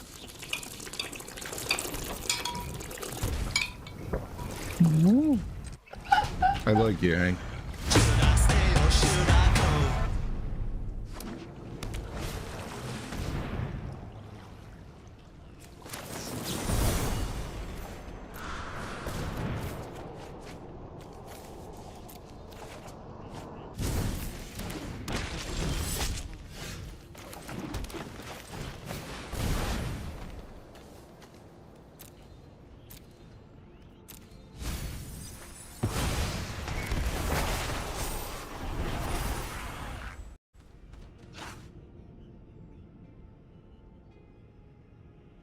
But it's typically not good in Limited, mostly because giving up your own land to destroy one of theirs isn't meaningful most of the time, because lands on average just aren't strong enough in Limited. That said, there is one really nasty thing you can do with the mine in this format. If you play the 4-mana 2/4 that lets you cast lands from your graveyard and lets you play an extra land each turn, you can use the mine to destroy 2 lands every turn, at which point it becomes completely absurd, and land destruction does start to matter when you're doing that much of it. Now, that other card is a rare, and you shouldn't count on pulling it off, but if you have a copy of that creature, and especially if you have 2, Strip Mine suddenly becomes worth it. It's going to be hard not to want to play Strip Mine in that situation, but it is a combo with only a single rare in the format, and I don't think that quite warrants a build around grade, so I'm just giving it a D. Next up, it's Sunken Citadel. It has the Cave subtype, enters tapped, and as it enters, you choose a color. It can tap for 1 mana of the chosen color, and you can tap it to add 2 mana of the chosen color. Spend this mana only to activate abilities of land sources.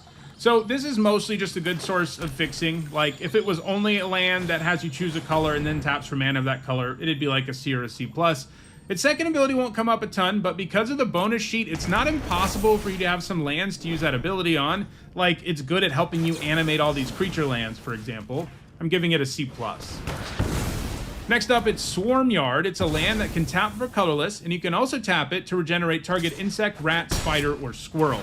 The only one of these creature types that is in this set is Insect, but there are a decent number of them, including 8 at common, so I think this is actually worth running in the right deck. Those insects are most concentrated in black-green, so if you're in a deck with those colors and you have 5 or more insects, which I think is doable, you'll be running this. But I think it's an F in your typical deck, which doesn't have more than 1 or 2 creatures that it can regenerate. But if you have a good number of insects, it's probably a C+. Regeneration is really strong when you don't have to pay any mana for it. Next up, it's Terrain Generator, which is a land that can tap for colorless, and you can pay 2 generic and tap it to put a basic land card from your hand onto the battlefield tapped. So this kind of effect is bad and limited because you rarely have extra random basic lands in your hand to play. Even in the early game, it maybe gives you 1 extra land that gives you a bit of a boost for like a second, but that advantage quickly diminishes because as soon as you don't hit a land drop, things go back to how they were, and at that point the ability is never useful again. It does give you an instant speed way to trigger landfall, but I still think it's a D-. Next up, it's Thespian Stage, which can tap for colorless, and you can pay 2 generic and tap it, and it becomes a copy of target land, except it has this ability. Copying lands isn't going to be useful very often in Limited, although it does mean this land can produce more than just colorless mana, but having to spend the mana to get there is a pretty big problem. If you end up with a few of the best lands on this bonus sheet, it probably becomes worth playing, but I don't see that happening very often. It does also let you copy your opponent's lands, which does make it a little broader, but it's still not very good in Limited. I'm giving it a D. And our last card from the Stellar Sights bonus sheet is Wandering Fumarole. It enters tapped, can tap for blue or red, and you can pay 2 generic, a blue and a red, and until end of turn it becomes a 1/4 blue and red elemental creature with pay 0, switch this creature's power and toughness until end of turn. It's still a land. So we're finishing off with another one of these good creature lands. This one can hit hard when it needs to and plays defense well when it needs to as well. I'm giving it a B. All right, let's move now to the special guests. These are 10 reprints with special card frames meant to make them look like retro science fiction pulp magazines. Remember, these are even rarer than a bonus sheet with only 1.8% of packs containing them. And the first of these is Deafening Silence, an enchantment that costs 1 white mana, and each player can't cast more than 1 non-creature spell each turn. This is terrible in Limited. You go down a card for a symmetrical effect that rarely matters since people playing more than 1 non-creature spell a turn in Limited isn't exactly commonplace. It's an F.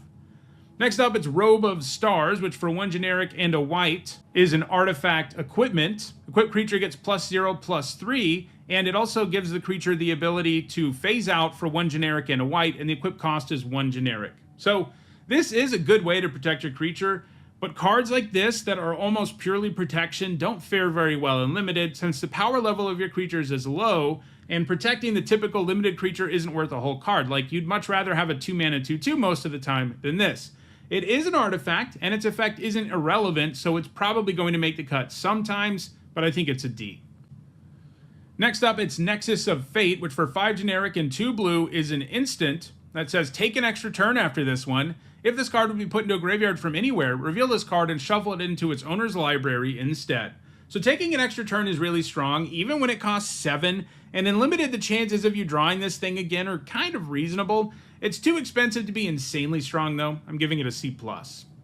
Next up, it's Paradox Haze, which is an enchantment aura with enchant player, and it costs 2 generic and a blue, and it says at the beginning of enchanted player's first upkeep each turn, that player gets an additional upkeep step after this step. It's very difficult to consistently take advantage of giving yourself another upkeep trigger. Mostly, you're going to use up this card and it's never going to do anything, and even if it does give you like 1 more trigger, you're still not really at a point where you feel good about having spent this card.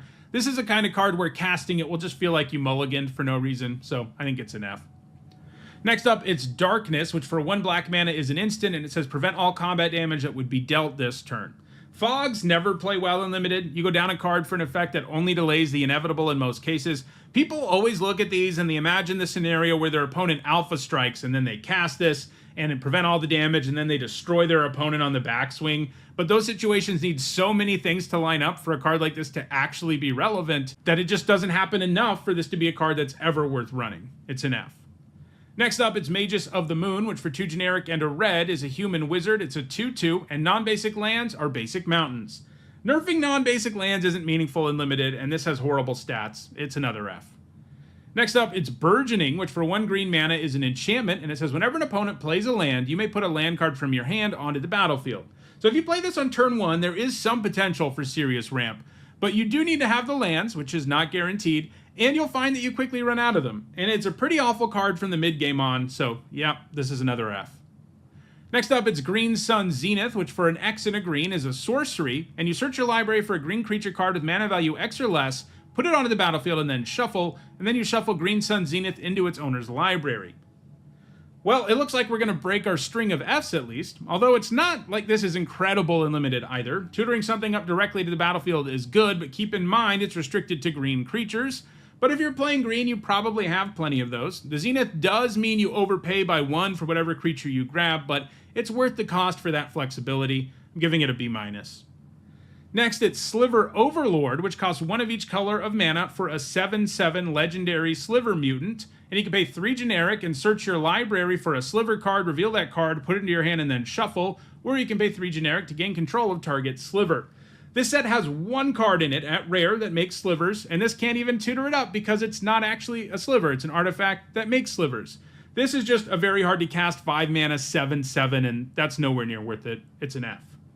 And our last card from the special guests is Warping Whale, which costs 1 generic and a colorless for an instant, and you have 3 choices. You can exile target creature with power toughness 1 or less, you can counter a sorcery spell, or you can create a 1/1 colorless Eldrazi Scion creature token. It has sacrifice this token, add colorless. So this card's actually pretty decent when it shows up in a format that has colorless mana, but because this set has so little, you won't be able to cast this very often, so it's another F. Alright, so those are all of the cards that will show up on occasion in your booster packs, the Stellar Sights bonus sheet and the special guests. As usual, there were a lot of Fs. That's usually how these go because a lot of these reprints are more intended for Commander players, but I am really excited that they are giving us all of those dual lands because those are all really fun and really powerful. So that does it for this video. If you enjoyed it, don't forget to like it and share it so that others can enjoy it too. If you want to make sure you're caught up on the set review, you should see a playlist on your screen shortly. And if you want to catch future content, including an archetype guide, draft videos, and more about this format, go ahead and subscribe. Thanks for watching.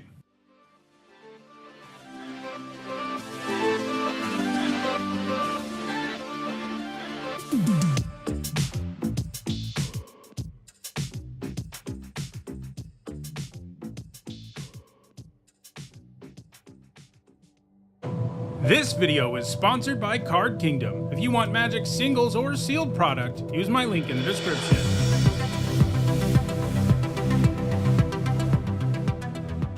Hi everyone, I'm Hone, and this is my Edge of Eternities archetype guide. I've already evaluated every single card in the set, and in this video, I'm going to break down the synergies for each of the 2 color archetypes in the format. This video focuses on what each of these color pairs wants to do in the format, and that means I'm generally not going to just mention cards that are really good in every kind of deck, like Premium Removal and Bombs, unless they have some specific synergy within a color pair. If you want to know more about my thoughts on what's good in this set more broadly, check out my set review. Alright, let's get started. So let's start with blue-black. So as usual, every color pair in this set has a signpost uncommon. In this set, there's only 1 signpost uncommon per color pair. Lately, we've been seeing a few more than 1. And this time around, the blue-black signpost uncommon is Alfariel, Dreaming Acolyte. When he enters, you draw 2 and discard 2 unless you discard an artifact. So blue-black is an artifact deck. That's what this signpost uncommon wants to tell us. And it's sort of a grindy deck for artifacts where you want to be drawing cards and generating value a little more slowly with your artifact stuff. We'll see that there's another color pair into artifacts that is more about aggro, but this one is the slower one that can grind out value with cards like Alfariel, which gets a lot better when you have artifacts to discard. So what are the artifact payoffs at common and uncommon in blue-black? Well, there's Alfariel, of course. There's also Cerebral Download, which surveils X, where X is the number of artifacts you control, and then you draw 3 cards. So if you have a lot of artifacts, that can really go off because you get to see so many cards and maybe even load your graveyard. You're always going to draw 3, but seeing all of those cards and getting that card selection makes the card a lot stronger. There's also Cloud Sculpt Technician, which gets +1/+0 as long as you control an artifact. There's Grav Blade Heavy, which gets +1/+0, and Death Touch as long as you control an artifact. There's Mechan Assembler, which has a really powerful effect. Anytime another artifact you control enters, you create a 2/2 colorless robot artifact creature token, but it triggers only once a turn. That's the kind of card that I think will really be at home in this deck, which wants to grind out value with artifacts, because generating extra bodies is a huge deal. Mechan Shieldmate is a creature with Defender most of the time, but if an artifact enters, it loses Defender. Monoist Circuit Feeder is going to be one of the premium cards for this deck because it turns into a simultaneous removal spell and board pump effect when it enters, and also just has a 6 mana 4/4 flying body, which is a threat in its own right. It's going to be one of the most important payoffs for this deck. Scour for Scrap is a 4 mana instant that lets you search your library for an artifact card and return an artifact from your graveyard to your hand. I have some concerns about this card in terms of not adding to the board and needing some setup like an artifact in your graveyard, but if there's a deck for it, obviously it's this one. It becomes a 4 mana draw 2, and the 2 cards you draw are pretty good. There is Selfcraft Mechan, which when it enters lets you sack an artifact, and when you do, you put a +1/+1 counter on target creature and draw a card. One thing you'll note is a lot of these are artifacts, and that all means they're enablers and payoffs, which is always nice.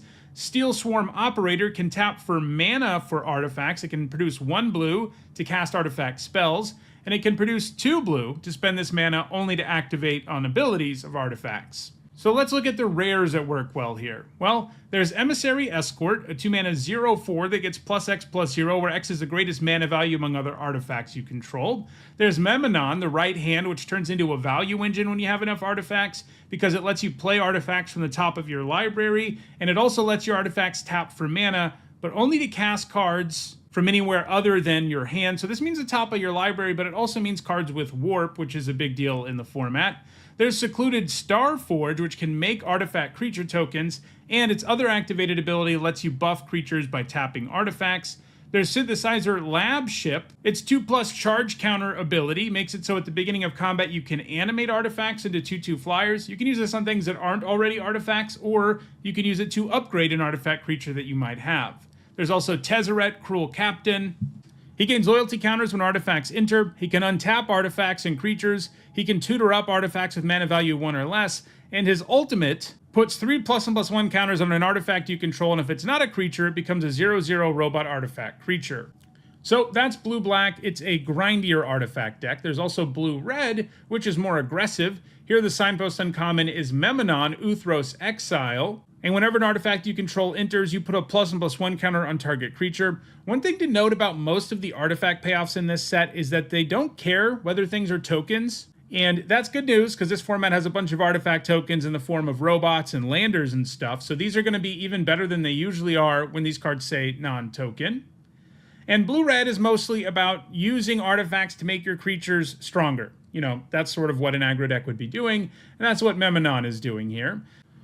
So what are the payoffs at common and uncommon? Well, there's Memanon, and then there's the others that we've already seen. Things like Steel Swarm Operator, which can tap for mana. Things like Selfcraft Mechan, which can let you sack artifacts to make it bigger and draw a card. Mechan Shieldmate might be a little better in this deck because it's a 2 mana 3/2. And if you can play an artifact on turn 3 and you're like the beatdown, being able to attack with this on turn 2 is pretty strong. Same thing with the Technician. It might be a little bit better here because it becomes a better attacker when you control artifacts. And a Mechan Assembler, I think, is probably a little more well-suited to the blue-black deck, but one sweet thing about it is if Memanon's in play, anytime you play an artifact, you're going to get another token and another counter because of that ability. Then there's stuff like Oreplate Pangolin, which you can pay 1 generic anytime you have an artifact enter to put a counter on it. There is Weft Stalker Ardent, which does 1 damage to your opponent anytime a creature or artifact enters.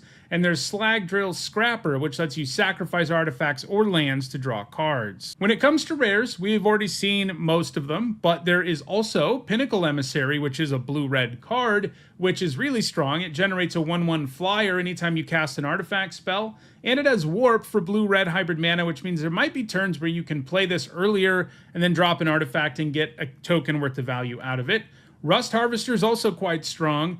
You do have to get artifacts in your graveyard, but once they're there, it can exile them, turn them into counters, and into burn spells. So it can turn into a crazy value engine if you've got stuff in your graveyard. And Tanic Steadfast Second gives your artifact cards and red creatures warp for 2 generic and a red.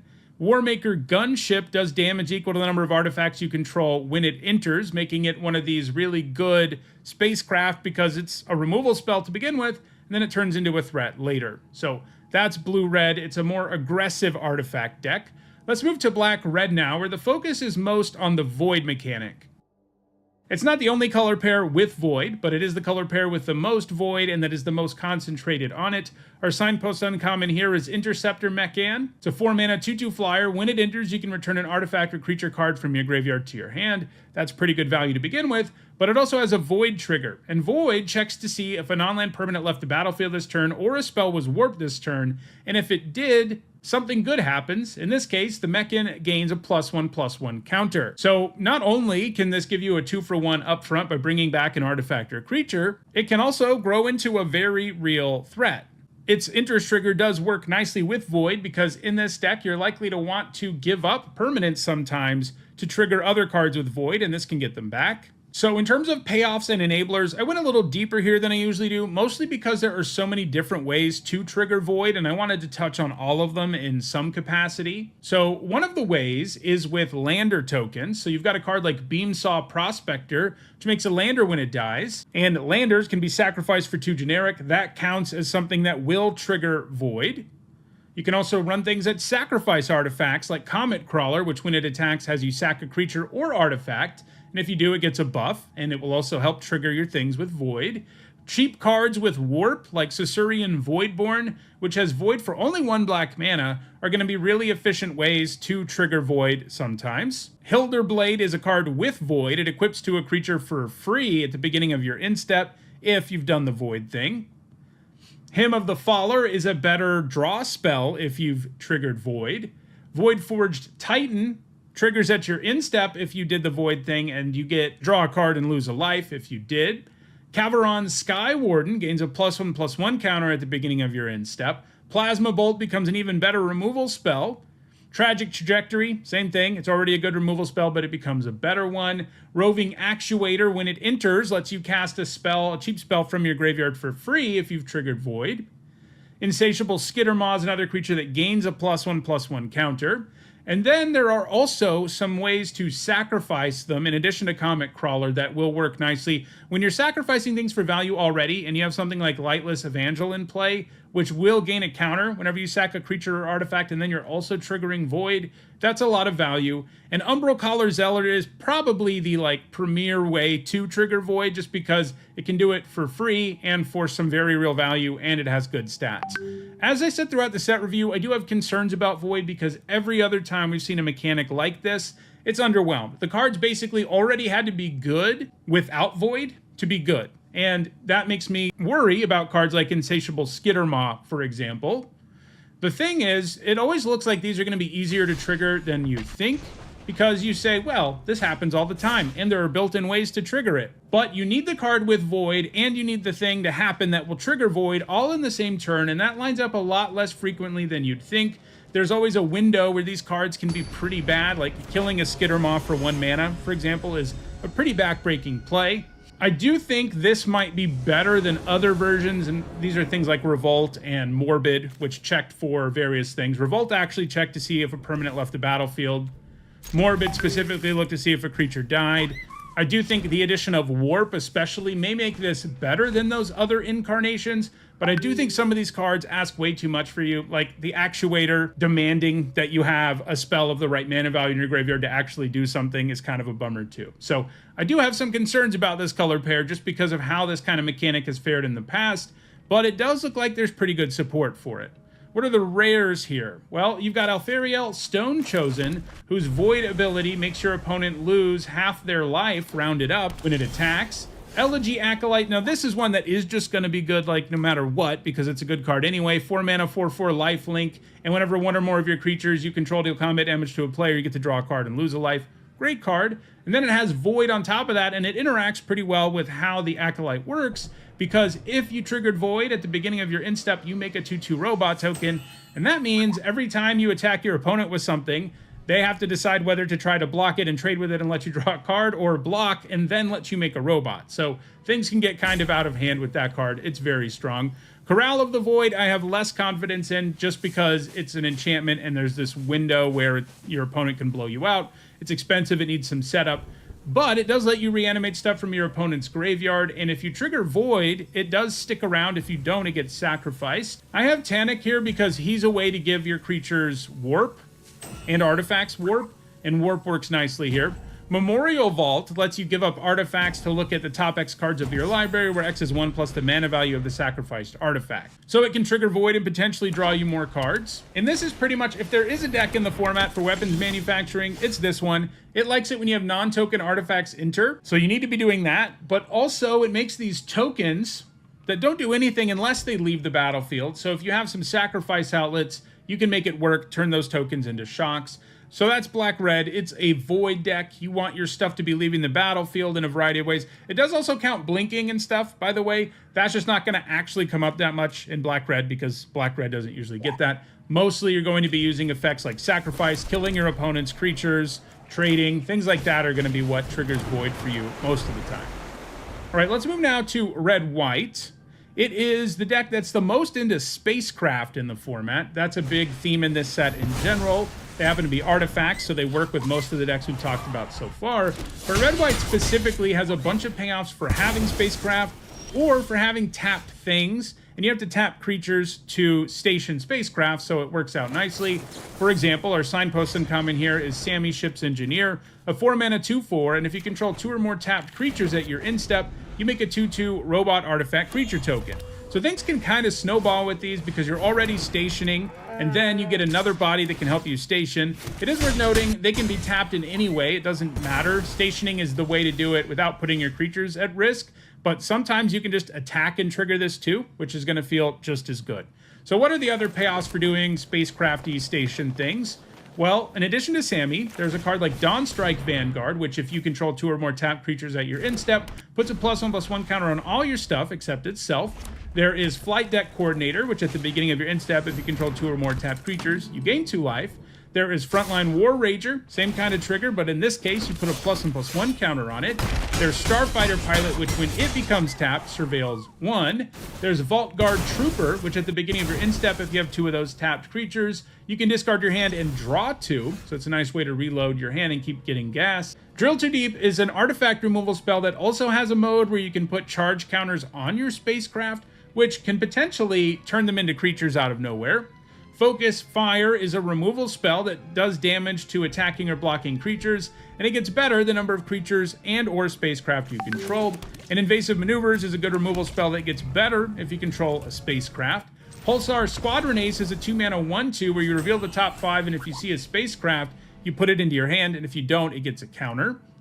Systems Override is an effect that you can use to steal your opponent's stuff, which might mean it's actually better in the black-red deck, which has ways to sacrifice things, more of them. But it's interesting here because you can actually use it on your own spacecraft, and part of the effect puts 10 charge counters on it. So this is likely to turn any one of your spacecrafts into a creature for a turn, which could have some value in this deck. In addition to a card like Systems Override just being kind of good in aggro decks in general, because you can get a blocker out of the way and attack them with it. There's Thaumaton Torpedo, an artifact that can destroy non-land permanents, but it gets cheaper if you attacked with a spacecraft this turn. So, rares that work nicely with this theme. There's Sunstar Chaplain, another card that likes it if at your instep you have 2 or more tapped creatures. In this case, it puts a +1/+1 counter on something. You can actually use its ability to remove its own counters and pay 2 to tap other artifacts or creatures, which does kind of give you another way to trigger these effects. It does seem like it'll kind of be a wash most of the time because you give up a counter to do it, but if you have other triggers around, he can be used to tap your own stuff in addition to your opponent's.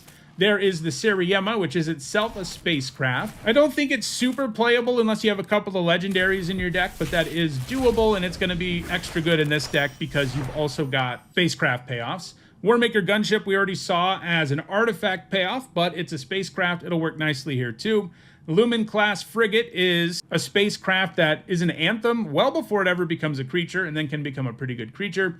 I also have a Stelly Reclaimer here, so its enters trigger returns a non-creature non-land with mana value X or less from your graveyard to the battlefield. It's not going to be that easy to have non-creature non-lands in your graveyard. It just isn't usually in terms of permanence. Like, it has to be a permanent. And in Limited, you're not going to have that many of them, except all of these spacecraft work. So if your opponent killed one of your spacecraft, it does give you something to reanimate, so it works nicely here. So that's red-white. It likes going wide and stationing things and tapping your stuff down for value. Black-white is a somewhat similar deck. It is also a go-wide deck. The signpost uncommon here is Sir Vondam, the Lucent. He's a 5-mana 4/4 with Death Touch and Lifelink, and when he enters or attacks, other creatures you control get +1/+0 and gain Death Touch until end of turn. So yeah, he's screaming at you, go as wide as you can, attack with me, and we'll do tons of damage. So what are the payoffs and enablers for going wide in addition to Sir Vondam? Well, we already saw Dawnstrike Vanguard. It works nicely in the red-white deck because it likes it when your stuff's tapped. This deck is going to be less into Spacecraft, but it's still going to have tap stuff, and it's going to be wide, so the counters are going to be good. You've got a card like Dual Sun Adepts, which is a 3-mana 2/2 double strike that can also buff your whole board. You've got Faller's Faithful, a card that I was wrong about in my set review. I overlooked the fact that you can actually target your own stuff with it, so it's another way, by the way, to enable Void, but you can also use it to get rid of a token that you've made in this deck and destroy your own thing and draw 2, in addition to having a mode where it can kill the opponent's stuff, which is nice. But here it's suitable because you're going to have tokens and stuff to kill for drawing 2 cards, which is pretty good. Focus Fire works here just like it does in the red-white deck. Honored Knight Captain makes a 1/1 token when it enters, so it gives you 2 bodies. You can also give it up to tutor up equipment.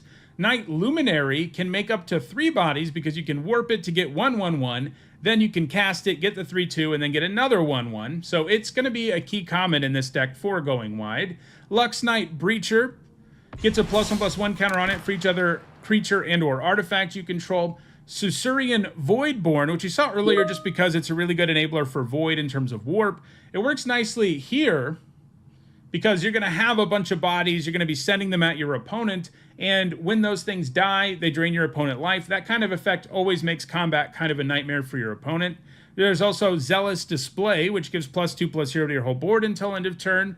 And there's Vote Out, a removal spell that has Convoke, which this deck will be especially good at using. So, what are the rares here? Well, there's Adagia, Windswept Bastion. It can create copies of artifacts or enchantments you control, token copies. So, the ideal thing in this deck is to do creatures. There's also Cosmogrand Zenith, which has 2 triggers that are very attractive for this deck. If you cast your second spell in a turn, you can either make 2 1/1 human soldier creature tokens, so it can help you go wide, or if you're already wide, put a +1/+1 counter on everything. Exalted Sunborn makes all your token-making effects better in addition to just being a good creature. Halia, Guided by Light, likes it when you have creatures or artifacts enter because she gains you life. If enough of them enter, she can actually draw you a card. Lumen-class Frigate, probably best in this deck because of that Anthem effect, which is going to be better in a deck that's this good at going wide. There's also another Sir Vondam Sunstar Exemplar. He's a 2-mana 2/2 with Vigilance and Menace. And if you have creatures die, he gets counters and gains life. And so in a deck where you're going really wide, that's going to happen more. Thrumming Hive Pool is the Sliver card in the set, and it makes 2 Sliver creature tokens every turn. They also have Haste and Double Strike, so it's a good way to go wide too. So that's Black-White. It's about going wide. You can also mix in a bit of the sacrifice stuff from Black-Red because you're going to have extra bodies to sacrifice and things like that. Let's move now to Blue-White, which is another aggressive deck, but this one's specifically interested in double spelling. So this color pair has a bunch of cheap cards that make it easy for you to double spell. And then it has payoffs for doing it, like Station Monitor, a 2-mana 2/2 that spits out a 1/1 drone artifact creature token with flying that can only block other flyers. That's a strong payoff. Adding a real body to the board, a flyer, is just really good, and there's lots of value to be had with artifacts in general. So what are the other payoffs we have here? Well, there's Ilvoy Operative, who puts a +1/+1 counter on itself when you cast your second spell. There's Sunstar Lightsmith, which puts a counter on itself and draws you a card when you cast your second spell. There's Uthros Psionicist, which makes your second spell cast each turn cost 2 generic less to cast, so it makes it easier to trigger all of these things. Bright Spear Zealot gets +2/+0 as long as you've cast 2 or more spells in a turn. Ilvoy Infiltrator becomes unblockable if you cast 2 or more spells in a turn. And I have Starfield Shepherd here as a stand-in for like all the cheap cards with Warp. So not only is it good to be playing like 1 and 2 mana cards because it'll let you trigger these things more, you can actually probably trigger it more than you'd think based on what your curve looks like, because you have Warp cards like the Shepherd, which has a 2-mana Warp mode, which means on turn 4, you can cast a 2-drop and then do this with Warp and trigger your Station Monitor if it's in play. So there are a lot of ways to trigger it that are plentiful because the warp mechanic is pretty pronounced in blue-white. So it looks to me like there's like just enough support and enough payoffs for this color pair to generate some serious value with those double spells. There is really only one rare that really fits in great here. I mean, anything with warp can, like I said, but there's only one card that does a double spell thing at higher rarities, and we already saw it. And in this deck, it's going to be easier for you to trigger it than in red-white. And again, it makes 2/1/1 human soldiers, Cosmic Grand Zenith, or puts a counter on all your stuff. So let's move now to another fairly aggressive color pair, green-white, which is all about +1/+1 counters. Here our signpost uncommon is Halia Ascendant Cadet, which is a 5-mana 3/3 that when it enters or attacks, puts a +1/+1 counter on target creature you control. And whenever one or more creatures you control with counters on them deal combat damage to a player, you draw a card. So she is one of these cards that's an enabler and a payoff because she puts counters on things both when she enters and attacks, and can then draw you cards when your creatures with counters on them hit your opponent. So what other payoffs do we have? Well, there's Dockworker Drone, which comes with a counter, and when it dies, lets you put its counters on something else. There's Drix Fate Maker, which gives all your creatures with counters on them trample, and it can put a counter on something when it enters, and it has warp, so it can potentially do it twice. Melt Strider Eulogist likes it when your creatures with counters on them die because it draws you a card. Rayblade Trooper is another card that puts a counter on a creature you control when it enters that comes with warp. And whenever you have a non-token creature with a counter on it die, you create a 1/1 white human soldier creature token. Starport Security has a tap activated ability that gets cheaper if you control a creature with a counter on it. So what rares fit well here? Well, the most notable one might be Diadrine Synthesis Amalgam because it enters with +1/+1 counters, and when you attack, you can remove a counter from each of 2 creatures you control, and if you do, you draw a card and make a robot creature token. There are also cards that are like all in on counters, like Loading Zone, which makes it so that if you would put counters on a creature, spacecraft, or planet you control, you get twice that many of those kinds of counters. So it works well with stationing too. But these kinds of cards always worry me when they're all in on it because they, all these other cards we've looked at are creatures who do things with counters, right? But a card that needs you to also have counters, in addition to being a card that doesn't add to the board on its own, those are often liabilities and limited. But if there is a deck for Loading Zone, this is it.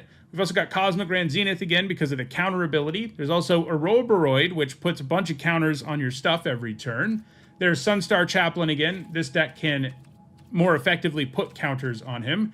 There's also Terra Symbiosis, which, like Loading Zone, doesn't do anything on its own, but it is a big payoff for putting counters on things because you get to draw cards once a turn when you do. All right, let's move to black-green now. It's a graveyard deck, and interestingly, it's the only, pure graveyard deck in this format. Usually there's a couple. There's a little bit of graveyard stuff going on in both black-white and black-red, but this is the only one that's, all in on it, as Seed Ship Brood Tender can show you. It's a 2-mana 2/3. When it enters, mills 3, and then it can reanimate creatures or spacecraft from your graveyard by paying 5 and sacking itself. So it's another one of these signpost uncommons that's an enabler and a payoff. What are the other payoffs? Well, they're unfortunately kind of sparse. You've got the Brood Tender. There's also Fell Graveship, which mills 3 when it enters, and then you can return a creature or spacecraft from your graveyard to your hand. Pull Through Weft lets you return 2 non-land permanents from your graveyard and get 2 lands out of your graveyard, so it's a potential 4-for-1 in this deck. Scrounge for Eternity is a cheaper than usual reanimation spell with a mana value 5 or less restriction. Also gives you a lander token. Timeline Color is pretty sweet because it's a creature who can be warped out of your graveyard and just basically keep coming back as long as you have mana and life. But that's pretty much it, and they're all uncommon, so it sort of looks to me like black-green is more of a good stuff deck with a little bit of graveyard value stuff going on. There are some rares that support this strategy. Icetill Explorer has Landfall Mill a card and lets you play lands from the graveyard, in addition to letting you play lands every turn. And Zoo Ifit lets you reanimate creatures from your graveyard for no mana at all, but they do come back with no abilities. All right, let's move now to the last 2 color pairs, which both are very into lands. There's red-green, which is into landers and landfall. The signpost uncommon here is Tannic Memorial Ensign, and when a land enters in this case, you do 1 to your opponent, and if it's a second time this ability is resolved this turn, you draw a card. So just playing 1 land a turn allows him to pressure your opponent a little bit, but you really want to be playing more than 1 to get a ton of value out of him, and the best way to do that pretty much is with lander tokens. That's the easy way to enable it in this format. So you've got cards like Tannic Memorial Ensign as payoffs. There's also Glacier Godmaw, a big 7-mana 6/6 trampler, makes a lander when it enters, and it has a landfall ability that gives +1/+1 vigilance and haste to your whole board. There's Harmonious Grove Strider, which doesn't have landfall, but it likes lands because its power and toughness are each equal to it. Ice Cave Crasher gets +1/+0 when a land enters. Remnant Elemental gets +2/+0 when a land enters. Seed Ship Agrarian is a 4-mana 3/3 that makes a lander when it gets tapped, and it has landfall. Put a +1/+1 counter on it. Territorial Bruntar is a super powerful landfall trigger that lets you reveal cards from the top of your library until you exile an on-land card, and then you can cast that card this turn, so it basically draws you a card with landfall. Use Social Engineering spits out a 2/2 robot artifact creature token with landfall. It also has warp, so you can play it earlier in the game and then maybe play a land and crack a lander and get a couple 2/2s out of it even before you get to 5 mana. Eumidian Terrabotanist gains you a life when a land enters. So the rares that work well here, there is Biotech Specialist, which makes a lander when it enters and likes it when you sack artifacts because it does 2 to the opponent. There's Famished World Sire, which is not a card I love. It doesn't just automatically win you the game the way an 8-mana card that devours all your lands should, but it does work nicely in this deck if it's going to work anywhere, because it will trigger all of your landfall stuff a ton, because it gobbles up all your lands and then basically rips all your rest of your lands out of your deck and puts them on the battlefield all at once. So it can be a powerful effect. Might Form Harmonizer has a landfall trigger that doubles the power of target creature you control until end of turn. Also has warp, so you can set it up earlier. We already saw Ice Till Explorer. In this deck, it's less about like helping you do a bunch of graveyard stuff and really just about those lands that can help you play from the graveyard. There's Bioengineered Future, which gives you a lander and can help your creatures enter with more counters for each land you had enter the battlefield this turn.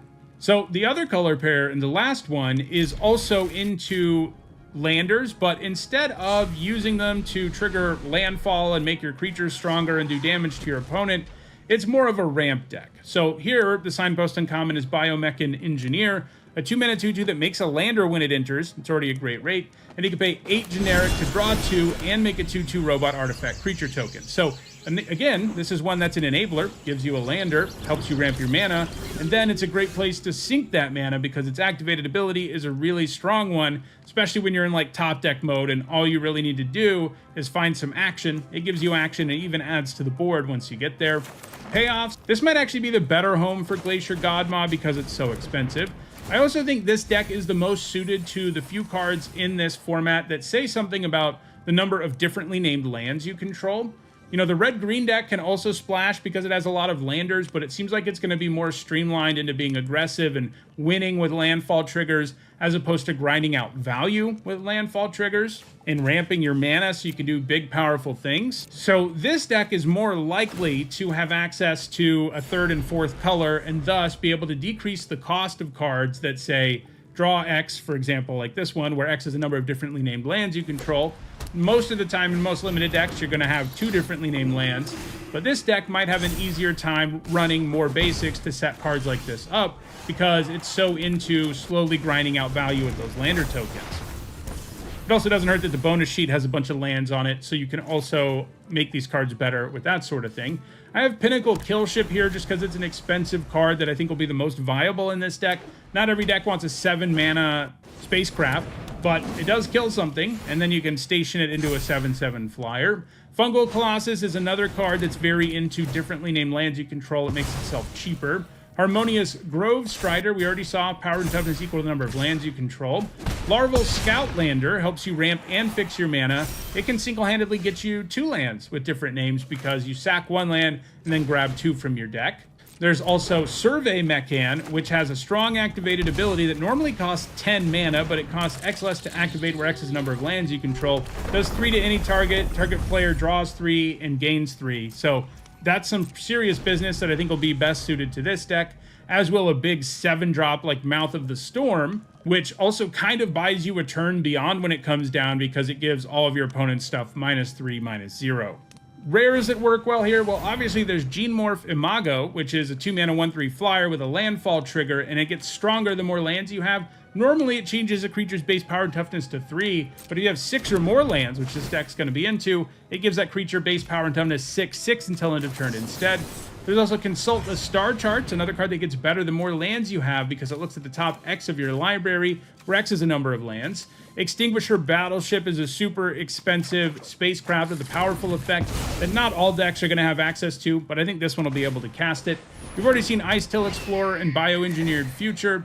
as well as Famished World Sire and Might Form Harmonizer. So those are the 10 color pairs in Edge of Eternities. Some of these are archetypes we've seen before, green-white +1/+1 counters. Others are new and interesting, like the Spacecraft deck, which has interesting payouts for tapping things. I think landers look really strong in general, so I'm excited about those 2 color pairs. And I'm really excited to play this new format, which I'll be doing very soon, because the early access event is on Wednesday, and I'll be streaming my drafts and posting them here on the channel. If you want to make sure you catch those videos, don't forget to subscribe and turn on notifications. If you want to catch up on the rest of my videos about this format, including an entire set review, you should see a playlist on your screen shortly. Thanks for watching.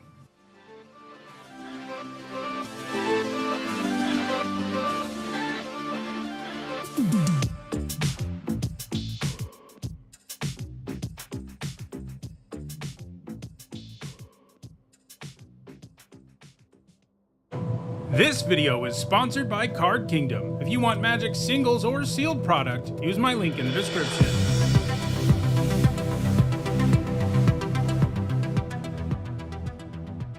In Magic the Gathering, a bomb is a good thing. Most frequently used when talking about limited formats, bomb is a word used to describe a card that drastically alters the game in your favor.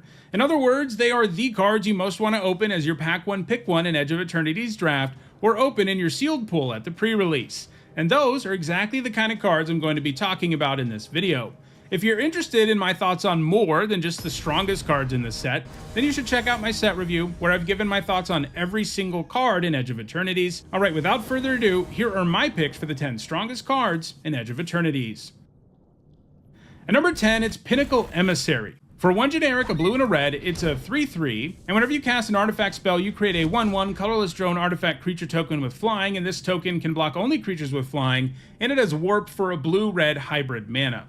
So this is an insane value engine. Blue-red is an artifact color pair in this set. It has tons of them all throughout, and you're going to be able to generate creatures with this really easily. Even if you just get one out of it, you're going to be way ahead in the game, and getting multiples is not that difficult. Warp even means you may be able to, like on turn 2, warp this, play a 1-drop artifact, get a 1/1, and then cast the Emissary from exile later. So the warp thing on it isn't just a throwaway. There are going to be times where it's worth doing that because it lets you play other spells that usually will be artifacts, so you'll get even more bodies going. This is the kind of creature that if you don't kill it, you're just going to lose the game. It does take a little bit longer to like break the game wide open than the other cards on this list, and that's why it places as far down on it as it does, but I still think it's one of the 10 most powerful cards in this set for limited.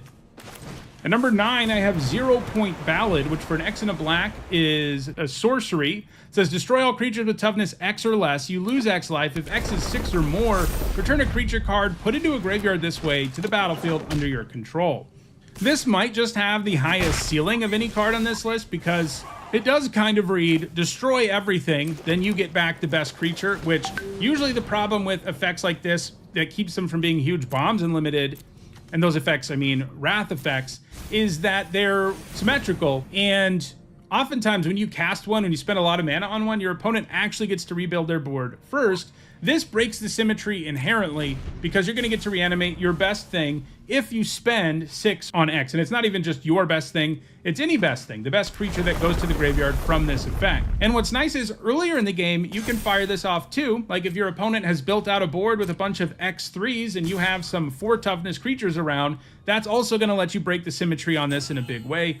And that other mode, having a mode where it's like a smaller board sweeper, is great to have on a card that can also just break the game wide open when you pay more for X. The big downside here, obviously, is paying life, and sometimes there are games where you just can't pay 6 life, even when a card like this will flip the board in your favor in a big way. But I love that it's sort of modal. It works as an early game sweeper, and it works great as a late game sweeper too. Next up, it's Cosmogrand Zenith, which for 2 generic and a white is a 2/4. Whenever you cast your second spell each turn, you have 2 options. You can make 2 1/1 white human soldier creature tokens, or put a +1/+1 counter on each creature you control.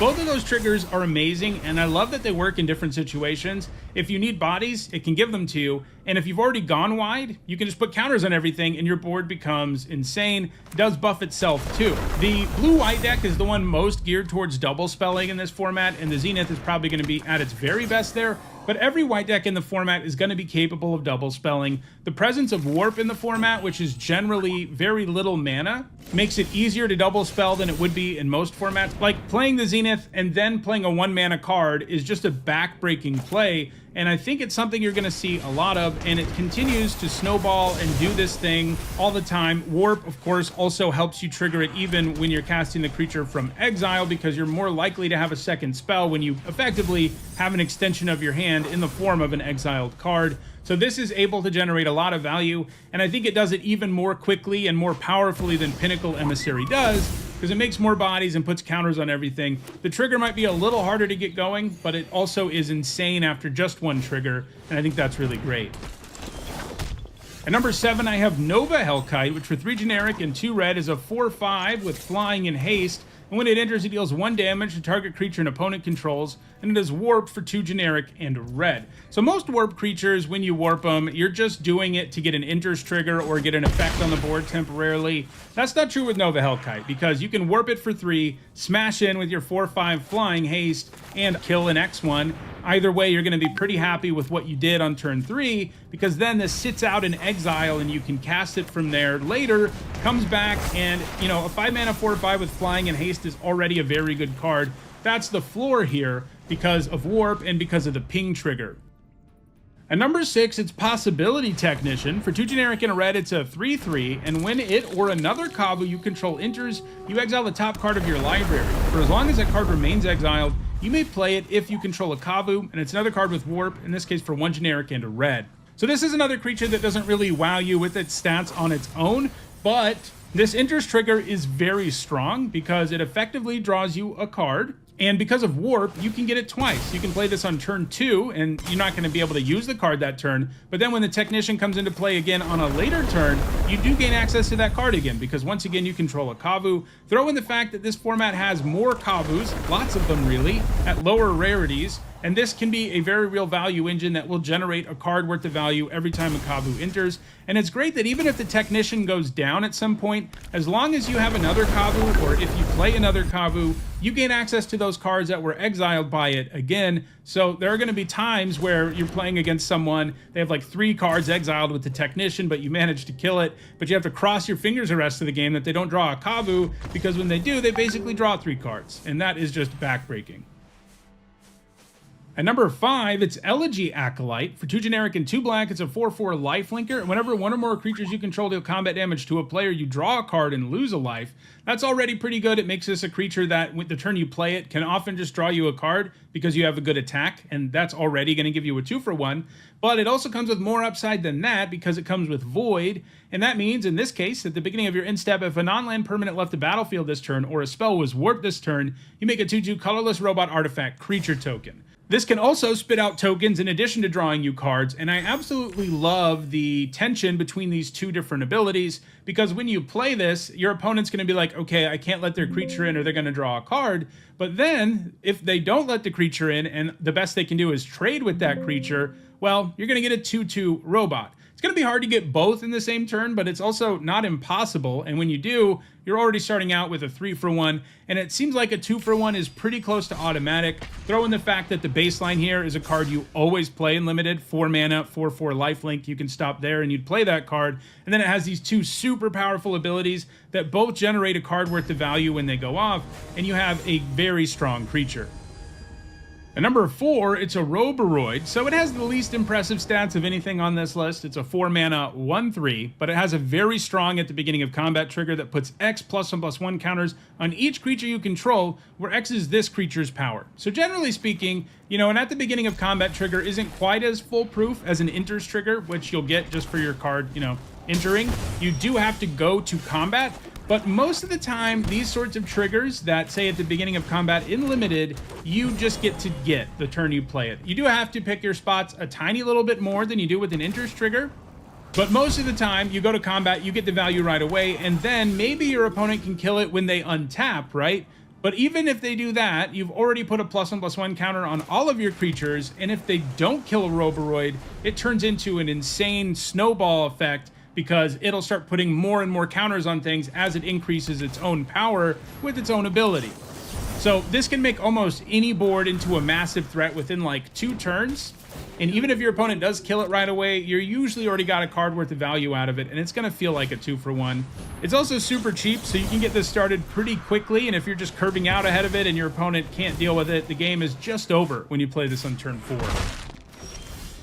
And number 3 is Mutinous Massacre. It's definitely the hardest thing to cast on this list at 3 generic, 2 black, and 2 red, but the text box usually just says you win the game, and that's how it ends up here. So it's a sorcery. It says choose odd or even, destroy each creature with mana value of the chosen quality, then gain control of all creatures until end of turn, untap them, they gain haste until end of turn. So in other words, you get to make a choice that will almost always result in you probably doing lethal damage to your opponent. You'll destroy about half the board and you'll gain control of everything else, and your opponent's not going to be at 20 life when you have 7 mana. Whatever it is that's left, you get to attack with and kill your opponent with. And because you choose odd or even, like, you can almost always make whatever choice it is that gives you the lethal damage you need. And you might say, well, once the dust settles and everybody's creatures go back where they're supposed to, you're probably going to lose. But I just don't see very many scenarios where this doesn't end the game when you cast it, so that doesn't really matter. And even if it does matter, you can still make a pretty good choice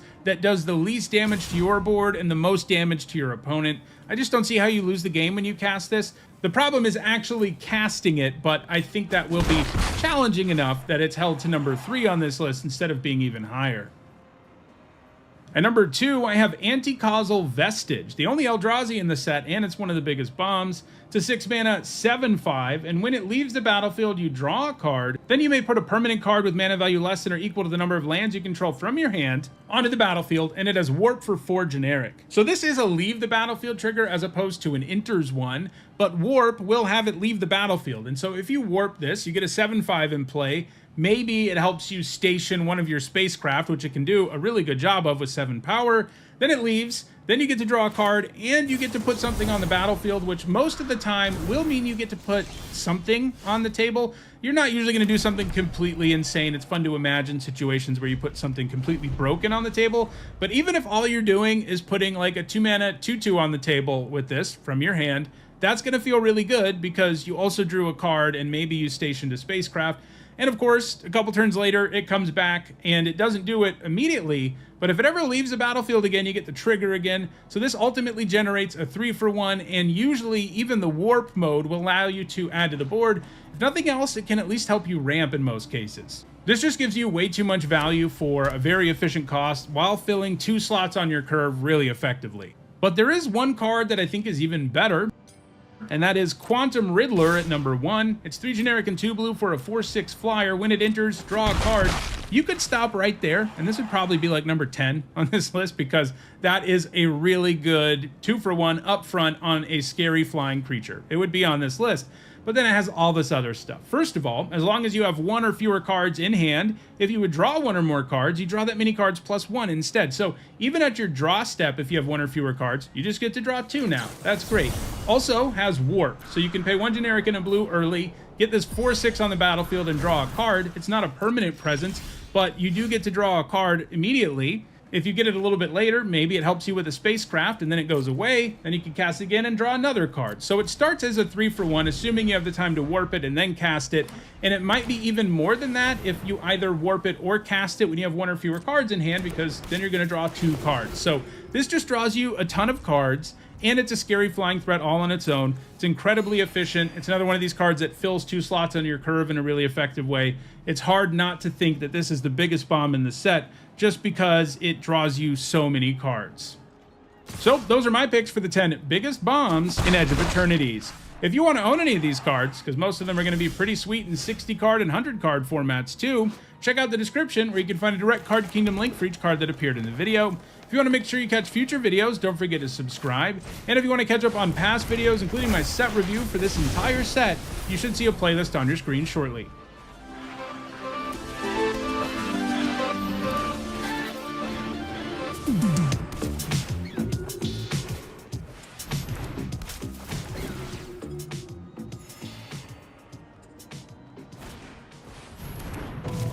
This video is sponsored by Card Kingdom. If you want Magic singles or sealed product, use my link in the description.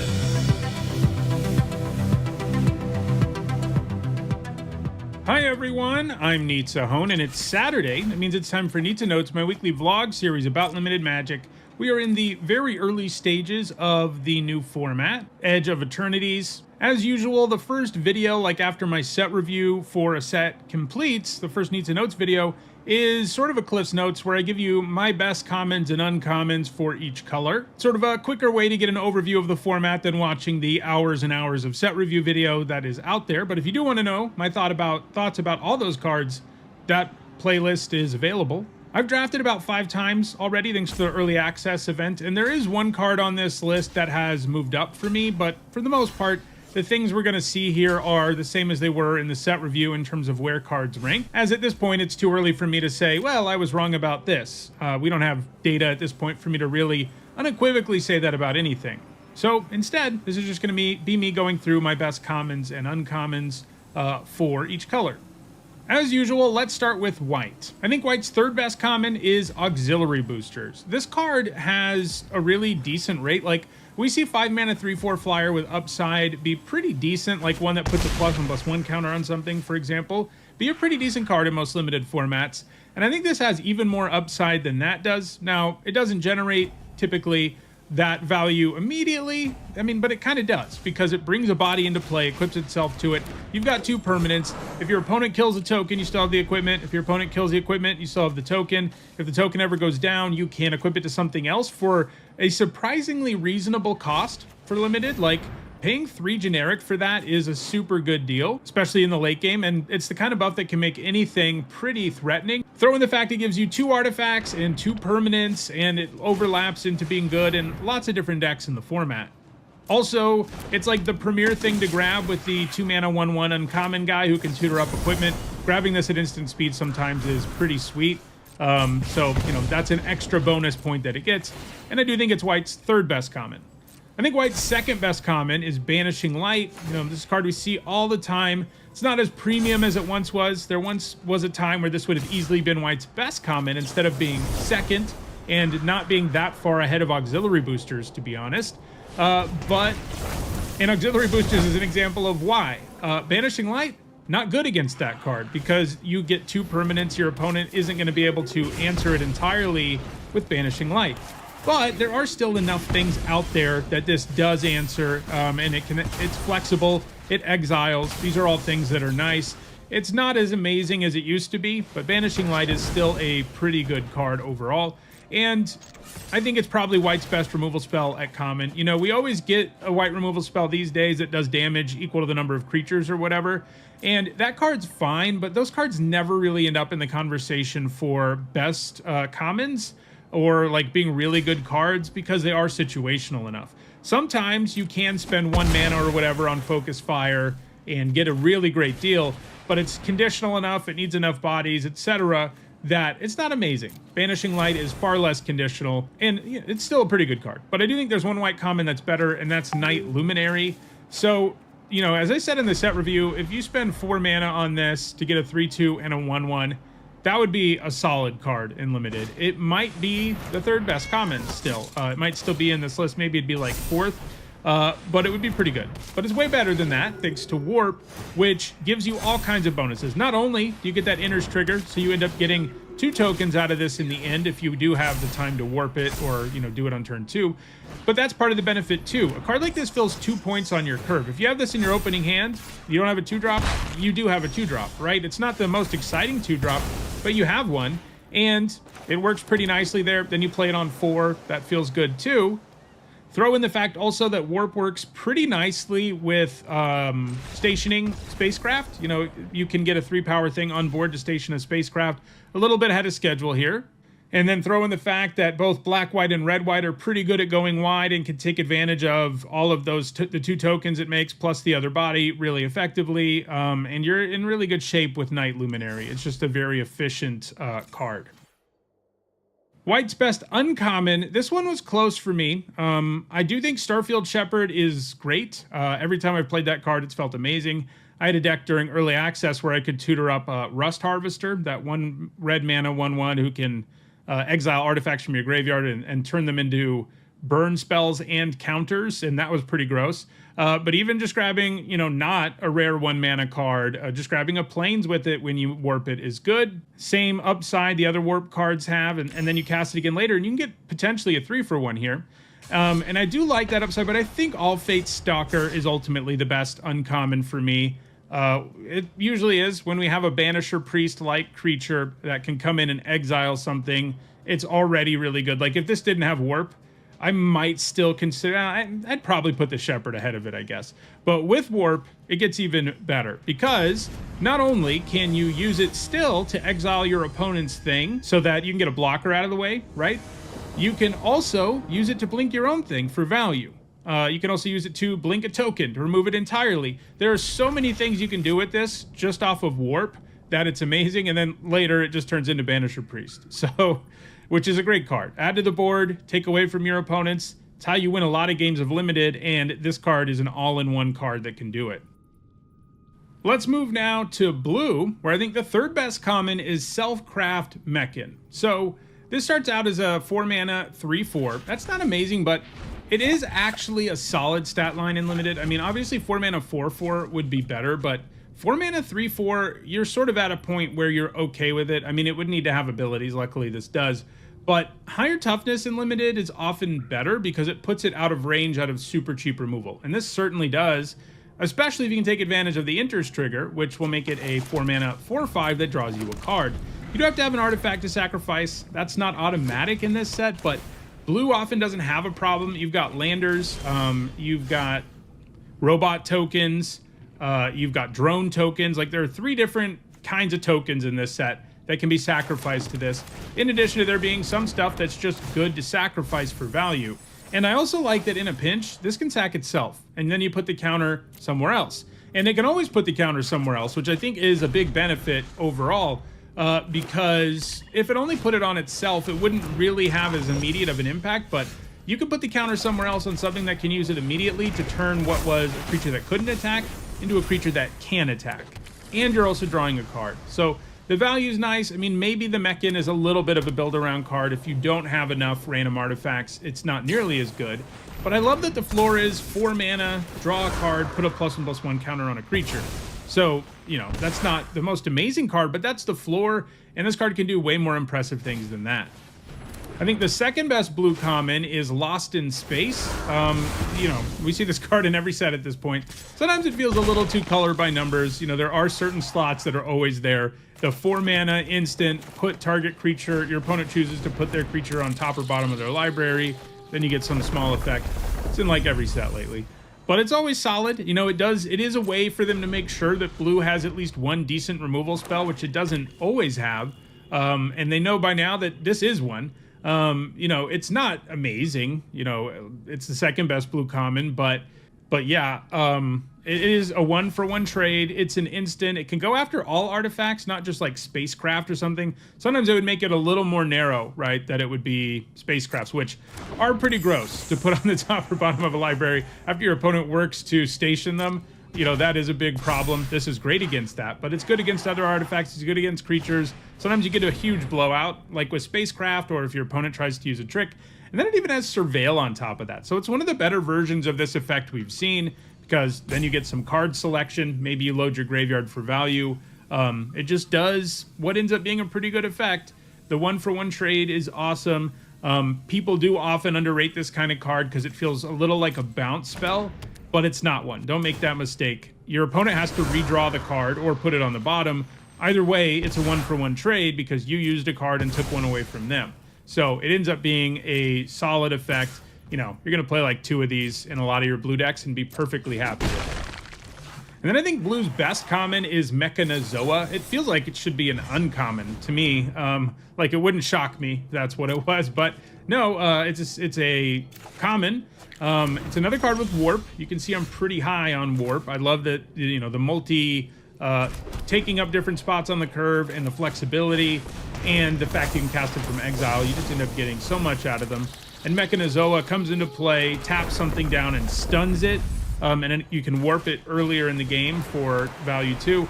You know, this kind of effect, it can vary in formats how good it is, but a lot of the time these days, it's straight up better than like a Mana War-like effect because your opponent doesn't get their Enters trigger that's on half their cards when you stun it down.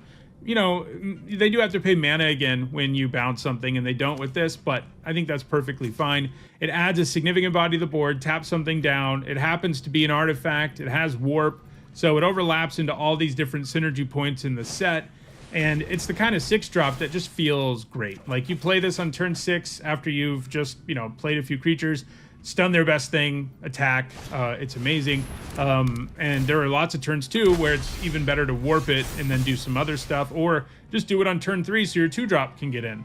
And of course, it works well with stationing. If you get it down early, put 5 counters on something on top of everything else, and it's going to feel really good. And I think Blue's best uncommon is Code Cracker Hound. You know, this is this is kind of card that's obviously good because it's almost exactly a better version of Sib Sig Appraiser. One of the best commons we've seen in a limited format in the last couple of years. A 3-mana 2/1 that enters, lets you look at the top 2, put 1 in your hand and 1 to the graveyard. You're always playing that in every single blue deck in this format, and you're playing as many copies of it as you can get. It's a 2-for-1. It gives you really good card selection, and then it's kind of like the Assassin we looked at earlier, where like I'd already really like this card if it didn't have warp. It'd already be great, but it does. So that means you can get this trigger twice if you want to. This is one where, you know, it costs the same to warp it, right? So you don't always have the time in limited to play out not play out your Code Cracker Hound just to get that first trigger. Sometimes you need to play it, but that's what's great is it's like a B level card when you do cast it normally, and then when you have the time to warp it or you have synergy that makes it worth warping it, you're going to do it because you end up getting a 3-for-1 that way. But casting it normally is also great. It's a 2-for-1. Those are always going to be amazing and limited, especially when they're this cheap. Like, if this just drew a card instead of the card selection, it would still be amazing, but you even get the best card out of your top 2. So let's move to black now. I think black's 3rd best common is Grav Kill. So a 4-mana instant that exiles target creature or spacecraft. It's a little more than you'd like to pay, but exiling is some real upside. Being able to go after spacecraft in addition to creatures is real upside. You know, turning off death triggers, turning off recursion, all of that stuff really matters. It does make this better. It's still not amazing because you end up overpaying or paying the same amount of mana your opponent did, and that's never a great way to use removal, but it's flexible enough and deals with enough things that it's a nice removal spell, and it's even splashable, which is nice. Black's 2nd best common, I think, is Virus Beetle. You know, it was pretty much in this same slot in Neon Dynasty, where it was one of Black's best commons, and we have a lot of the same stuff going on here. Not all of the same stuff. One of the sweet things you could do with it in Neon Dynasty was use it with ninjutsu. So you tag with it, it gets in, ninjutsu something in, replay Virus Beetle. That was gross. But the big thing, the even bigger thing about Virus Beetle in that set was just that it was an artifact creature that was good. A cheap one you can get on the board early, that's good. And that's what it is. You know, every single time we see 2-mana 1/1, when this enters, each opponent discards. It's a solid or better limited card. You end up getting more than a card worth of value. Running it out on turn 2 is good. 2/1s feel miserable against it. And it makes for good sacrifice fodder too, because most of the value of this card comes from its trigger, not from, you know, being a 1/1. And so when you can also sacrifice it after getting, like, you know, 80% of its value out of the discard, you end up getting even more value out of the card. And there are certainly good ways to sacrifice it in the format. And the fact it's an artifact is good synergy for the artifact decks in the format like blue-black. So it just does a lot for being a sort of unassuming looking 2-drop. And I think black's best common is Depressurize. So 2 mana for destroy target creature. Okay, it's not quite that good, but it's not that far. It feels a lot like Doomblade a decent chunk of the time, because there are so many things in this set it can kill, and it can trade up in a big way too. There are lots of 3 power or less creatures that cost way more than 2 mana in this set. Like, there are 5 drops this can kill, and it can also deal with virtually all creatures in the early game. You know, sometimes it feels a little bit blank, but that's true of a lot of cheap removal. Like, you can't kill everything with it, but it kills things that it can kill so efficiently and at instant speed that I do think it's black's best common. Then black's best uncommon, you know, I think black is super deep here. I do think Tragic Trajectory is really good. You know, 1 mana for -2/2 is a card you always play. Getting Void going on it isn't that hard because it's so cheap. Just warping something and having 1 mana left over, for example, is very easy. Same thing, if you kill something and you have 1 mana left over, you can use this, and so then it can kill pretty much anything. But I think there's another black uncommon that's really in the conversation, and that is Monoist Circuit Feeder. This on its own is a 6 mana 4/4 that gives -0/-X to an opposing creature and +X +0 to your creature. That's the floor, and that's never what happens because black decks have a lot of artifacts like Virus Beetle running around, and it's not that hard for this to just turn into, you know, like a Chupacabra or Necrotal-like creature, comes down and kills something. But then it also offers a buff to one of your creatures that can often enable an attack. And even after all of that, you still have a 4/4 flyer in play, which isn't something your opponent can ignore for the most part. So it ends up giving you a ton of value. It's maybe a little more build-aroundy than Trajectory, which is good in literally every deck. But I think most black decks can use the Circuit Feeder really well. And I didn't even mention Dubious Delicacy, which also is definitely in this conversation. The 3 mana food with flash that gives -3/-3, and then can do the usual food thing, or you can make your opponent lose life. So those are 3 black uncommons that I think are excellent, and all really in this conversation. All right, let's move to red now. Red's really deep at common. Bombard isn't going to make this list for me. I could see it ending up in the top 3, but right now I don't have it there, and that's kind of crazy because it's 3 mana, deal 4 at instant speed, which usually would make the list. But I think there are 2 creatures that are better, and another removal spell that is better, all at common. So I think red's 3rd best common is Kov Landseeker. A 4 mana 4/3 menace is not great these days, but it could be worse. But what really makes this so good is that it enters and creates a lander token. Unlike most cards that make lander tokens, this one does make you give up the lander token at the beginning of the end step on your next turn. So you don't have it forever, you can't keep it around to do stuff with, but a lot of the time it's best to just crack your lander as soon as possible anyway to fix your mana, trigger landfall, all of that kind of stuff. Also works well in artifact decks, makes it good sacrifice fodder since it's going to go away anyway. There's a lot you can do with that token in addition to what it does inherently. And then you also have a 4 mana 4/3 menace hanging around, which on its own wouldn't be great, but you get a whole card out of the lander too, so you end up getting really good value on this creature. I think red's 2nd best common, and it's the card that moved up for me in the early access event, and that is Zookeeper Mechan.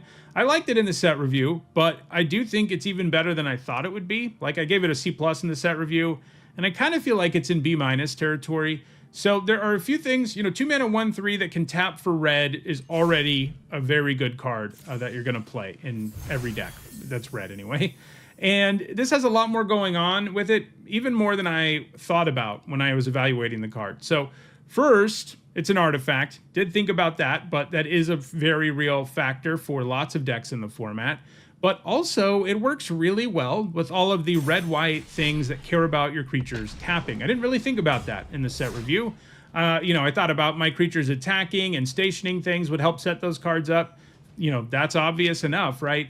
But it turns out spending mana to cast one of those really good payoffs for having 2 tap creatures, which includes tapping this, ends up working out pretty nicely too. I had a deck with 3 of them where it was a great enabler for cards that cared about my creatures being tapped. And that activated ability, you know, it's not entirely a throwaway.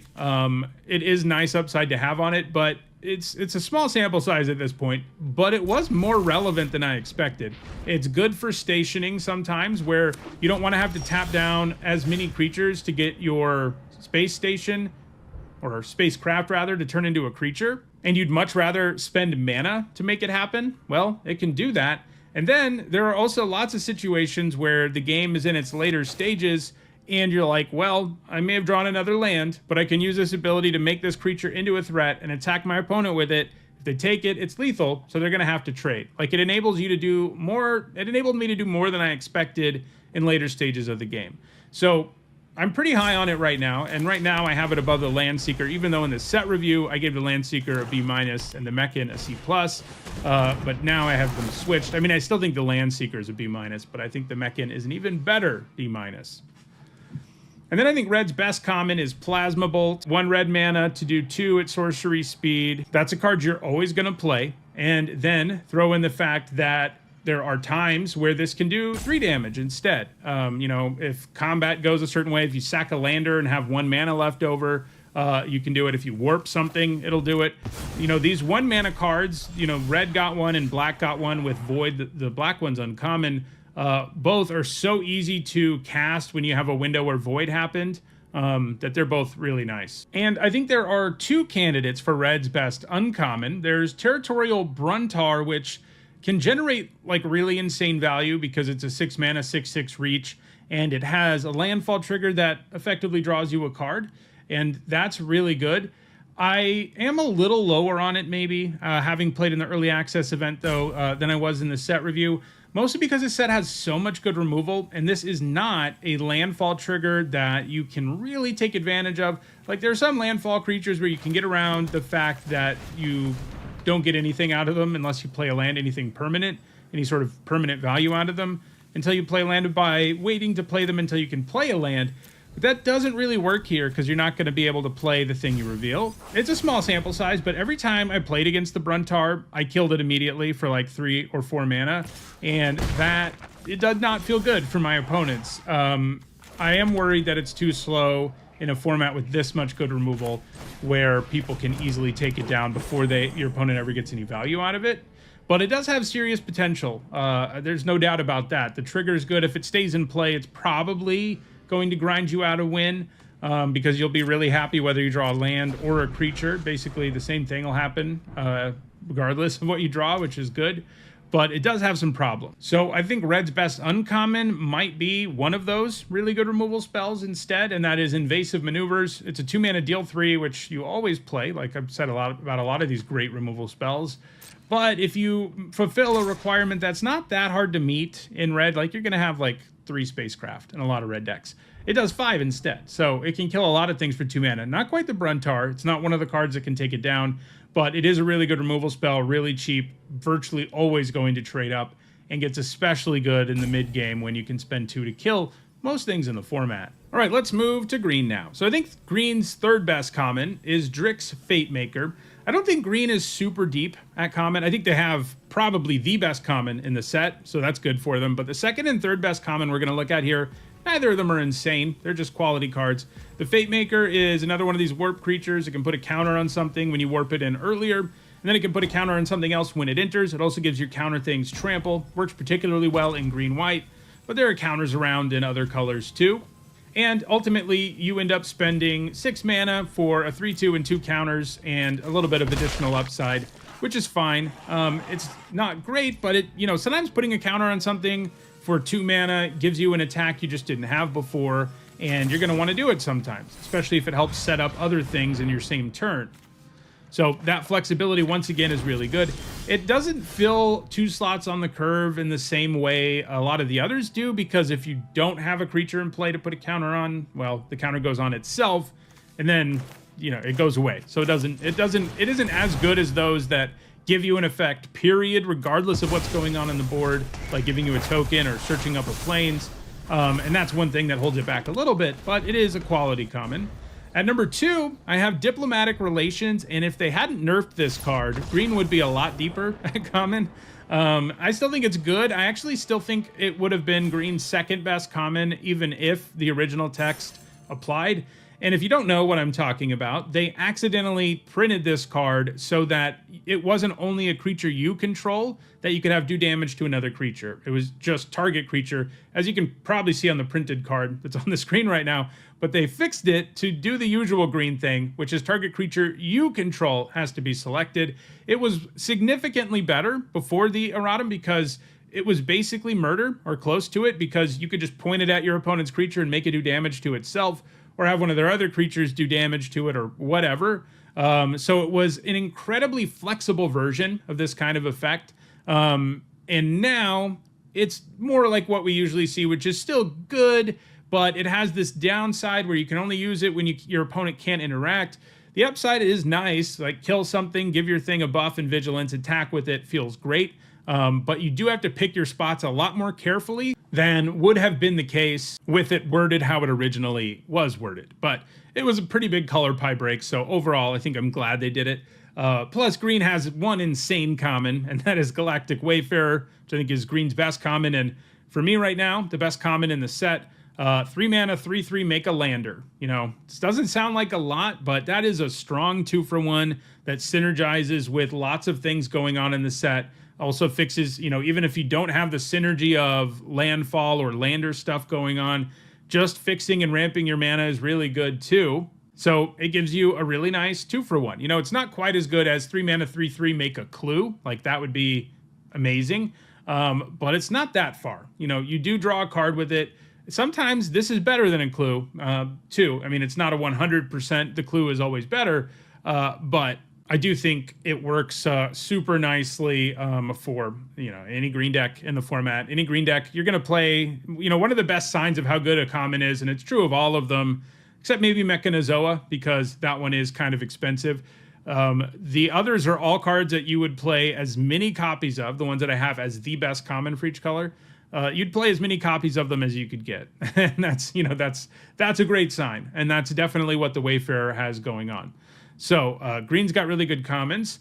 Let's look at the uncommons now. And this one, I think, is a little bit contentious based on the comments in my set review. And that is Atmospheric Greenhouse. So I think overall people are really underrating how difficult stationing is, or overrating how difficult it is, I guess, and underrating the spacecraft overall. If a spacecraft has an interest trigger that does something immediately, it's going to be good. That's pretty much how it's going to be, I think. You know, we'll see when the data really comes out. I could be wrong, but I think a comparison that I should have made in the set review that I think will help convince you how good this is how well it compares with that Loxodon with Convoke, right? That was a 4/4 that came down and had Convoke, and you could tap all of your creatures, and any creature you tapped for it got a counter, right?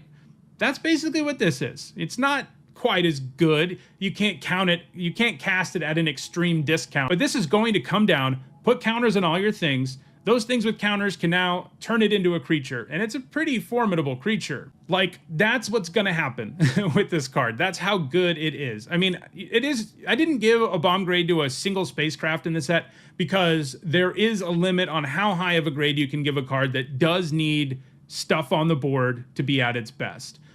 So, you know, I gave B pluses. This one I gave a B, which is, I think, the highest grade I gave to a non-rare or mythic one. So they're not, you know, they're not going to be insane in 100% of situations, but on your typical board state in this format, when you play the greenhouse, it's going to put counters on all your things and then turn into a creature. That's basically what's going to happen.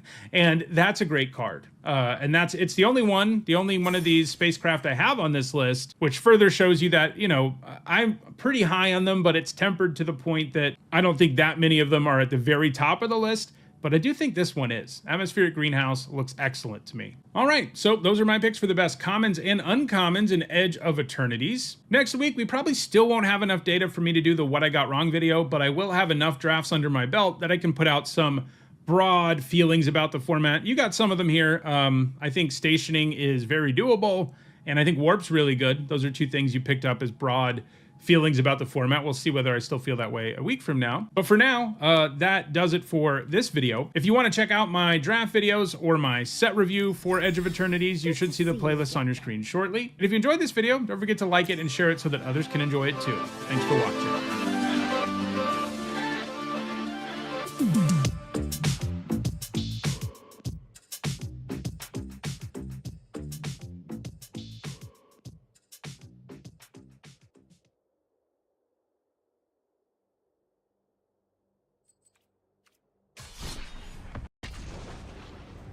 This video is sponsored by Card Kingdom. If you want Magic singles or sealed product, use my link in the description.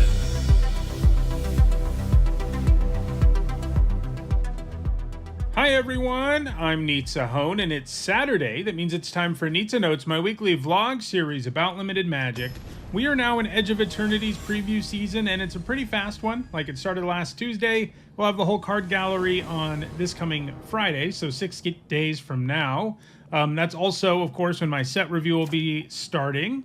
And if you want access to my thoughts on the cards before the set review, I do sort of put out a rough draft of my set review where I keep my notes about each of the cards that's being previewed, and you get access to that if you're a channel member or a patron. So check out the description if you want access to that. You'll also get a spreadsheet with all the grades from the set review once the set review is complete. So it's a pretty good thing to do if you're interested in more limited content from me. But as usual, like this Saturday after we've begun set review season, I'm doing sort of an early look at what's going on in the set. Unfortunately, they didn't give us very many signposts this time around for us to really delve into what the archetypes are in any detail. There are a few that we know for sure, but the rest would be highly speculative, and that's not really worth doing. But I do want to talk about the mechanics in the set, as those are often, you know, even more important than the archetypes anyway. What the mechanics are in a set often define it, often tell us how much fun the set's going to be, and stuff like that. And indeed, we have 4 new mechanics in the set to look at. There are also, as usual these days, like returning mechanics that we see all the time now that are, you know, they call them deciduous, and that they could show up in any set, but they don't always show up. Stuff like Kicker and Landfall, those are in this set, for example. But I'm not going to talk about those because at this point, you know, those are as common as First Strike. You know what I mean? And I'm not explaining that either. So we will look at these new mechanics, though, and I'll tell you what I think about each of them, what they might tell us about the format, and so on. So let's start with the big headliner mechanic for the set, which is spacecraft. You know, this is a set in Magic's version of space, a plane that is sort of like outer space is in our own universe and in science fiction stories and stuff. And so this is a big part of what the set has going on. And they're a lot like vehicles. They aren't vehicles, which I think personally is a little weird. I feel like spacecraft should be a vehicle subtype, not an artifact subtype, because they're vehicles. But anyway, the cards with it are a lot like vehicles in that they need you to tap stuff to get them going, but it works significantly differently. So what they come with is the station mechanic, which you can see on Wormwall Sweeper here. That means you can tap another creature you control and put charge counters equal to its power on this spacecraft, and you station only as a sorcery. And then all of them have numbers at the bottom. It's sort of like level up in the sense that some of them gain more abilities the higher the number of charge counters are. In this case, once you get to 4+, Wormwall Sweeper becomes a 2/2 flyer. So it's interesting in that it's a lot like vehicles, but it takes more effort, generally speaking. Like if this was a 2-mana, 2/2 flying vehicle with Enter, Surveil 2, and it had Crew 4, that wouldn't be a very good card. But Station 4 is substantially different because that means once it has those counters, it's a creature forever. So they take a little bit longer to get going, but once they are going, they stay that way, you know, unless your opponent removes charge counters or something silly like that. But that's not especially likely to happen in a limited format.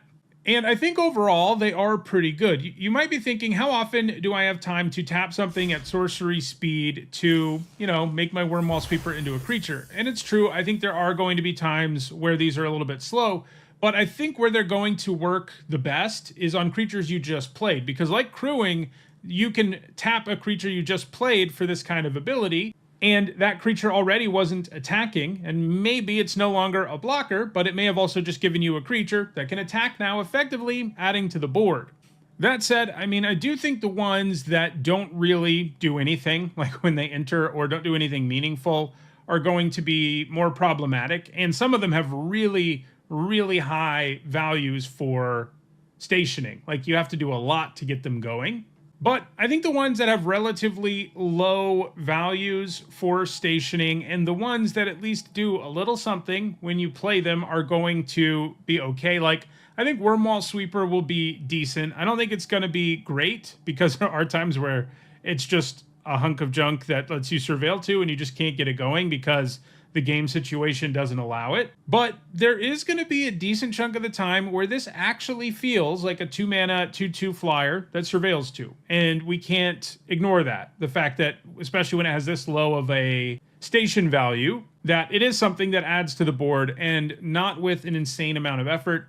Obviously, as they tend to do in sets that have big themes, they've done stuff in the set to make it even easier or more beneficial to be stationing. In particular, it looks like the red-white archetype, one of the few that we have, you know, a signpost uncommon for. It looks like that color pair is very into having tapped creatures. So if you add having tapped creatures to the mix as an upside, like the signpost uncommon making a robot token, not only does it give you more upside, but it'll make it easier for you to station stuff because you have an extra creature that you can tap to station things. Most of them do become creatures, you know, that's what they've said. There is one that never does, the Eternity Elevator that we've seen.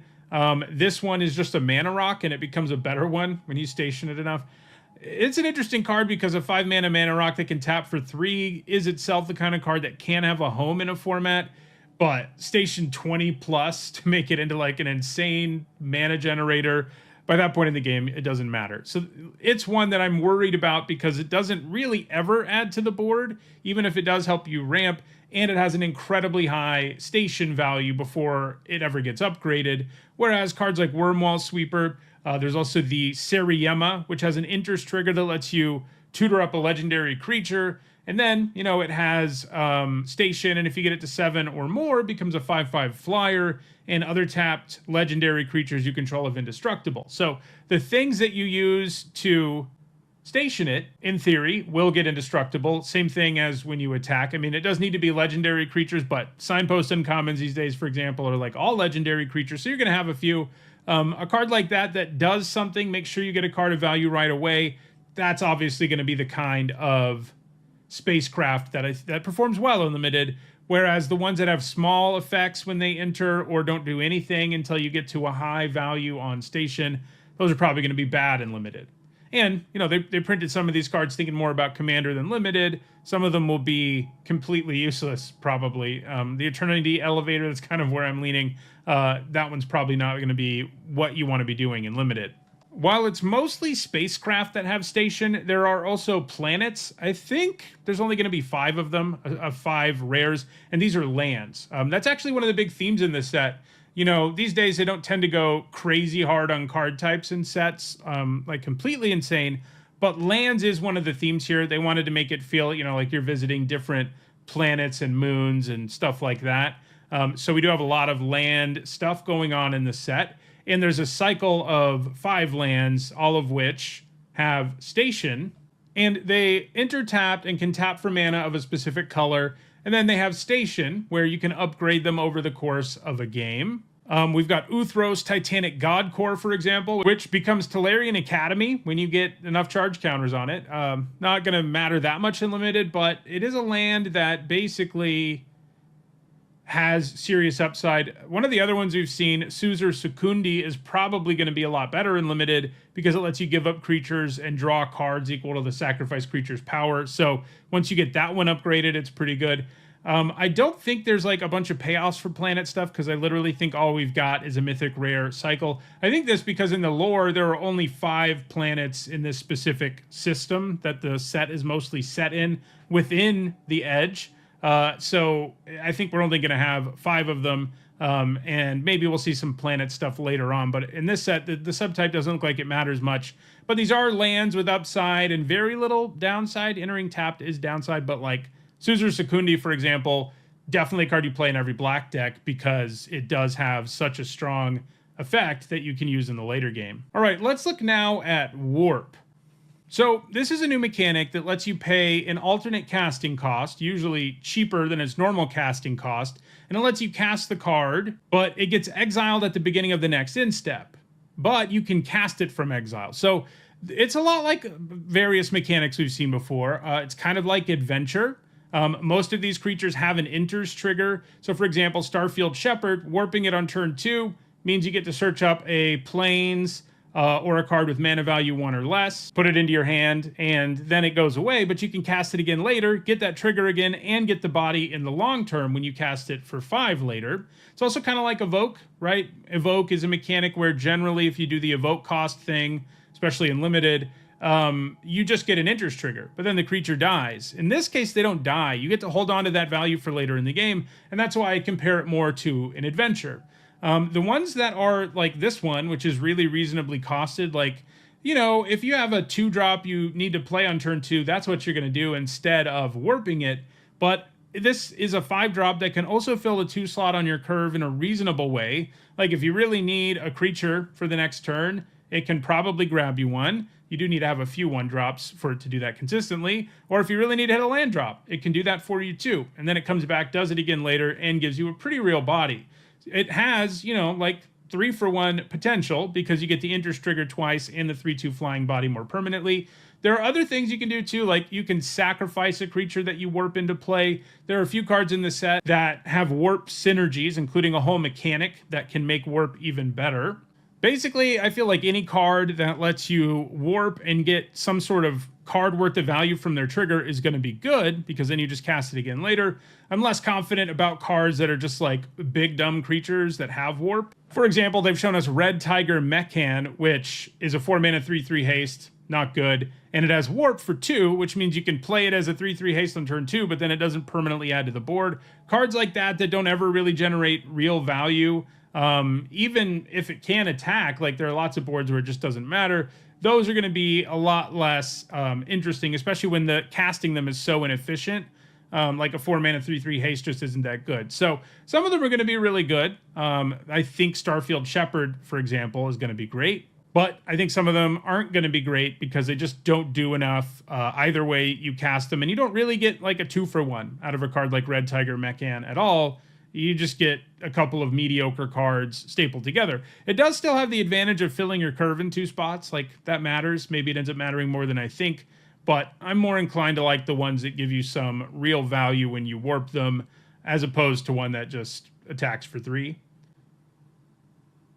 So as I was editing this video, I noticed there was something about warp that I forgot to mention that is in my notes, but didn't make it into me actually talking about it. And that is that it also works pretty well with Station, because if you warp a creature in, you get the trigger. You can also tap it to station something, and you're not really giving anything up when you do that because the creature's going to leave anyway. I do still think big creatures, like the huge artifact creature where, like, basically its only purpose is to try to put counters on things because it's such an expensive creature. I still don't think a card like that's good. It's just going to be too one-dimensional. It's kind of like how most of the cards that were, like, all in on vehicles and Aether Drift weren't very good because they were only good with vehicles and didn't really do anything else on their own. Even in a set where there's a big theme like spacecraft in this one, you're just not always going to have things line up the way you want them to, and those cards are terrible when they don't. So, but it is upside on cards that are already good that have warp, like the ones that have interest triggers, like the 3/2 Angel. You can tap it, get counters on things in addition to everything else it's doing. So it makes the mechanic even better. All right, now let's move to the mechanic I referenced a minute ago, one that pays you off for warping, and that is Void. So this is a mechanic that pays you off for having a non-permanent leave the battlefield or warping a spell.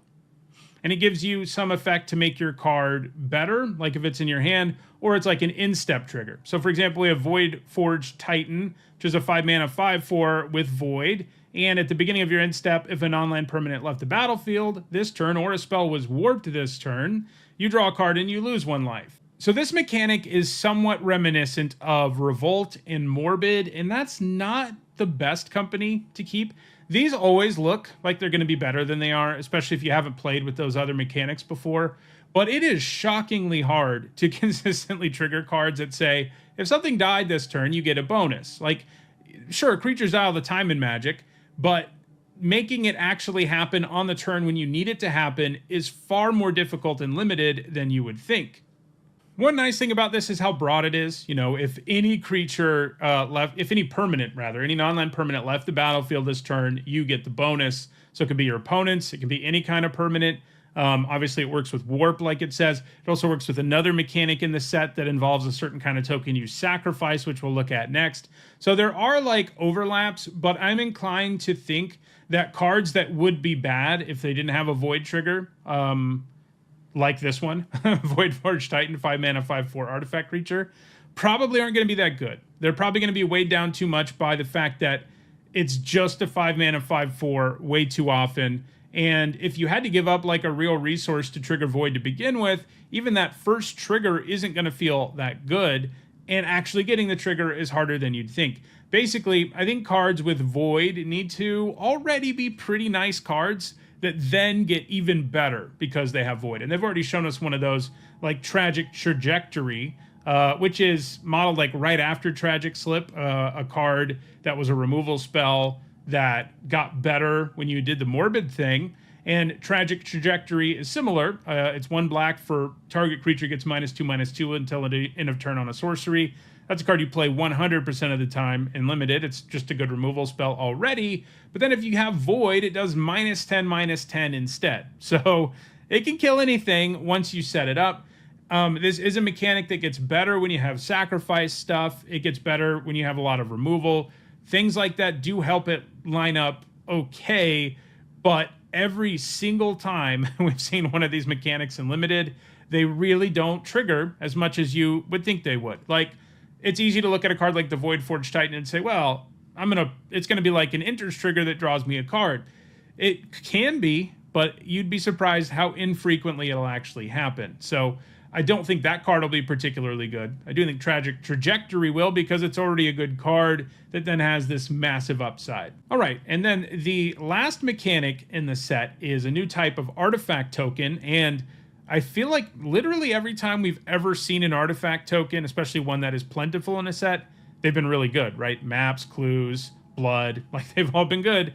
And we've got another one here that I think is going to fall in that same category for limited, lander tokens, which you can see on Galactic Wayfarer and Kavu Landseeker. So these are artifact tokens that you get, and you can pay 2 generic and tap them and search up a basic land and put it into play tapped. So they're a lot like clues in that the cost is the same of activating them, but they are specific about the card they draw you. They're always going to get you a land. That is kind of a downside compared to a clue, right? Clues are going to be better late most of the time because they give you a better chance at finding a real card when you don't really want to land. But these do fix your mana in a big way. They make sure you don't miss land drops. Landfall is in the set, as I've already alluded to. It helps you trigger your landfall. It helps you trigger your void cards because you sacrifice this artifact token. That's a non-land permanent leaving the battlefield. And it means that fixing in this format is like inherently going to be good because of these lander tokens. Like, there are a bunch of cards in the set like Galactic Wayfarer and Kavu Landseeker, both of which are really efficient cards. You know, the Wayfarer is a 3 mana 3/3. The Landseeker is a 4 mana 4/3 menace, and they both just generate 2-for-1s. And I haven't even mentioned also just having artifacts in play has value in the set. So the lander token feels like it checks a lot of boxes, overlapping into multiple mechanics and archetypes. Whether you care about landfall, whether you care about artifacts, whether you care about void, it can help you trigger all of them, and it just gives you a full card of value when you have them. You don't always have the time to activate them, especially early, but they help you thin out your deck late still. Like I said, a clue is going to be better most of the time, but thinning out your deck helps too. And to me, these tokens just, they're going to be good. Like all the other tokens we've ever seen, they generate a full card of value. When you staple them onto a 3 mana 3/3 that just enters and makes one, there's just no way that's not going to be one of Green's best commons in the set. It's just too much value for it not to be. It's not exciting maybe, but it does a ton of work. Like, it's just going to be really good.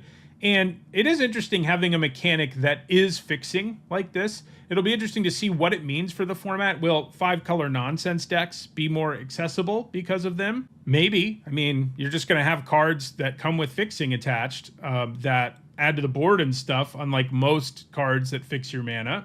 So yeah, I mean, I'm pretty high on the lander tokens overall. And of all of these mechanics, it's probably, I like Warp a lot too. Both of these are good value mechanics that allow you to generate a lot of value over the course of a game. that make me think this format looks like it's going to be pretty fun. I'm a little more worried about Station and Void. I think there are going to be a lot of cards with those two things that just aren't good. Whereas I think most cards with Warp and most cards that make Lander tokens are just going to be pretty good. I mean, I did mention some Warp cards that I don't think will be good, but I think that'll be few and far between because I think most of them will feel like adventures, which is a good comparison to have because adventures have always been so strong and limited. So those are the mechanics. You know, we've got Station / spacecrafts and planets, Void, Warp, and Lander tokens. Set looks pretty cool overall. It's going to be a lot of fun to play, and I'm looking forward to doing the full set review starting next weekend. If you enjoyed this video, please like it and share it so that others can enjoy it too. If you want to make sure you catch future videos, don't forget to subscribe and turn on notifications. And if you want to catch up on past videos, including many more videos talking about limited magic, you should see a playlist on your screen shortly. Thanks for watching.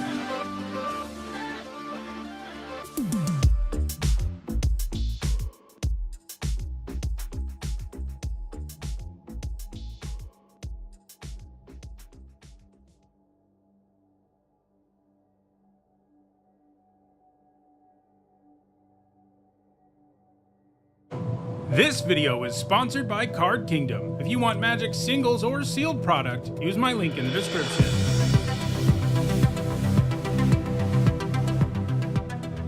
Hi everyone, I'm Sahone, and earlier today the entire card gallery for Edge of Eternities dropped, and that means it's time to start my limited set review. Over the next several days, I'll give my thoughts on every single card in the set and how I think they'll perform in the limited format, and we're starting with a look at the multicolored and colorless cards.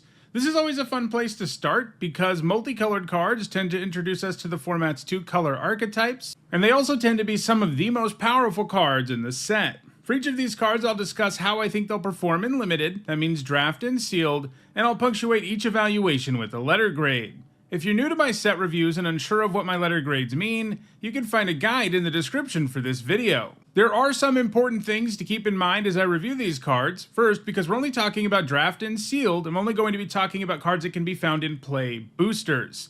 This set, like most, has lots of supplementary products that have cards that won't be showing up in play boosters, like cards from the commander decks, so if there's a card that you think is missing from this video, it's probably not in play boosters. There is a bonus sheet and special guests in play boosters this time around, but I'll be looking at those in their own video. These are also, of course, my evaluations of these cards before it's possible to play this new limited format, since the goal is to have my set review done in time for the pre-release, and that of course means I'm going to be wrong about some stuff, but as the format comes into focus, I'll be doing videos where I discuss how things have panned out. Also, I want to let you know that there are some set review related perks for being a channel member or a patron. You get access to my ongoing set notes during preview season, and you'll also get a spreadsheet with all of my grades once the set review is complete. If those perks interest you, check out the description where you can find out how to support the channel using one of those methods. Alright, without further ado, let's dive in with a look at the multicolored and colorless cards in Final Fantasy.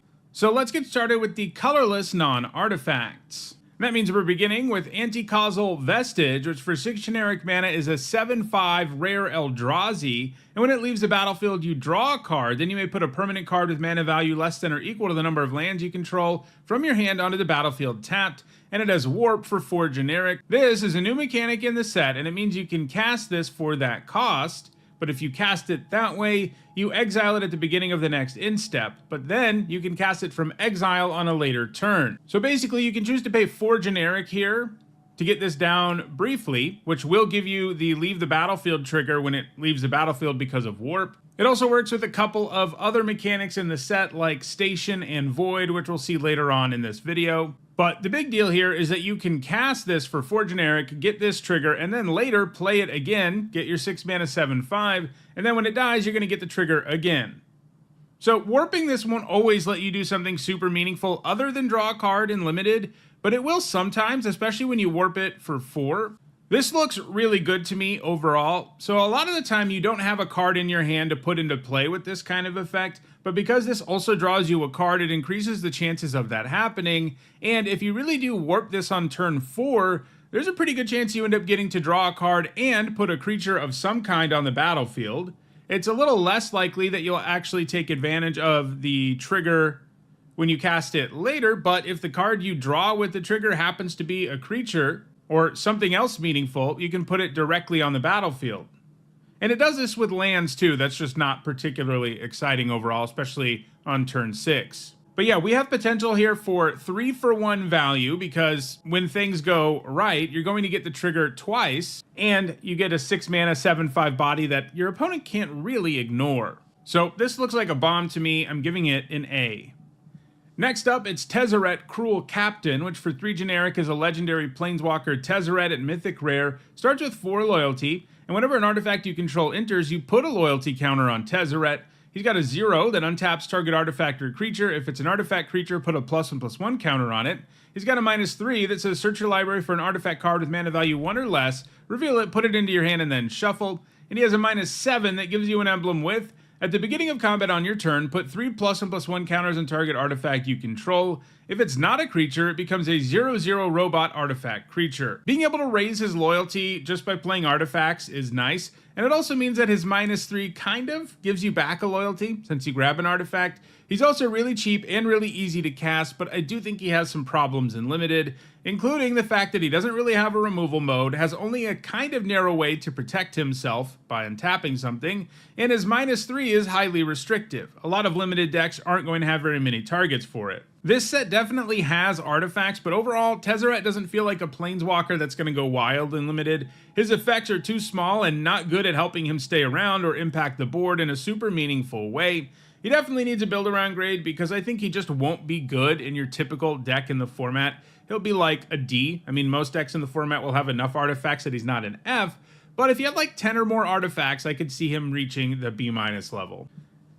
Next up, it's Alfariel, Dreaming Acolyte, which for 1 generic, a blue and a black, is a 2/3 legendary human cleric at uncommon. When it enters, you draw 2 cards and discard 2 cards unless you discard an artifact card, and during your turn, it has Death Touch. So even without the artifact clause, I'm in on a 3-mana 2/3 that loots twice. That lets you dig deeper into your deck and see lots of cards while also loading the graveyard for value, which is what the blue-black deck wants to be doing in the format. And he's almost always going to be a relevant attacker too because of Death Touch. I'm giving it a B-. Next up, it's Biomechan Engineer, which for a green and a blue is a 2/2 Insect Artificer at uncommon. When it enters, you create a Lander token. This is a new type of token in the set. It's an artifact with 2 generic, tap, sacrifice. Search your library for a basic land card, put it on the battlefield tapped, and then shuffle. And you can pay 8 generic and draw 2 cards and create a 2/2 colorless robot artifact creature token. So I'm already really in on a 2-mana 2/2 that makes a Lander token when it enters. These Lander tokens are going to be pretty good. When's the last time we saw an artifact token that didn't end up being a really great part of whatever Limited format it was a part of? And this isn't going to be one that flops because it just does so much stuff. This format cares about artifacts. This format has landfall in it. This format has sacrifice decks. So it's going to overlap into synergy, in addition to the fact that just having one of these tokens, which generates mana, ramps your mana, and fixes your mana, that's already pretty good, but it's going to be even better because of some stuff going on in the set. So this helps you ramp and fix your mana while helping you with other synergies with that Lander token, and then later in the game, you're going to have enough mana, at least in the extreme late game, thanks to Landers and stuff, to use this activated ability, which activating once is often the kind of thing that can just win you a really long game of Magic. So this delivers a ton of value. I'm starting it at a B+, and I wouldn't be shocked if it's an A- level uncommon. Next up, it's Biotech Specialist, which for a red and a green is a 1/3 Insect Scientist at rare. When it enters, you create a Lander token, and whenever you sacrifice an artifact, this creature deals 2 damage to target opponent. So another good 2-drop, 2-mana 1/3 that gives you a Lander, and in this case, you get to use those Landers to generate more than just value for your mana base and stuff, because every time you sacrifice one, you get to do 2 to your opponent. Works with other artifacts too, so this delivers a lot of value up front and has an effect that can grind out some wins, giving it a B+. Next up, it's Cosmogoyf, which for a red and a green is a rare elemental Lurgoyf, and its power is equal to the number of cards you own in exile, and its toughness is equal to that number +1. So the absolute ceiling here is a big vanilla creature, and you have to do some work to make it even reach that ceiling. And by the time you can play this and have it actually be big, it's not going to be that relevant because there will be other big creatures around. It's also an awkward nombo with the warp mechanic because you ultimately end up casting your warp cards from exile, which will shrink Cosmogoyf. So this is going to be a really inefficient creature early, and then by the time it's big, if it ever gets big, it's not going to be that impressive. I think it's just an F. It's going to be a card that has a minimal impact on the game more often than not. Next up, it's Diadrine Synthesis Amalgam, which for an X, a green, and a white is a 0/0 legendary artifact creature construct at rare. It's got trample. It enters with a number of plus and plus one counters on it equal to the amount of mana spent to cast it. Whenever you attack, you may remove a plus and plus one counter from each of 2 creatures you control. If you do, draw a card and create a 2/2 colorless robot artifact creature token. So this is always going to be an efficient trampler. It can be a 2 mana 2/3 or a 3 mana 3/4 and so on, and it scales all game long. Its other ability doesn't allow it to do stuff with the trigger all on its own, since you need counters on 2 different creatures. But when you do have that, which looks doable in green-white, a color pair that's about plus and plus one counters in this format, removing some of those counters to straight up draw cards and get a body is going to feel really good. And it's an attack trigger, so you don't even have to risk Diadrine to get a chance at doing that. So this looks good to me overall. I'm giving it a B+. Next up, it's Gene Morph Imago, which for a green and a blue is a 1/3 insect druid at rare. It's got flying. Whenever a land you control enters, target creature has base power and toughness 3/3 until end of turn. And if you control 6 or more lands, that creature has base power and toughness 6/6 until end of turn instead. So if nothing else, this can buff itself with landfall, meaning if you play this on 2 and then play a land drop on the next turn, which is highly likely, this is going to feel like a 2 mana 3/3 flyer, and that's pretty good. It's going to do a lot of damage in the early game, and because this landfall trigger gets better late, by the time you reach a point in the game where a 3/3 is no longer that exciting, you can just start making things into 6/6s. And oftentimes the Imago is going to be the best thing to buff because of its flying, but you can use it on other stuff too that might have other abilities that make it even better when you change its stats. So this looks really good to me, giving it a B+. Next up, it's Halia Ascendant Cadet, which for 2 generic, a green, and 2 white is a 3/3 legendary human soldier at uncommon. When she enters or attacks, you put a plus and plus one counter on target creature you control. And whenever 1 or more creatures you control with plus and plus one counters on them deal combat damage to a player, draw a card. So a 5 mana 3/3, especially with 2 white pips in the cost, is pretty bad. But her enters or attacks trigger does result in you getting something out of her when she comes down, especially if you put the counter somewhere else, which I recommend in most cases, and she can keep on delivering value thereafter. Her combat damage trigger will be available for you the turn she comes down a decent chunk of the time too, since you can put that counter on something else. Like if you put it on a flyer or something else you know can get in, it's going to feel really good because you get to draw a card right away. So she has a pretty bad baseline, but she can snowball value pretty impressively. I'm giving her a B-. Next up, it's Infinite Guideline Station, which for 1 mana of each color is a 7/15 legendary artifact spacecraft at rare. So spacecraft is a new thing in this set, of course, and that means it comes with the station mechanic, which means you can tap another creature you control to put charge counters equal to its power on a spacecraft, and you station only as a sorcery. And then with all of them, once they get enough charge counters, they start doing something. In this case, you get something even before that, because when it enters, you create a 2/2 colorless robot artifact creature token for each multicolored permanent you control. And when it gets to 12 or more charge counters, it's a 7/15 with flying. And when it attacks, you draw a card for each multicolored permanent you control. So most of the time, you're going to pay 1 mana of each color for a 2/2 token up front, and that sounds terrible. It does help you station this, and once you have it stationed, obviously it gets to be a lot stronger. It can win the game in the air and draw you cards. But this set has such a small multicolored theme that it's going to be tough to generate a lot of value with this, and it just being a big flyer is going to be how it feels most of the time. I do think a lot of people are underrating stationing to a certain extent. I think people are thinking like, how am I going to have time to tap my creatures? But there are lots of times in limited games where there are boards where attacking doesn't help you that much, and it's better to put charge counters on a creature like this. And I think these are going to become creatures more frequently than people expect. But this one does worry me in terms of its viability in limited, mana bases, even with lander tokens around, aren't going to be so good that it's easy to cast.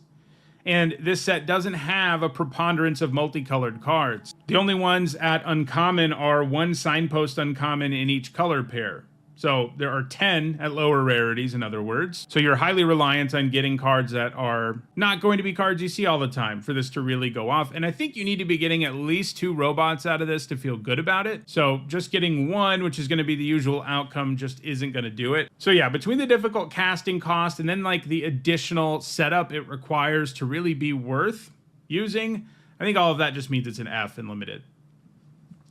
Next up, it's Interceptor Mechan, which for 2 generic, a black, and a red is a 2/2 artifact creature robot at uncommon. It's got flying, and when it enters, you return target artifact or creature card from your graveyard to your hand, and it has Void, which means you get something else out of this. If a non-land permanent left the battlefield this turn, or a spell was warped this turn, in this case, you put a +1/+1 counter on this at your end step. 4-mana 2/2 flyers really don't fare well in limited. We've seen that set after set recently, but this one comes with an enters trigger, offsetting that usual problem. That problem being that they can die to multiple 1-mana removal spells in the format. In this case, you don't care too much if they do it because you got a card back. And while I think stationing is going to be easier than people think, I think triggering Void is going to be harder because this is a mechanic. We've seen a mechanic like it time and time again. Morbid and similar mechanics, Revolt, and they're all way harder to trigger in the window you need to trigger them than it seems. So I'm a little low on Void overall, but this card's already good without Void. And because it has Void, it can actually become a pretty relevant flying body. Like even if you just get 1 counter on this, which I think will be doable, even if it's not automatic, even just getting 1 counter on it though does make it quite good. I'm giving this a B-. Next up, it's Memnon Uthros Exile, which for 1 generic, a blue and a red, is a 1/3 legendary jellyfish advisor at uncommon. It's got flying, and whenever an artifact you control enters, you put a +1/+1 counter on target creature.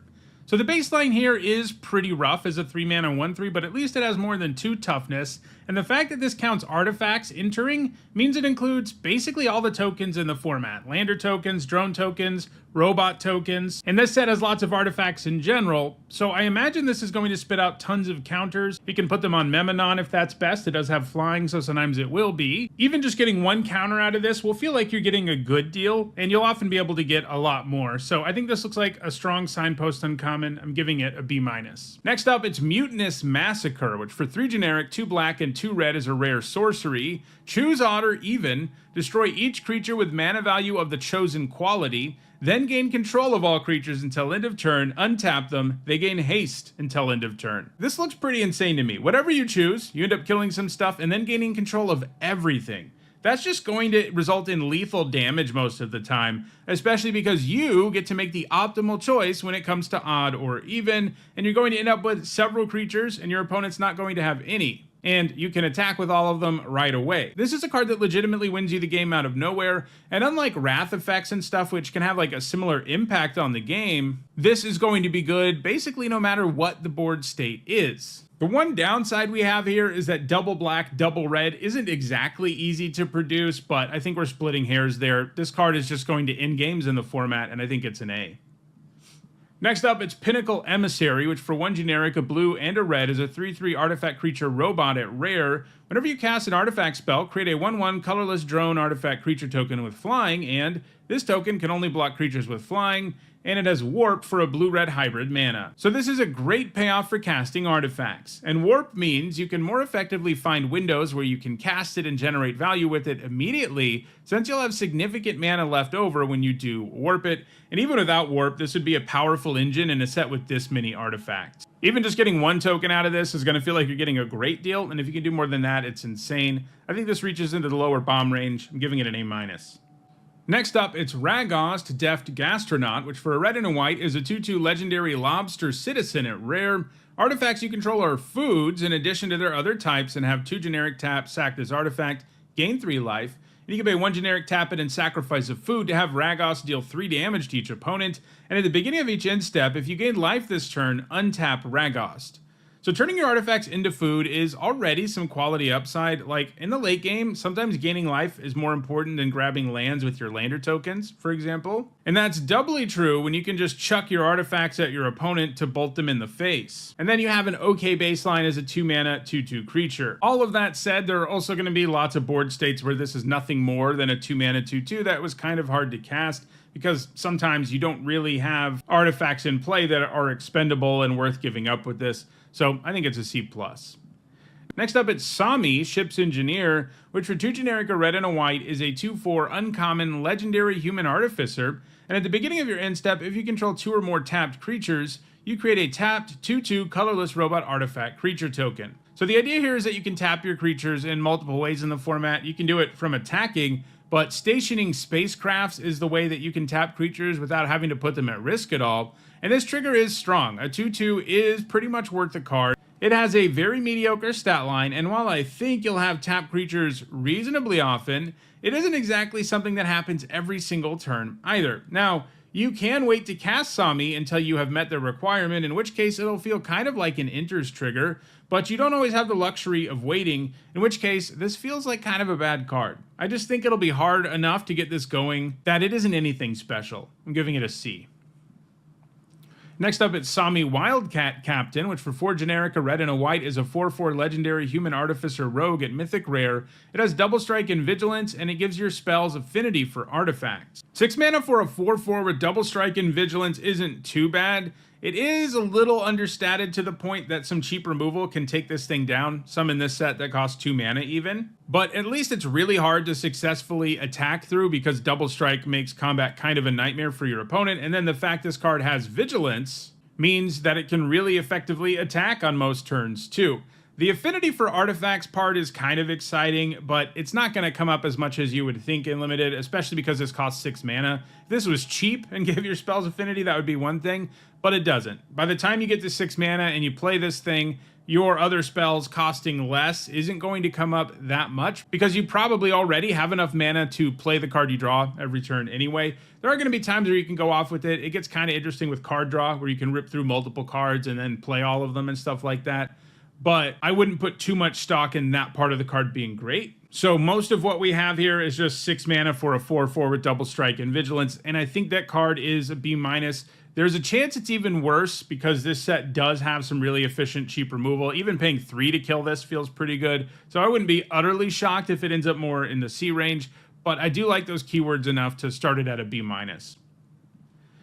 Next up, it's Siege Ship Brood Tender, which for a black and a green is a 2/3 insect citizen and uncommon. When it enters, you mill 3 cards, and you can pay 3 generic, a black and a green, and sacrifice it to reanimate a spacecraft or creature from your graveyard. Activate only as a sorcery. So I always love signpost uncommons that are both payoffs and enablers, and that's what this is. It mills stuff, which will allow you to set up your other graveyard stuff in the black-green deck, which is all about the graveyard, of course.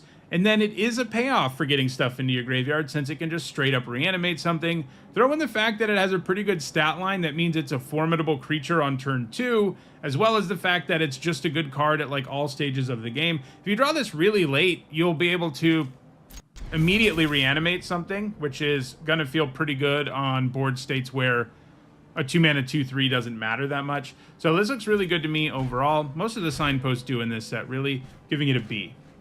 Next up, it's Singularity Rupture, which for 3 generic, a blue, and 2 black is a rare sorcery. Destroy all creatures, then any number of target players each mill half their library rounded down. A 6 mana Wrath isn't great in limited most of the time. Like, if you manage to draft a legit control deck, this can be pretty good. But being this expensive means you have to survive a while to get there, and even then there are many awkward situations with this, even in a control deck. Milling your opponent can be worthwhile sometimes for sure, as can milling yourself, but symmetrical Wraths like this just have a hard time really being consistently good and limited. Even if they do have some incredible upside, there are also lots of situations where they don't really do anything meaningful. Like if you're at parity, it's not an especially useful card. I'm giving this a C+. Next up, it's Space-Time Anomaly, which for 2 generic, a white and a blue is a rare sorcery. Target player mills cards equal to your life total.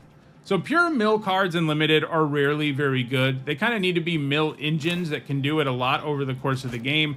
Cards that are like one-shot mill don't tend to play very well, especially when they don't add to the board or do anything else.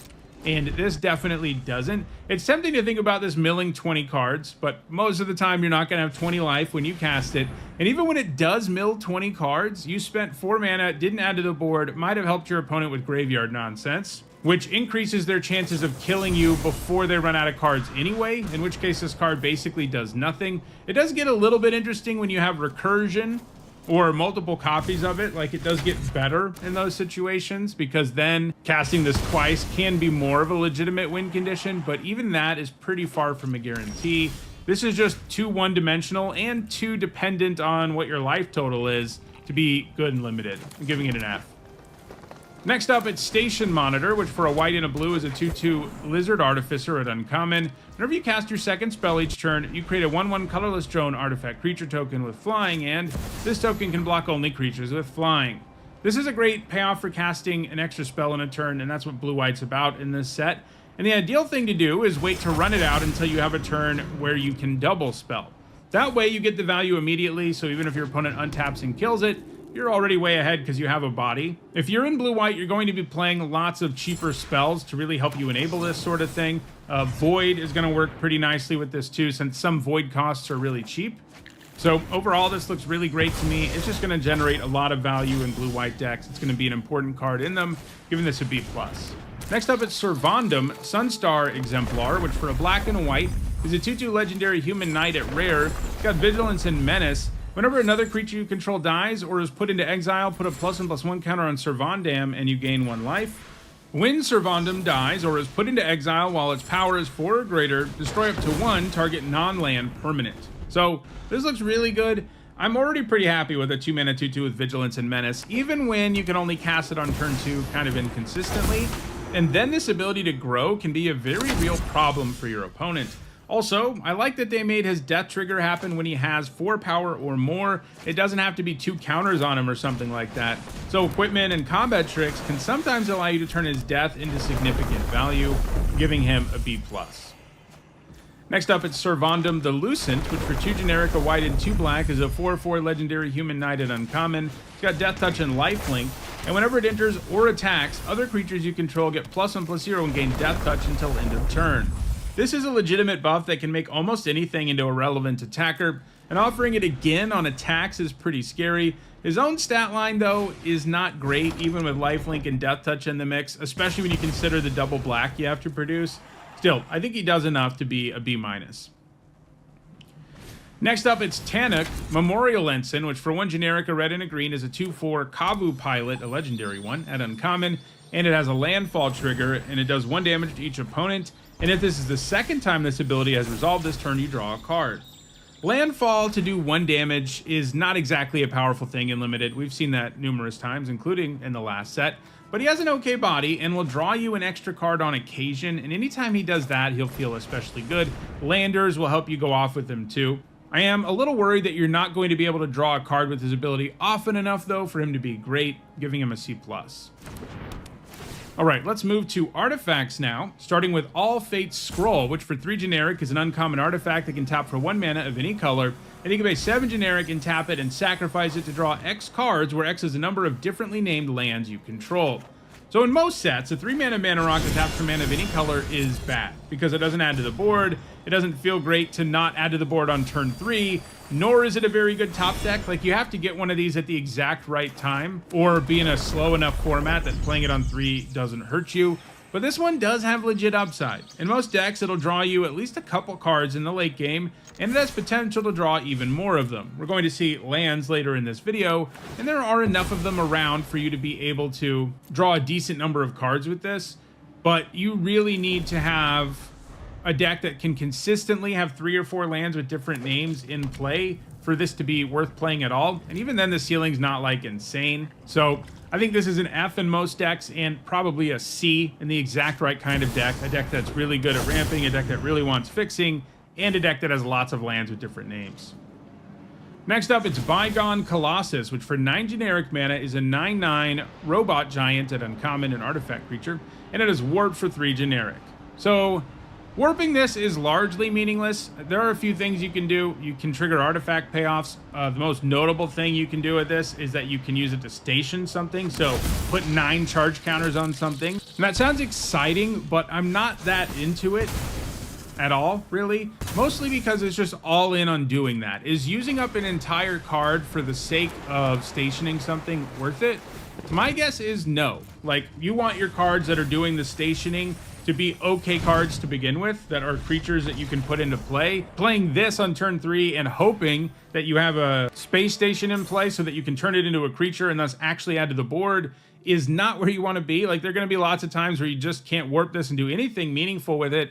And it's not like a 9-mana 9/9 is great. I mean, it's nice that it's just sort of out there, and if you ever get to that much mana, you can cast it. But overall, this looks like a really one-dimensional card that is all about stationing. And we rarely see cards that are like all in on one really specific thing in a format actually work. Like we saw it with cards that cared about vehicles and Aether Drift. That said, it had lots of vehicles, but almost all of the all-in on vehicle cards were pretty bad. And this kind of feels like the same thing, only with spacecraft, so I think it's probably an F. Next up, it's Chrome Companion, which for 2 generic is a 2/1 artifact creature dog at common. When it becomes tapped, you gain a life, and you can pay 2 generic and tap it to put target card from a graveyard on the bottom of its owner's library. So this has really mediocre stats, a very small effect for tapping it, and an effect that is really inefficient at hitting on the graveyard, or helping you recycle your cards. It is a 2-drop artifact, and that likely has some value, but it's the kind of 2-drop card that you're only going to play when you're desperate. I'm giving it a D. Next up, it's Dauntless Scrapbot, which for 3 generic is an uncommon artifact creature robot at uncommon. It's a 3/1, and when it enters, you exile each opponent's graveyard and create a lander token. This is a quality card. The stat line is bad, but this gives you 2 artifacts, something that has significant value in this set to begin with, and landers are an amazing way to fix and ramp your mana. This will generate a 2-for-1 most of the time, and that's enough for me to want to play this despite the stat line. I'm giving this a C+.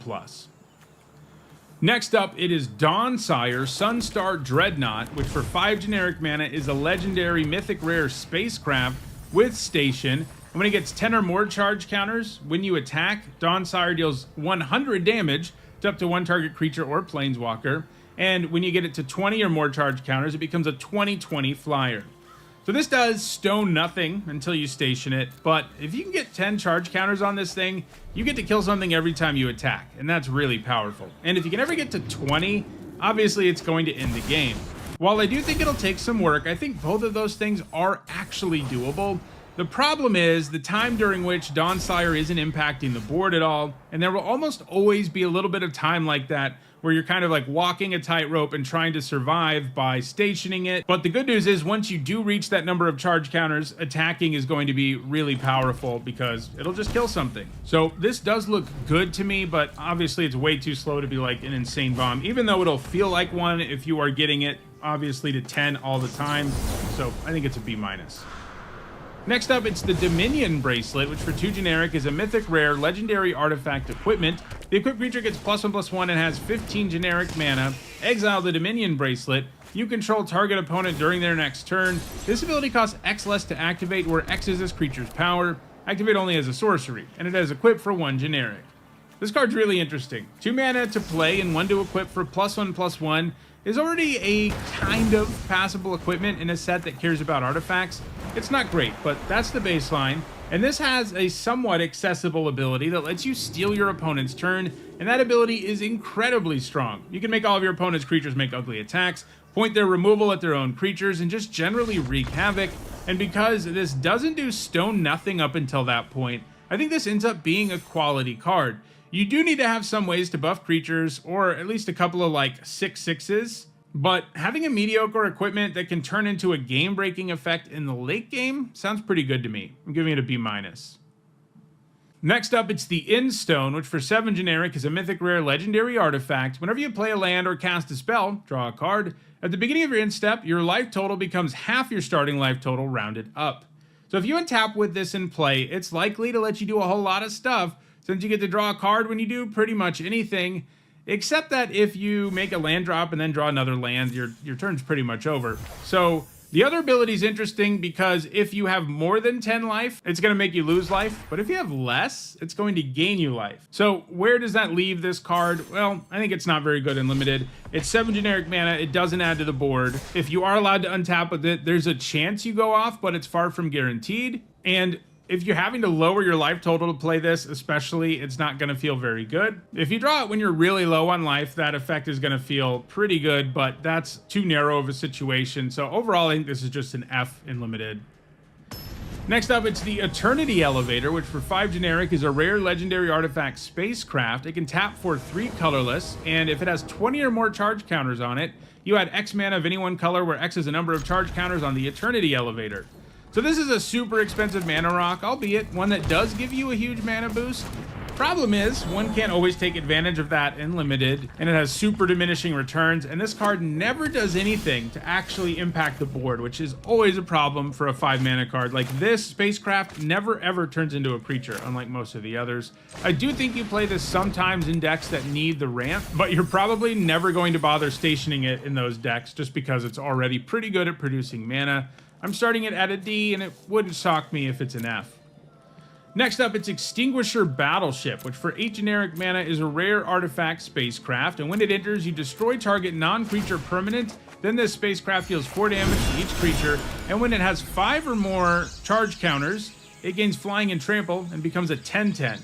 So 8 mana is a lot, but destroying a non-creature and doing 4 to everything is likely to have a huge impact on the board, and then almost anything you draw will be able to be used quickly to turn this into a 10/10, which can happen really quickly, since it only needs 5 counters.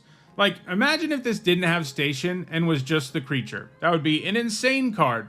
Obviously, this takes more setup, and sometimes you won't be able to kill enough stuff with the trigger, and like 8 mana is a pretty big hurdle, even in a format with landers and stuff. So I think it's just a B, but that's mostly because sometimes it ends up stuck in your hand. Most of the time when you cast this, you're just going to win the game. Next up, it's Nutrient Block, which for 1 generic is a common artifact food that's indestructible. It can do the food thing, meaning you can pay 2 generic, tap it, and sack it to gain 3 life. And when it's put into a graveyard from the battlefield, you draw a card. Artifacts matter in this set, and there are even a handful of ways to animate them, mostly at higher rarities, which is kind of fun with an indestructible artifact, but I wouldn't count on doing that consistently. Mostly, this gives you a tiny bit of artifact synergy while also being good sacrifice fodder and a way to gain life and draw a card in a pinch. It's hard for a card that replaces itself and gains you life to be completely terrible, but it's not that good either. I'm giving this a D. Next up, it's Pinnacle Killship, which for 7 generic mana is an artifact spacecraft at common. When it enters, it deals 10 damage to up to 1 target creature, and if it has 7 or more charge counters on it, it's a 7/7 flyer. This card is aptly named because when you play it, it's definitely going to kill something, probably your opponent's best creature. A 7 mana 7/7 flyer that kills another creature when it enters would be an absolutely incredible card, and this is obviously several steps below that because it takes some work for it to become a creature, and even if you can make it a creature right away, you do have to tap down some other things to do it. But I still think this looks like a quality card, one that most decks in the format, except for maybe the most aggressive, are going to feel fine about playing. I mean, it generates a 2-for-1, even though it may be a clunky one. It does give you one of those, and it's an artifact in a set where that matters, and a spacecraft in a set where that matters. So I think this ends up being a C+, and honestly, I could see it going a little higher. Next up, it's Survey Mechan, which for 4 generic is a 1/3 artifact creature robot at uncommon with flying and hexproof. And you can pay 10 generic and sacrifice it to have it deal 3 damage to any target. Target player draws 3 cards and gains 3 life. This ability costs X less to cast, where X is the number of differently named lands you control. This looks like a legit build around. While the main set doesn't have an enormous number of good non-basic lands, the set's bonus sheet is all lands. So there are going to be a lot of them floating around, and if you can use this ability for like 5 or 6, which seems doable, you're going to be in business. Now, the 4 mana 1/3 with flying and hexproof isn't a great baseline, though it is nice. You can put auras and equipment and counters on this and not have to worry about what might happen to it, but this does need a build around grade to be sure. If your deck just has 2 lands with different names, it's probably a D at best, but if you can get up to 5 or more, it's probably a B-. Like, paying 7 for this ability is going to feel great, for example. Next up, it's Thaumaton Torpedo, which for 1 generic is a common artifact, and you can pay 6 generic and tap it and sacrifice it to destroy target non-land permanent, but this ability costs 3 generic less to activate if you attacked with a spacecraft this turn. So if this always let you pay 3 to destroy a non-land permanent, it would be a really good deal. And the fail case here of costing 6 isn't completely horrendous, especially in a format where it looks like you'll have reasons to play artifacts to begin with. That said, attacking with a spacecraft is pretty far from automatic. Just controlling one is relatively easy, but you also have to be able to attack with it to really make this efficient, so I think this ends up being a C. Next up, it's Thrumming Hive Pool, which for 6 generic is a rare artifact with affinity for slivers. Slivers you control have double strike and haste, and at the beginning of your upkeep you create 2 1/1 colorless sliver creature tokens. So slivers are back, but it's kind of like Eldrazi. They just sort of have a one-shot card in this set because it turns out there are some of these Eldrazi and slivers lurking out in the edge of eternity. And that matters because it means that affinity for slivers really doesn't matter unless you happen to have multiple Thrumming Hive Pools. So mostly what you're getting here is a 6 generic mana artifact that makes 2 1/1s with double strike and haste during your upkeep.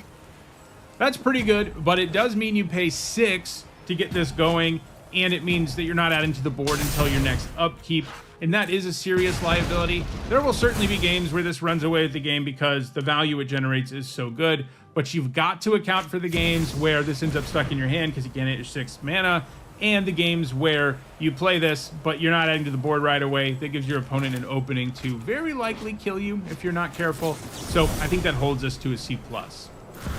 Next up, it's Virulent Silencer, which for 3 generic is a 2/3 robot assassin at uncommon. Whenever a non-token artifact creature you control deals combat damage to a player, that player gets 2 poison counters.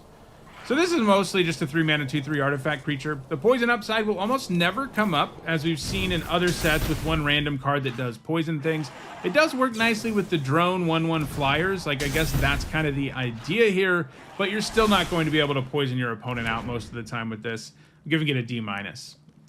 Next up, it's Wormwall Sweeper, which for 2 generic mana is a 2/2 artifact spacecraft at common. When it enters, you surveil 2, and when it has 4 or more charge counters, it becomes a 2/2 flyer. So if this was 2 mana for a 2/2 flyer that surveilled 2 when it entered, it'd be a B. That's just really good value. This isn't quite that, as you need some stationing for it to reach that point, but it doesn't ask for that much of it. So I think this looks solid. I'm giving it a C. All right, let's move now to the lands. First up, we've got Adagia, Windswept Bastion, which is a mythic rare land planet. It enters tapped, it can tap for white, and these planet lands at mythic rare all also have station. And when this one gets 12 or more charge counters, you can pay 3 generic and a white and tap it to create a token that's a copy of target artifact or enchantment you control, except it's legendary. Activate only as a sorcery. This activated ability has some serious value in the later stages of the game, and it will definitely be able to make sure you continue to add to the board to pressure your opponent. Something that feels pretty good when you're in top deck mode. Most decks will just have enough artifacts and enchantments to make use of this, so it's worth the downside of entering tapped. So I think this looks like a B-. You know, you're not always going to be able to station it, but the fail case is still a land, and you need those, and it doesn't really take up a real slot in your deck, and yet it's a land that can turn into a pretty legitimate win condition in the later stages of the game. We've also got 5 of the shock lands in this set, like Breeding Pool here, which is a rare land forest island, meaning you can tap for green or blue, and when it enters, you may pay 2 life, and if you don't, it enters tapped. That's how all of them work. They all have 2 land types, meaning they can tap for either of those colors, and then you can choose to shock yourself or have it entered tapped when it enters. So these always provide great fixing. You're always happy to play them, whether they are in your primary color or helping you splash. I'm giving this a B-. Next up, it's Command Bridge, which is a common land that enters tapped, and when it enters, you sacrifice it unless you tap an untapped permanent you control, and you can tap it to add 1 mana of any color. Both entering tapped and requiring you to tap a permanent is a pretty real bummer, but it's possible for some stuff in like red-white to take advantage of actually tapping something, and it gives you mana of any color, and it's flexible about what you can tap at least, but it does look like it's clunky enough that it's not like amazing fixing, but it's certainly solid, giving it a C. Next up, it's Avendo, Waking Haven, which is a mythic rare land planet that enters tapped. It can tap for green, and when it gets to 12 or more charge counters, you can pay a green and tap it to add green for each creature you control. So this becomes Gaia's Cradle when you get enough counters on it. But part of what makes Gaia's Cradle really good is that you can play it early and produce multiple mana with it, right? That's not the case here. You're going to play this early, it's going to enter tap, and you're going to use windows when you can, I guess, to put counters on this. But then, by that stage of the game, being able to produce a ton of mana is a lot less likely to matter. I think this is going to feel like a forest with downside, more often than it feels like a forest with upside, giving it a D. Next up, it's Caveron, Memorial World, which is a mythic rare land planet that enters tapped, can tap for red, and when it gets to 12 or more charge counters, you can pay 1 generic and a red, tap it, and sack a land to create a 2/2 colorless robot artifact creature token. Then creatures you control get +1/+0 and get haste until end of turn. So this one looks really great to me. That activated ability is great in the later stage of the game when you're going to be at a point where you can actually get enough counters on this. Adding a body to the board and buffing everything, obviously that means the robot itself can attack as a 3/2. Like, that's an effect that can win the game in a single activation. And even when it's not doing that, the fact that you can give up lands to put bodies on the board is going to feel pretty good. So this one looks great to me. It's a value engine that can win the game, in addition to just being a land that is useful early because it's a land, giving it a B+. Next, it's Secluded Starforge, which is a rare land that can tap for colorless. You can pay 2 generic and tap it, and tap X untapped artifacts you control, and target creature gets +X/+0 until end of turn, activate only as a sorcery, and you can pay 5 generic and tap it to make a 2/2 colorless robot artifact creature token. I think this is a solid utility land, especially because of the ability to make creature tokens. The ability to buff power is a lot more finicky and a lot more risky because it asks you to do so much stuff, and if you don't have a creature that can get in or attack a lot better, it's not going to be worth it a lot of the time. But the fact that this can just churn out tokens in the later game after producing much needed mana for you in the early game is pretty good. When you look at a land in Limited that only produces colorless, you always have to judge whether or not they do more harm than good, since they're so bad for your mana base. But I think this one does enough to make the cut in most decks, especially artifact ones, giving it a C+. Next up, it's Suzur Sukundi Void Altar, a mythic rare land planet that enters tapped. It can tap for black, and when it gets 12 or more charge counters, you can pay 1 generic and a black and tap it and pay 2 life and sacrifice a creature to draw cards equal to the sacrificed creature's power. Activate only as a sorcery. So this is another nice activated ability. It doesn't add to the board the way the red planet does. In fact, it subtracts from it, but it can draw you a significant number of cards, and I think that's going to be pretty good value late, giving it a B-. Next, it's Uthros Titanic God Core, which is a mythic rare land planet that enters tapped. It can tap for blue, and when it gets 12 or more charge counters, you can pay a blue and tap it to add blue for each artifact you control. So we saw one that is Gaia's Cradle once you station it, and this one is Tolarian Academy, more or less, when you station it, but it has the same problem. The Academy is really good because you can play it early and produce a bunch of mana with it and ramp in a really effective way. By the time you can actually use this, all of that mana doesn't really matter. So this one is another one that's going to feel like an island with downside more often than an island with upside. So I think it's a D. All right, so those are all of the multicolored and colorless cards in Edge of Eternities. In the next video, I'll look at all the white ones. If you enjoyed this video, please like it and share it so that others can enjoy it too. If you want to make sure you catch future videos, don't forget to subscribe and turn on notifications. And if more of the set review is out by the time you're watching this, you should see a playlist on your screen shortly. Thanks for watching.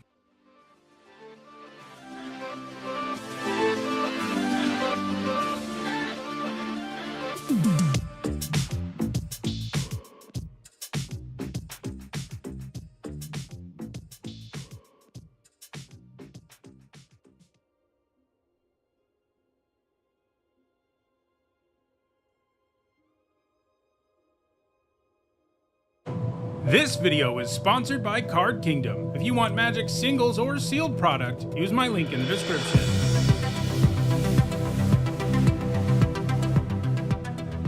Hi everyone, I'm Nita Hone, and in this video I'm continuing with my Edge of Eternities limited set review. I've already looked at all the multicolored and colorless cards, and in this video we're looking at all the white ones. For each of these cards, I'll discuss how I think they'll perform in limited, that means draft and sealed, and I'll punctuate each evaluation with a letter grade. If you're new to my set reviews and unsure of what my letter grades mean, you can find a guide in the description for this video. There are some important things to keep in mind as I review each of these cards. First, because we're only talking about draft and sealed, I'm only going to be talking about cards that can be found in play boosters. And I'm also only talking about cards that are in the main set. Later on, I'll be taking a look at all of the special guests and bonus sheet cards. These are also my evaluations of these cards before it's possible to even play the new format, because my goal is to have the set review ready for you in time for the pre-release, and that means I'll be wrong about some stuff, but as the format comes into focus, I'll do videos talking about how the format is panned out. Lastly, I want to let you know that there are some set review related perks for being a channel member or a patron. You get access to my ongoing set notes during preview season,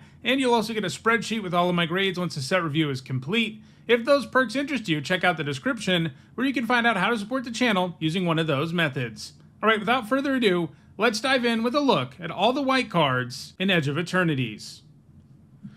First up, we have All Fate's Stalker, which for 3 generic and a white is a 2/3 Drix Assassin at uncommon. When it enters, you exile up to 1 target non-assassin creature until this creature leaves the battlefield, and it also has Warp for 1 generic and a white. This is an alternate casting cost, and if you cast it that way, you exile it at the beginning of the next end step, and then you can cast it from exile on a later turn. This looks really good, and it has a cool design too. When you warp it, you're more frequently going to use it to blink your own creature for value, though sometimes you'll be able to use it to permanently get rid of a token or get a blocker out of the way that your opponent has.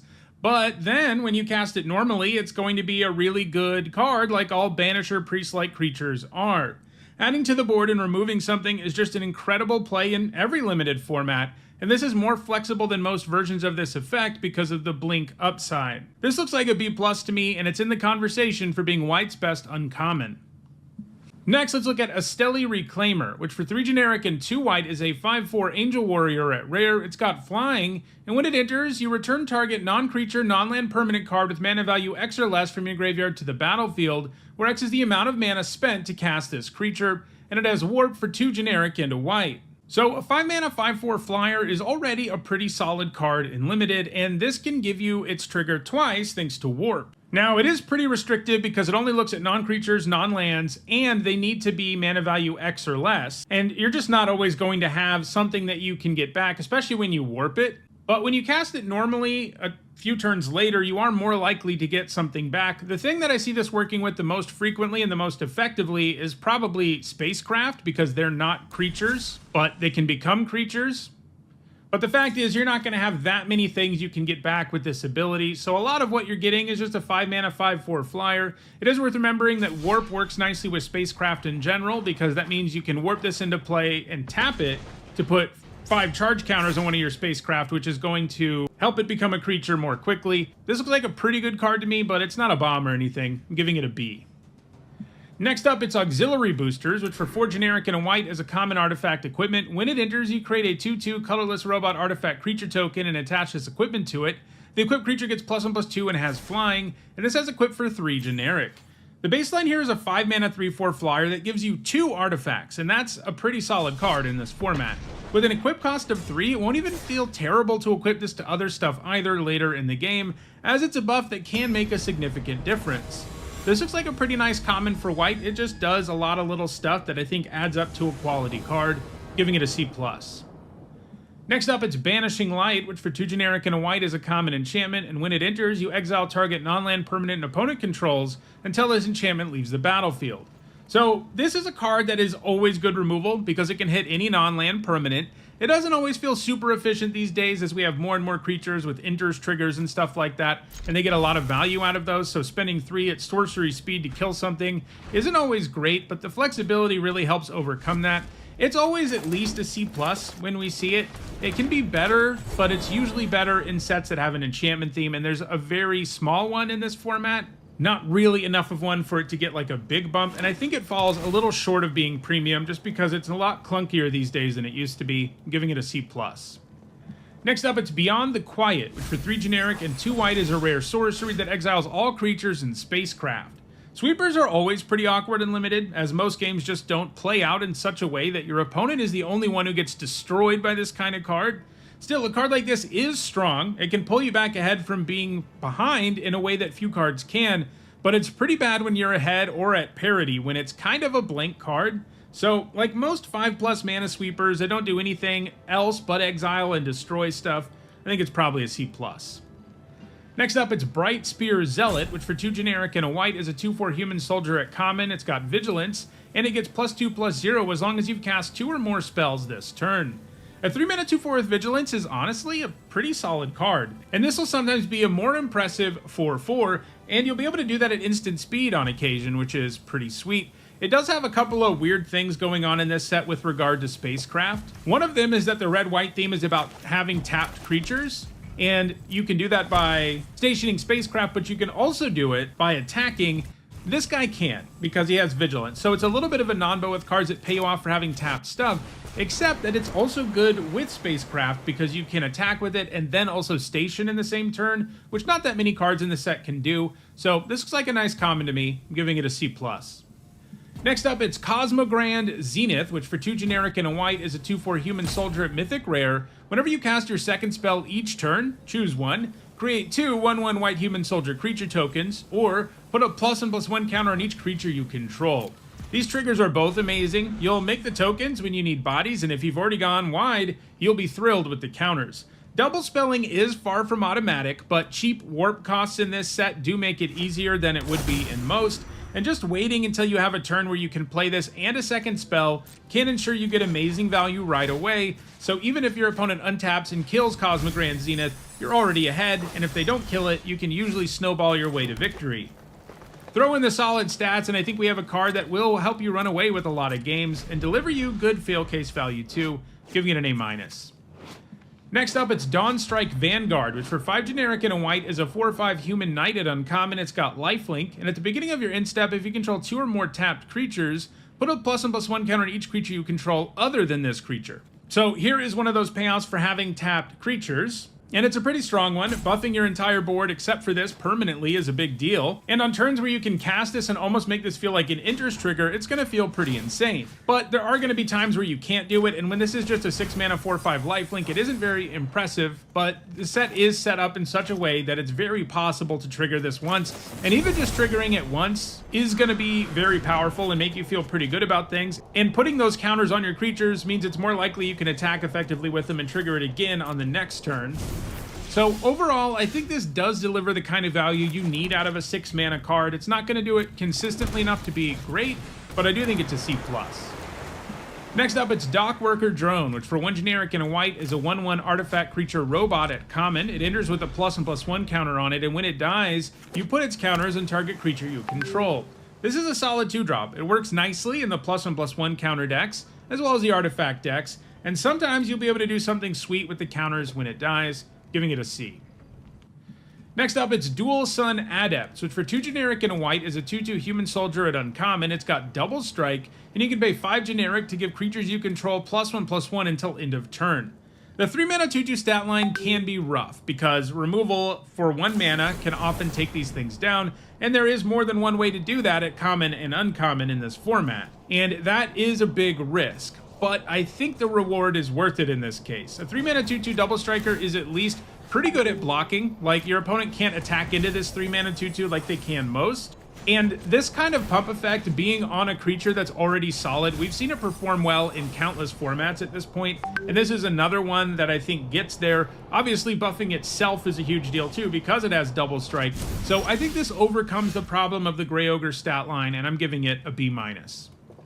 Next up, it's Dual Sun Technique, which for 1 generic and a white is an uncommon instant. Target creature you control gains double strike until end of turn. If it had a +1/+1 counter on it, draw a card.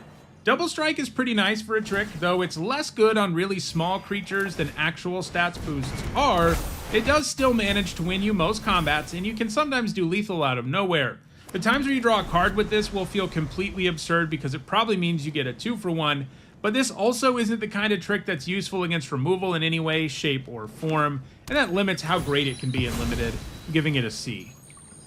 Next up, it's Emergency Eject, which for 2 generic and a white is an uncommon instant. It says destroy target non-land permanent. Its controller creates a lander token. This is an artifact with 2 generic, tap, sacrifice this token, and search your library for a basic land, put it onto the battlefield tapped, and then shuffle.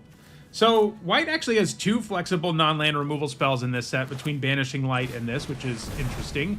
This one's an instant, unlike Banishing Light, but it also gives your opponent a card back. Don't underestimate how significant that is, as you could help them fix and ramp their mana, help them with artifact synergies, help them with the void mechanic, the list goes on. These landers are really good, and giving your opponent one definitely isn't good. That said, it does become less of a problem later in the game, and hitting any non-land for 3 is definitely a big deal at instant speed.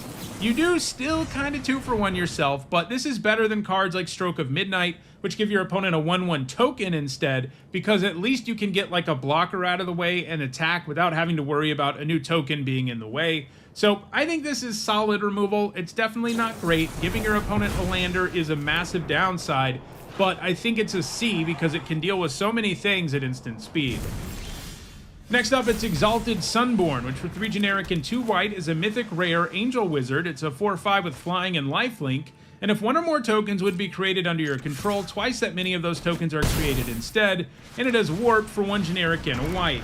So this would be good even without warp, and that's good because warping it isn't going to be meaningful most of the time in limited, because you have to have the mana to warp, and then you need to make tokens in the same turn, and that's going to be hard to achieve. It's not impossible, but generally just playing a 5 mana 4/5 flying lifelink by the time you can warp this and put tokens into play is just going to be better than going the other route, because this stat line is really good. I think this is going to make more tokens once you play it on turn 5 and it does some damage, and then you get a couple of lander tokens or robot tokens or whatever later in the game.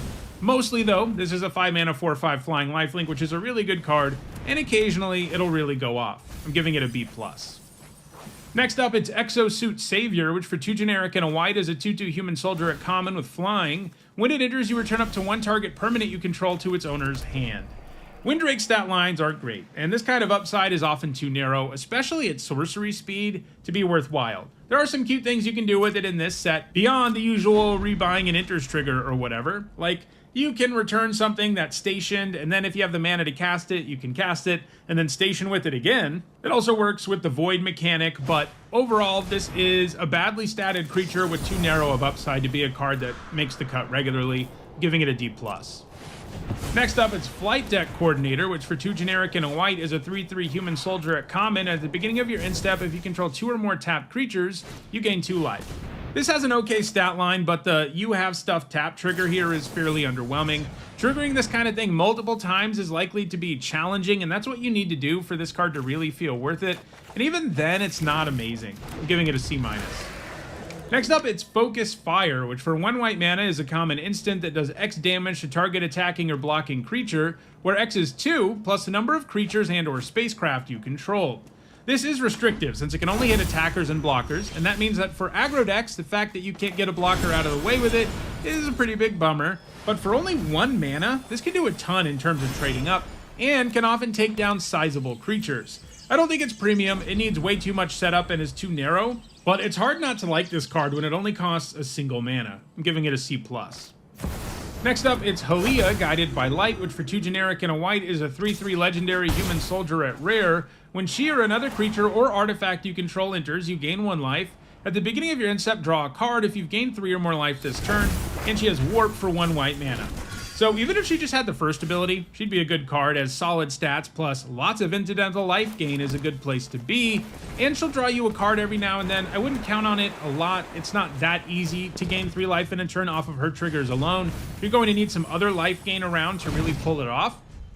And it's doable, but it does take some work. She's not the kind of life gain card draw engine that can do it all on her own. She's going to need a little bit of help. And the fact that you can warp her early and gain a bit of life and maybe even draw a card if you have the opening to do so is pretty sweet. I'm giving this a B.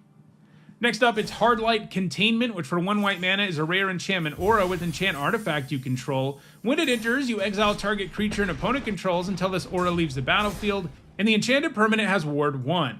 So even in this set, you're not always going to have an artifact, but when you do, this isn't too far off from Swords to Plowshares. I mean, sure, your opponent can get their thing back by blowing up whatever you put it on, and that'll hurt, but ward makes that a little bit more difficult. And doing something like putting this on a lander seems kind of funny, because at least then you don't get 2 for 1 when they destroy it. This isn't quite as good as something like Sheltered by Ghosts, which also gave the thing you put it on +1/+0 and lifelink, which allowed you to get in with a hit that would gain you some life, giving you even more immediate value. And this is also more narrow, only capable of going on artifacts and not on creatures, but I do think it's an apt comparison. They're going to work similarly, and I think that makes this a B-. Next up, it's Honor, which for 1 white mana is an uncommon sorcery. You put a +1/+1 counter on target creature and draw a card.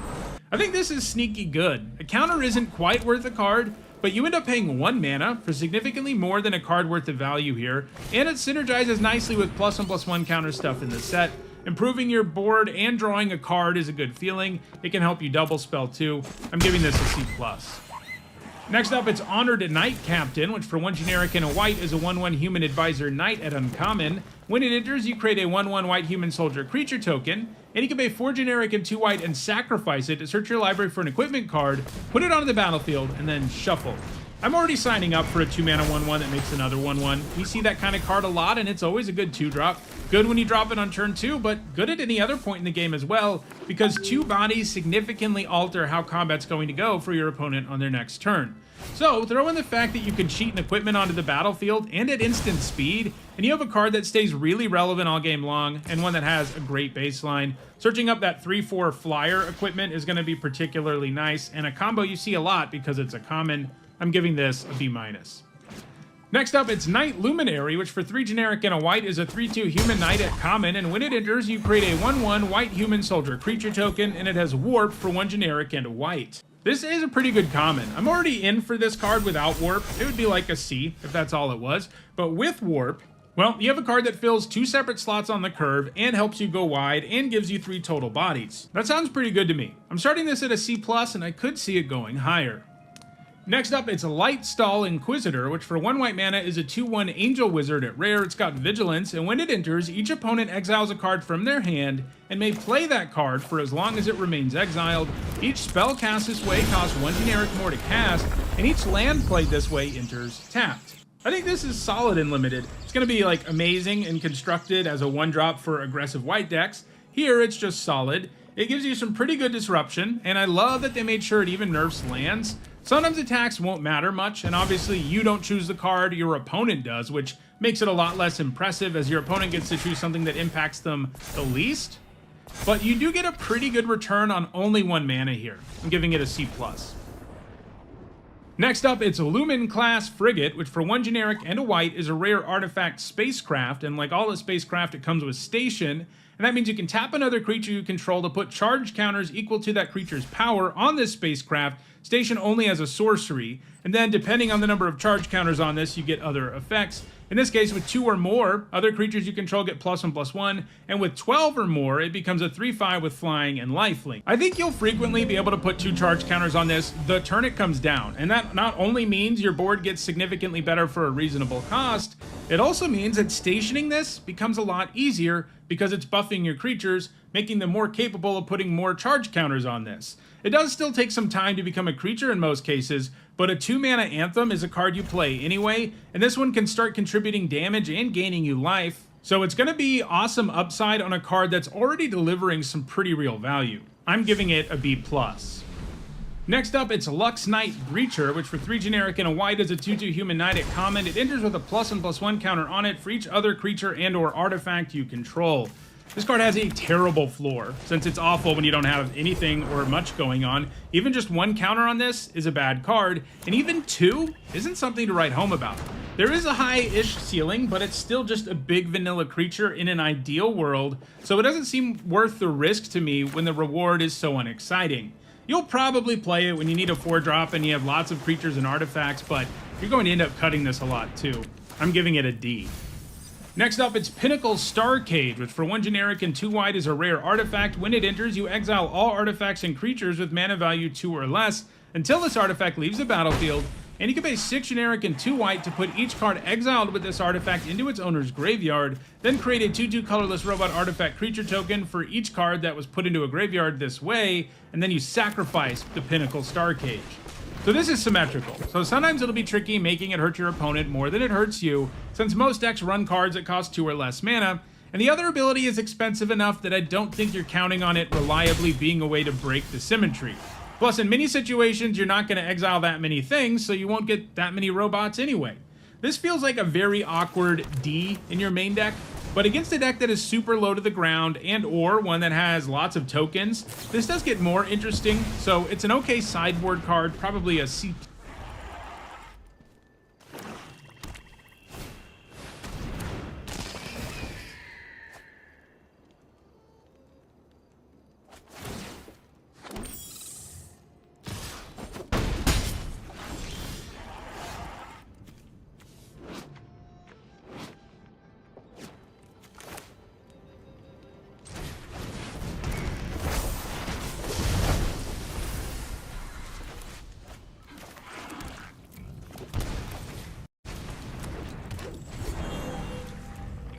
Instant, destroy target artifact or tapped creature, you gain 3 life. So note that this can destroy any artifacts, not just tapped ones. This is a kind of card where it's easy to misread that because it can only destroy tapped creatures. But anyway, 4 mana for this effect is kind of a lot when it's somewhat narrow, but the life it gains you makes up for that in a significant way, and many people may be tapping their creatures a lot in this set because of the station mechanic. Destroying something your opponent worked really hard to station also sounds pretty sweet for tempo in general in this format. This does fall below premium to me because of the cost, but I think it's a C+. Next up, it's Rayblade Trooper, which for 2 generic and a white is a 2/2 human soldier at uncommon. When it enters, you put a +1/+1 counter on target creature you control. Whenever a non-token creature you control with a +1/+1 counter on it dies, create a 1/1 white human soldier creature token, and it has warp for 1 generic and a white. So, Grey Ogre stats, as always, are pretty brutal, but this has a good enters trigger that you might get access to twice, and that, of course, sets it up so that you can get tokens more easily too. There are other ways to do stuff with counters in this set too, especially in the green-white color pair, and we've seen a lot of them in white as well. So I think this is actually pretty good, giving it a B-. Next up, it's Reroute Systems, which for 1 white mana is an uncommon instant that says choose one, target artifact or creature gains indestructible until end of turn, or Reroute Systems deals 2 damage to target tapped creature. I like the look of this. 1 mana for indestructibility is a nice way to blank most removal spells, and it occasionally works as a combat trick, and the removal mode will be useful sometimes too, and when it is, it'll often be able to trade up. Sure, both modes are kind of restrictive, but having both of them on a card that only costs 1 mana is pretty nice, giving this a C+. Next up, it's Rescue Skiff, which for 5 generic and a white is an uncommon artifact spacecraft. When it enters, you return target creature or enchantment card from your graveyard to the battlefield, and if it has 10 or more charge counters, it's a 5/6 flyer. So I like this. It'll add something to the battlefield up front, and that means having something that may help this turn into a creature more quickly. With all of these, you have to account for fail cases when you just never turn them into creatures, and while 6 mana to reanimate something from your graveyard isn't amazing, it's a passable fail case that will get you something almost every time it enters. And if you ever turn this into a big flyer, your opponent's really going to be in trouble. I think this is a B-. Next up, it's Scout for Survivors, which for 2 generic and a white is an uncommon sorcery. It says return up to 3 target creature cards with total mana value 3 or less from your graveyard to the battlefield. Put a +1/+1 counter on each of them. So these really cheap white reanimate effects are rarely good and limited. They're just too narrow because they can only bring back really specific things, and you need things in your graveyard to begin with. This one does have me a little intrigued, since you can potentially reanimate multiple things, and that might even be preferable, since they get counters, but even reanimating just a 3-drop with this doesn't seem terrible. You just have to account for the times where you don't have a target, and those are unfortunately fairly common. I think that holds it to a C. Next up, it's Seam Rip, which for 1 white mana is an uncommon enchantment, and when it enters, you exile target non-land permanent opponent controls with mana value 2 or less until this enchantment leaves the battlefield. So Portable Hole was a solid limited card, and this is an enchantment version. It would definitely be better in this set if it was an artifact, but it still does the job. It's narrow, but you can often spend 1 mana to exile 2 mana things, and that is trading up. I'm giving it a C.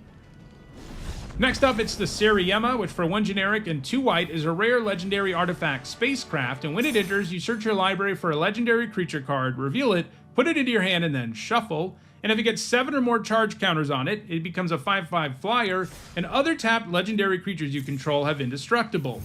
So this set has fewer legendary creatures in it than we've seen in a while. For example, not all the Signpost uncommons are legendary creatures. So the number of legendary creatures we actually have at lower rarities is actually pretty limited, and I think that really hurts the Seriema. If this was in Final Fantasy, for example, it would have been way better because most decks just have like 4 legendary creatures that can be tutored up. But in this format, you'll be lucky to have 2. As such, I think this is probably just a D, since it won't deliver much value initially, and it won't be that great once it becomes a creature either. Next up, it's Squire's Lightblade, which for 1 white mana is a common artifact equipment with flash. When it enters, attach it to target creature you control. That creature gains first strike until end of turn. The equipped creature gets +1/+0, and this can equip for 3 generic. So we just saw Coral Sword be an okay card, and this is pretty much the same card, but actually worse, because the equip cost is 2 mana higher. Now, this does work nicely for decks trying to cast multiple spells because it's so cheap, and it's also an artifact, which matters. but I can't help but think this card won't really give you the card of value you want most of the time. The idea is to use it as a trick and win combat with it, but this buff just doesn't do that good of a job, and then the buff that's left over also is pretty insignificant, especially when it costs 3 mana to move it around, so I think this is a D+. Next up, it's Starfield Shepherd, which for 3 generic and 2 white is a 3/2 angel at uncommon. It's got flying. When it enters, you search your library for a basic plains card or a creature card with mana value 1 or less, reveal it, put it into your hand, and then shuffle, and it has warp for 1 generic and a white. I really like this. Warping it is good value that lets you hit a land drop, and casting it later still nets you another card, whether you grab a land or a 1-drop. It's actually sort of reminiscent of Call the Mountain Chocobo, only you don't add to the board right away with this. Not permanently, anyway. Still, this is lots of value on 1 card. I'm giving it a B. Next up, it's Starfighter Pilot, which for 1 generic and a white is a 2/2 human pilot at common. When it becomes tapped, you surveil 1. 2 mana 2/2s are pretty bad these days. They need some real upside to really overcome that, and this one doesn't really get there. Sure, you're going to tap it to surveil sometimes, especially when you have spacecraft and maybe it attacks early and lets you surveil before trading, but none of that's very exciting. I think it's just a D+. Next up, it's Starport Security, which for 1 white mana is a 1/1 artifact creature robot soldier at common. You can pay 3 generic and a white and tap it to tap another creature, but it costs 2 less to activate if you control a creature with a +1/+1 counter on it. Man, this tap ability used to be so good and limited in the olden days where most of creatures' value were in their ability to attack or block, but limited has changed a lot, and we haven't seen one of these tap abilities perform very well in a long time. And I don't see this one being any different, especially when you're paying 4 for it. It's absolutely horrendous. When you're only spending 2 on it, which is doable in a deck like green-white, it does get better. But a lot of the time, you'd much rather be using your mana for effects that have a more permanent impact on the board than you would on a card like this. I just think it's a D. Next up, it's Sunstar Chaplain, which for 1 generic and a white is a 3/2 human cleric at rare. At the beginning of your end step, if you control 2 or more tapped creatures, put a +1/+1 counter on target creature you control, and you can pay 2 generic and remove a +1/+1 counter from a creature you control to tap target artifact or creature. So this isn't always going to give you counters, but even getting 1 out of this will feel like an amazing deal, and it's certainly possible to get more. This can definitely allow you to snowball in the early game if you're able to just curve out and keep swinging, and the tap mode can be useful all game long, giving this a B. Next up, it's Sunstar Expansionist, which for 1 generic and a white is a 2/3 human knight at uncommon, and when it enters, if an opponent controls more lands than you, you create a lander token, and it has landfall. Whenever a land you control enters, this creature gets +1/+0 until end of turn. So this has good stats, and when you get that enters trigger, it's going to feel pretty insane. Like, if this was always a 2 mana 2/3 that made a lander when it entered, I'd be pretty close to giving it like an A-, because that's just so much value from 1 card. We also just saw in Final Fantasy that the +1/+0 landfall trigger is surprisingly effective. So this looks like a pretty strong uncommon to me. I'm giving it a B. Next up, it's Sunstar Lightsmith, which for 3 generic and a white is a 3/3 human artificer at uncommon. Whenever you cast your second spell each turn, put a +1/+1 counter on this creature and draw a card. So this payoff for double spelling is sweet, but pretty much every time we see a 4 mana 3/3 that grows when X happens, it ends up being pretty mediocre and limited. The base stats are just so bad, and even in a deck geared towards second spells, you won't trigger this enough for it to feel great. Drawing a card does make this really strong, and makes it stronger than most versions of this effect we've seen before, but I'm still not super high on this. You know, playing this on 4 and then your opponent can still attack you with all of their creatures with no problem at all feels pretty miserable. And that's going to be what happens a lot of the time. It's going to be a really underwhelming creature for at least 1 full turn and often longer than that. So I think it's a C. Next up, it's Wedgelight Rammer, which for 3 generic and a white is an uncommon artifact spacecraft, and when it enters, you create a 2/2 colorless robot artifact creature token, and if you get 9 or more charge counters on it, it's a 3/4 with flying and first strike. I love that this gives you a body up front, and the body even enters untapped, so you can use it right away to put a couple charge counters on this, and once it gets to 9, it has a body that's relevant all game long. Also, it gives you 2 artifacts, which really matters in white, so I'm giving this a B-. Next up, it's Weft Blade Enhancer, which for 5 generic and a white is a 3/4 Drix Artificer at common. When it enters, you put a +1/+1 counter on each of up to 2 target creatures, and it has Warp for 2 generic and a white. Warping this early and getting a couple of counters will feel okay, and that's good because If this were only the 6 mana mode, it wouldn't be very good. It has bad base stats, and sure, it can put a counter on itself, but the other one has to go somewhere else. It's never really going to feel very efficient when you cast it for 6, but when you factor in warping it and then casting it for 6 later and getting 4 counters out of 1 card, it sounds a lot better, but it still feels pretty underwhelming to me because of the cost of both modes, so I think it's a C-. And our last white card is Zealous Display, which for 2 generic and a white is a common instant, and creatures you control get +2/+0 until end of turn. If it's not your turn, untap those creatures. While the untap part is an upgrade over most versions of this effect, it's a pretty minimal one. You only use this kind of card like that in an absolute emergency, since the lack of a toughness boost probably doesn't do you that many favors when you're the one who's blocking. This is still far better when you're attacking, and still only useful in the most narrow of decks that are insanely aggressive. I'm giving it a D+. Alright, so those are all the white cards in Edge of Eternities. In the next video, I'll look at all the blue ones. If you enjoyed this video, please like it and share it so that others can enjoy it too. If you want to make sure you catch the rest of the set review, don't forget to subscribe.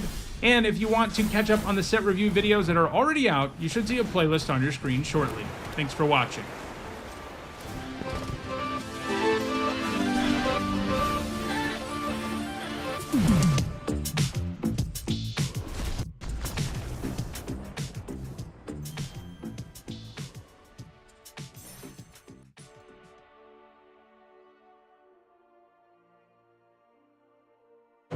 This video is sponsored by Card Kingdom. If you want Magic singles or sealed product, use my link in the description.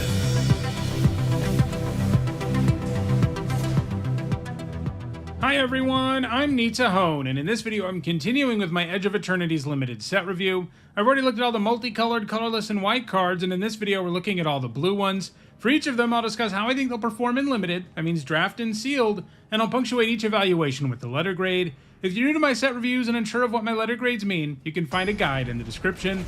There are some important things to keep in mind as I review these cards. First, because we're only talking about draft and sealed, I'm only talking about cards that can be found in play boosters. And for this first part of the set review, I'm also only looking at cards from the main set. There are also special guests and a bonus sheet in this set, but those will be looked at in their own video.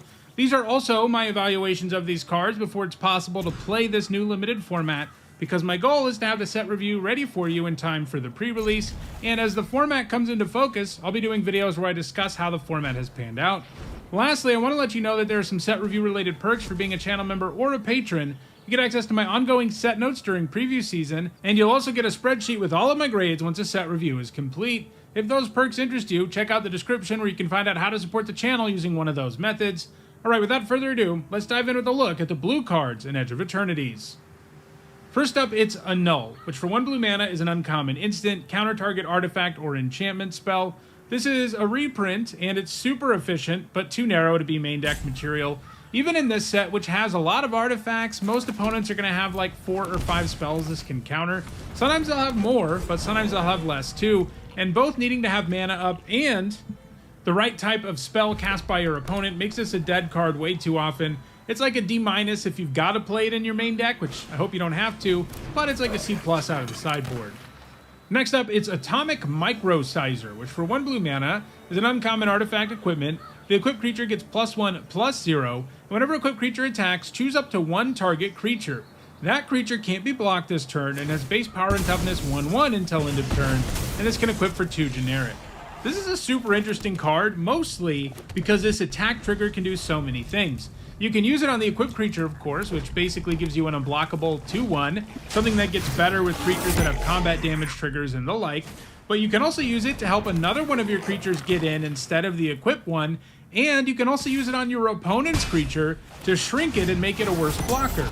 Having all of these different modes makes this kind of card hard to evaluate, and all of those modes are kind of situational, especially when it comes down to shrinking down your own creature. It's just not worth it all the time. It is more likely to be worth shrinking an opposing creature, but I still see this being an equipment that doesn't really do enough a little bit too often to be great, but it is an artifact and it's cheap, both of which have extra value in a set that has both artifact decks and a deck that cares about double spelling. Overall, I think this is a C, but it's weird enough that I could see it going in either other direction. Next up, it's Cerebral Download, which before generic and a blue is an uncommon instant. Surveil X, where X is the number of artifacts you control, then draw 3 cards. 5 mana to draw 3 at instant speed is okay in some limited formats, and the fact you get Surveil means that this can allow you to see a ton of cards, and maybe even load up your graveyard with value. It's still a card that doesn't add to the board, but it does feel like you're going to see tons of cards when you cast this, and if you can afford to take a turn off, and that's not possible in all limited formats, but if you can do it, this is likely to pull you really far ahead because of your card advantage and card quality. I think the first copy of this, especially in a deck with artifacts, is going to be like a C+, but you don't want too many cards in your deck that don't add to the board. Next up, it's Cloud Sculpt Technician, which for 2 generic and a blue is a 1/4 Jellyfish Artificer at common. It's got flying, and as long as you control an artifact, it gets +1/+0. A 3 mana 2/4 flyer is a solid card, and the hoops this wants you to jump through to get there are pretty easy to jump through, so I think this is a C. Next up, it's Code Cracker Hound, which for 2 generic and a blue is a 2/1 dog at uncommon. When it enters, you look at the top 2 cards of your library, put one into your hand and the other into your graveyard, and it has Warp for 2 generic and a blue. This is an alternate casting cost, and if you go that route, you exile it at the beginning of the next instep, and then you can cast it from exile on a later turn. So this is Sibsig Appraiser in dog form, and that was an incredibly powerful limited card, and this is actually better because of Warp, which gives you the ability to get this really good trigger twice, and gives this hound 3-for-1 potential. You don't always have the time for Warp, of course. Sometimes you need a permanent presence on the board, but the baseline here is still a 2-for-1 that comes with card selection and graveyard synergy. That makes this amazing, and potentially blue's best uncommon, giving it a B+. Next up, it's Consult the Star Chart, which for 1 generic and a blue is a rare instant with kicker for 1 generic and a blue. You look at the top X cards of your library, where X is the number of lands you control. Put one of those cards into your hand. If the spell was kicked, put 2 of those cards into your hand instead. Put the rest on the bottom of your library in a random order. This is a nice card selection spell in the early game, and in the late game, it's going to feel pretty close to something like Dig Through Time, or a more recent card like Stock Up, and that card was incredible. You get to look at a lot of cards and pick the 2 best, and that's great.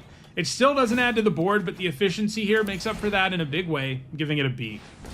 Next up, it's Cryogen Relic, which for 1 generic and a blue is a common artifact. When it enters or leaves the battlefield, you draw a card, and you can pay 1 generic and a blue and sacrifice it to put a stun counter on up to 1 target tapped creature. So 4 total mana to draw 2 cards and stun something is a card I'd be interested in a lot of decks, and this lets you divide things up more than that. And you can even do the stun thing at instant speed. That said, only stunning a creature that is already tapped is a pretty big difference from the effects that tap and stun a creature. It's not a useless effect by any stretch, especially because this card will also draw you 2 cards, but I do just want to take note of the fact that that effect will melt is a in your lot. mouth. Pour cold water into the ice bowl. Pour hot water over the salmon. Clean the salmon of its skin.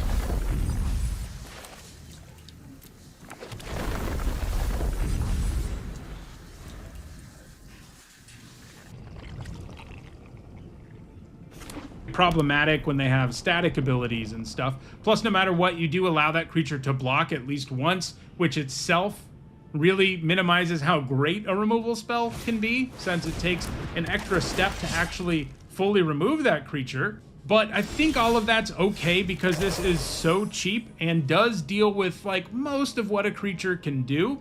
It doesn't quite trade 1-for-1, but because it only costs 1 mana, it's kind of acceptable. I'm giving it a C. Next up, it's Desculpting Blast, which for 1 generic and a blue is an uncommon instant. Return target non-land permanent to its owner's hand. If it was attacking, create a 1/1 colorless drone artifact creature token with flying, and this token can block only creatures with flying. So 2 mana for this effect without the drone upside here is usually an okay card in limited. A D+, C- level card that sometimes it's better depending on the format to bounce stuff, but usually you go down a card to bounce something. When you do get to trade, it gets a lot better because you use it in response to a combat trick or whatever. And this certainly has some extra oomph in this format because of spacecraft, like bouncing a spacecraft that your opponent spent a ton of time putting charge counters on is pretty nasty. But there's also another sweet mode this has where not only can you bounce something that your opponent's attacking with to generate a body, which is great, even one that's as small and unable to block things as this is. Getting a body is pretty good, but you can actually make that happen even more often because you can bounce your own stuff with this. That can be useful when you want to rebuy an interest trigger. You can just choose to attack with a creature that has an interest trigger you want access to, bounce it, get the 1/1, replay it. You're going to bounce your opponent's stuff with it more often, don't get me wrong, but this does have that mode where you can bounce your own thing when you want to. And the times where you do get the 1/1, especially bouncing your opponent's thing, I mean, it's basically a 2-mana 1/1 flyer that bounces target non-land permanent at instant speed. Like, that is a really strong card, and it's not always going to be that. But this has a couple of different modes that I like the look of, and the floor on the card is reasonably high, so I think it's a B-. Next up, it's Divert Disaster, which for 1 generic and a blue is an instant, and it says counter target spell unless its controller pays 2 generic. If they do, you create a lander token. This is an artifact with 2 generic, tap, sack this token, search your library for a basic land, put it on the battlefield tapped, and then shuffle. So 2-mana counter spells can play pretty well in limited, although letting your opponent get out of this for only 2 mana isn't great, especially in the later stages of the game. But at least you get a consolation prize. Basically, you do Divert Disaster because you get a lander token, which keeps you from getting completely blown out when this can't counter something. I'm giving this a C. Next up, it's Emissary Escort, which for 1 generic and a blue is an artifact creature robot soldier at rare, and it gets +X/+0, where X is the greatest mana value among other artifacts you control. So this demands you have some other stuff around. It doesn't count itself, and that means in the early game, it'll often just be a 2-mana 0/4, but there are plenty of artifacts around in blue, so this will often have a pretty beefy body. And you don't even necessarily have to wait until the later stages of the game for that to be true, because this is also kind of a warp payoff. If you warp an expensive artifact, get it on the board, and make this thing have more power, on like turn 3 or something, it's suddenly going to be able to attack a lot more effectively, and I see that happening a reasonable chunk of the time, just like I think it's likely you have artifacts in play a reasonable chunk of the time. So the floor here is bad, and the ceiling's not insane, but it is fairly accessible. I'm giving this a C+. Next up, it's Gigastorm Titan, which for 4 generic and a blue is a 4/4 elemental at uncommon. It costs 3 generic less to cast if you've cast another spell this turn. 2 mana for a 4/4, that's pretty good. And if you can spend your turn 5 casting a 2-drop and then casting this, you'll be reasonably happy with what went down. This is a pretty mediocre top deck though, and if your deck doesn't have enough cheaper spells, it's just not going to be worth running. And the ceiling here is still just an efficient vanilla creature, and not even one you run out super early. It's just one that you get a lot out of for the mana cost when things line up correctly. I think this is a C. Worth remembering, this is another card that can work nicely with cheap warp costs too. Next up, it's Ilvoy Galeblade, which for 1 blue mana is a 1/1 jellyfish warrior at common with flash and flying, and you can pay 2 generic and sack it to draw a card. Flash on a 1/1 flyer isn't exactly incredible, like this isn't ambush blocking anything, but you can leave mana up to do other stuff and then cast this if the other stuff doesn't come up. It also gives you a way to trigger double spell payoffs at instant speed, so that certainly matters. Flashing it in and chump blocking and sacking it to draw a card is decent in a pinch, and dropping this on turn 1 is fine too. It's never really going to feel bad, but it's never really going to feel very good either. I'm giving it a C. Next up, it's Ilvoy Infiltrator, which for 2 generic and a blue is a 1/3 jellyfish rogue at uncommon. It can't be blocked if you've cast 2 or more spells this turn, and whenever this creature deals combat damage to a player, draw a card. These stats are bad, but there's some real snowball potential here. Drawing extra cards is a good way to keep on double spelling, so this works well with itself. The trick, though, is triggering it that first time, and unlike a lot of these payoffs, playing this and a second spell in the same turn to get the trigger doesn't achieve anything. So you have to count on casting 2 more spells on a later turn to get it going. So it seems a little slow. It's not going to line up right all the time. So I have a hard time seeing it as more than a C, though if this ends up being really good in the format, as someone who loves thieving magpie-like creatures, I'm going to be pretty happy about it. Next up, it's Ilvoy Lightjammer, which for 1 generic and a blue is a common artifact equipment with flash. When it enters, you attach it to target creature you control. That creature gains hexproof until end of turn. The equipped creature gets +1/+2, and it has equip for 3 generic.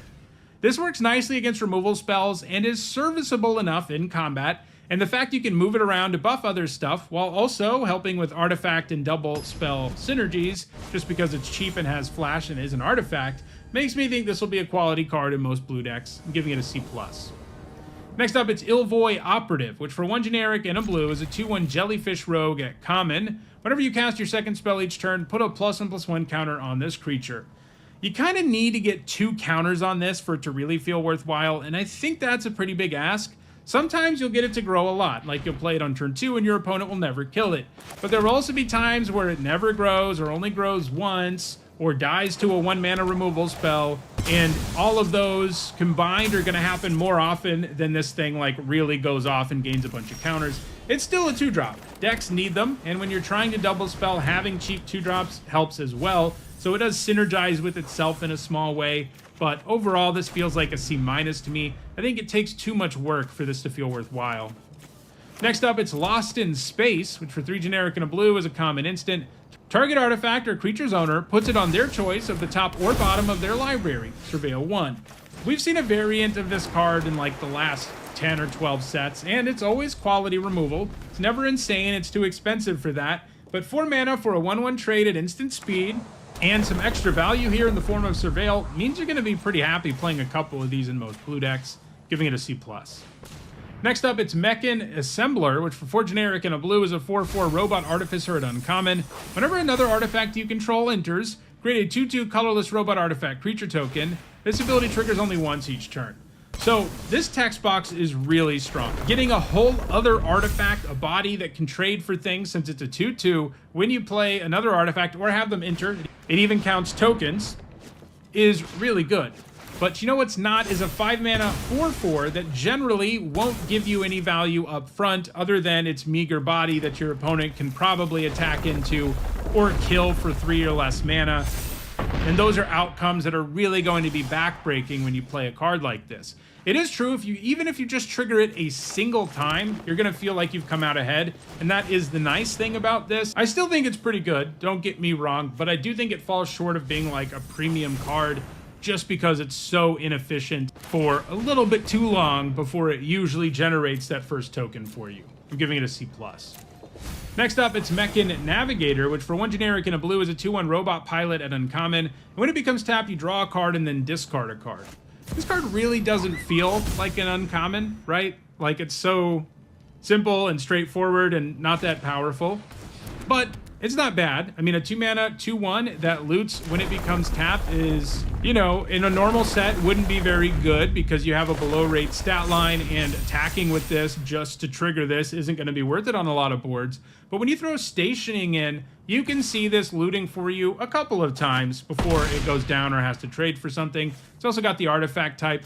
It's still a pretty underwhelming card overall. It's not exactly the card you're desperately trying to get your hands on to make your deck come together. And I don't even think it'll always make the cut, especially if you have like 2 spacecraft. It's probably not great. Giving it a C-. Next up, it's Mechan Shieldmate, which for 1 generic and a blue is a 3/2 robot soldier at common. It's an artifact creature. It's got Defender, and as long as an artifact